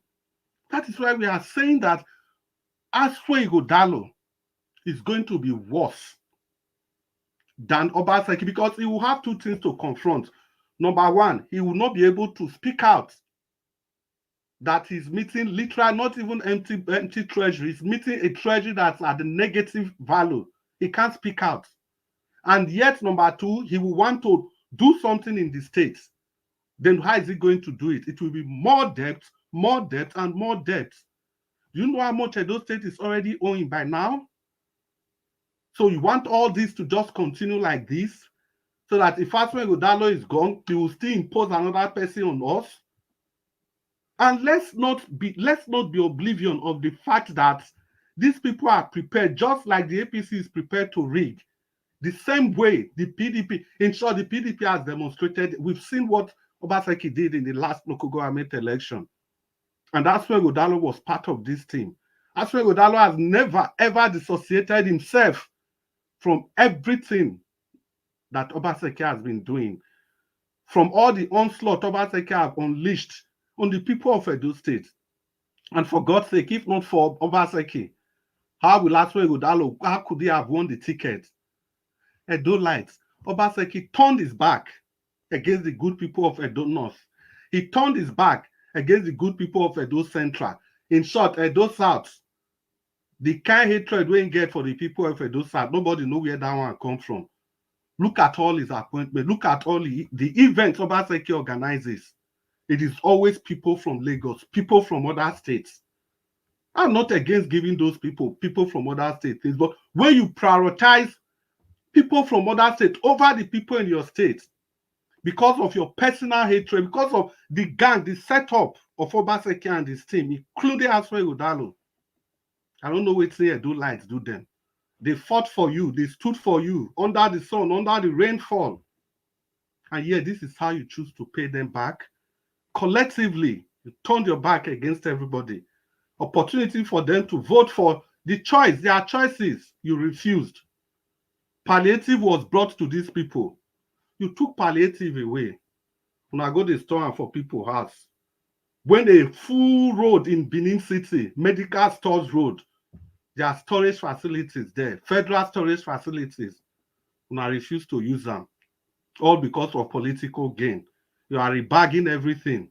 The people that fought for it, the people that fought against every institutions in Benin. If I kept using the word every institutions, I'm using it very, very instructively. But yet, look at how you pay them back. It has been sorrow, tears, and blood. I don't like, see, the opportunity they on our hand. That is why I have told the good supporters of Labour Party, Abdul Malik, you dey here, you dey hear me. There is a campaign that everybody has to do. Save your word. I will save my word. You save your word. Let other Labour Party people, everybody supporting Olumide Akpata, save their word, irrespective of the Labour Party agents there. Get your own people to have real life results. So that no matter what they do, no matter how they read, let's have it that these were the things that actually happened on election day. Let the votes be overwhelming. Let the protection be overwhelming. If you ever in your widest imagination think that these people are going to allow a free and fair election, Mr. Naija was asked one question. Many times, in fact, he has been asking that question that in your life, which election in Nigeria has been free and fair? Because if we want to make argument, we say in a free and fair situation. That is why Mr. Naija has been stressing since last week, and I really looked into it, that the way we are going, the APC might just take the day. And that is why I'm throwing the challenge to all Labour Party supporters, not just only about the vote. How do you protect these votes? It starts with me. It starts with you. We can do this for Edo Light. We couldn't have done it for the whole Nigeria. But Edo Light is just a constituent. It's just one constituent.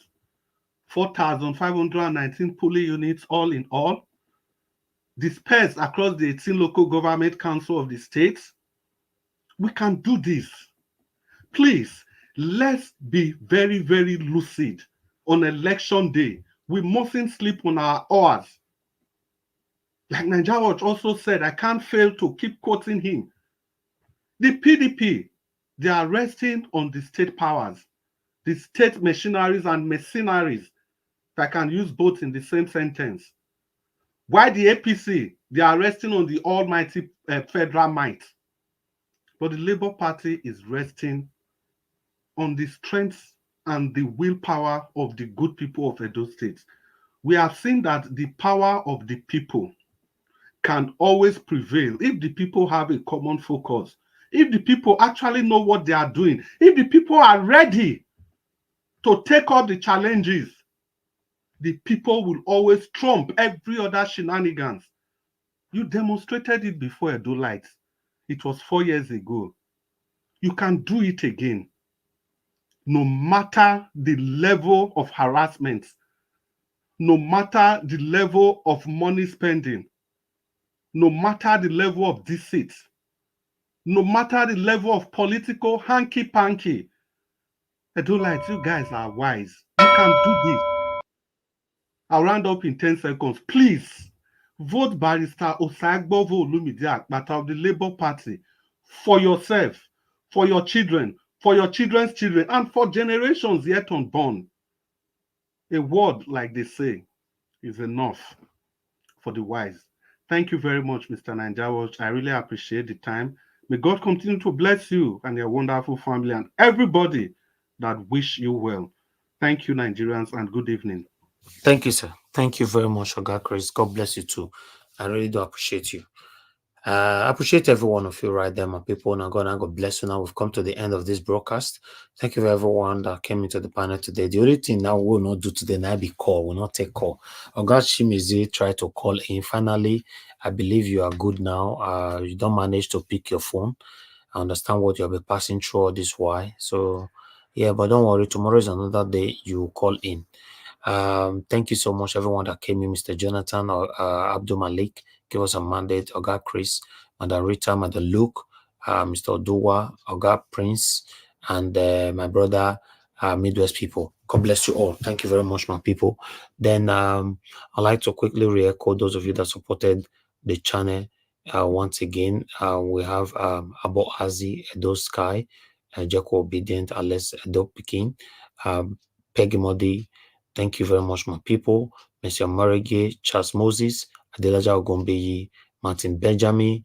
Thank you, my people. Madam Busy Brains, Madam Obi Ashoko, and Madam Luke. Now God bless you now. Thank you. I'm very, very grateful. Those of you that liked the broadcast, those of you that shared, I want to say I'm grateful. Thank you so much. And God will bless you now. And my people right down in the comment section, start with Mother of all Mommy Diaspora. Thank you very much, Mommy. Appreciate all that you do. Thank you very much. Simple Cooking. Thank you. Simple Cooking. I beg you, cook better jollof rice. Can't give us for here one day. You cannot come and be threatening us with your cooking here. If you come and they cook jollof rice, you put turkey for inside. You bring and come. You let your server maybe say all of us will do this panel. Plate go reach our hand. Thank you very much for joining us. Oga Chris, thank you. Patience Demudia. Thank you very much. Madam Stella Imasevedo, thank you very much, ma. Thank you very, very much for that late support yesterday. I saw it after I ended the show. I'm very, very grateful. Thank you, Michael Organamaro. Thank you very much. I appreciate you. Thank you, Vitus. Thank you, Madam Peggy Modi. Thank you, Anetto Valentine. Thank you, Riomi Abdul, Ajio Deborah, Oga Abo Azi. Thank you very much. I appreciate you. I appreciate you all, my people. Madam Luke, once again, thank you very much. I appreciate every one of you right there. Allow us to end the show right now. Love Maduka. Thank you very much. It's been a long day. On Sunday, another 5 hours plus. But meanwhile, we'll continue again for where we stop tomorrow so that we can continue to talk about what is affecting us. Thank you very much, my people. Stand for what is right, even though it was you standing alone. Oba Tokbe is said. Good night.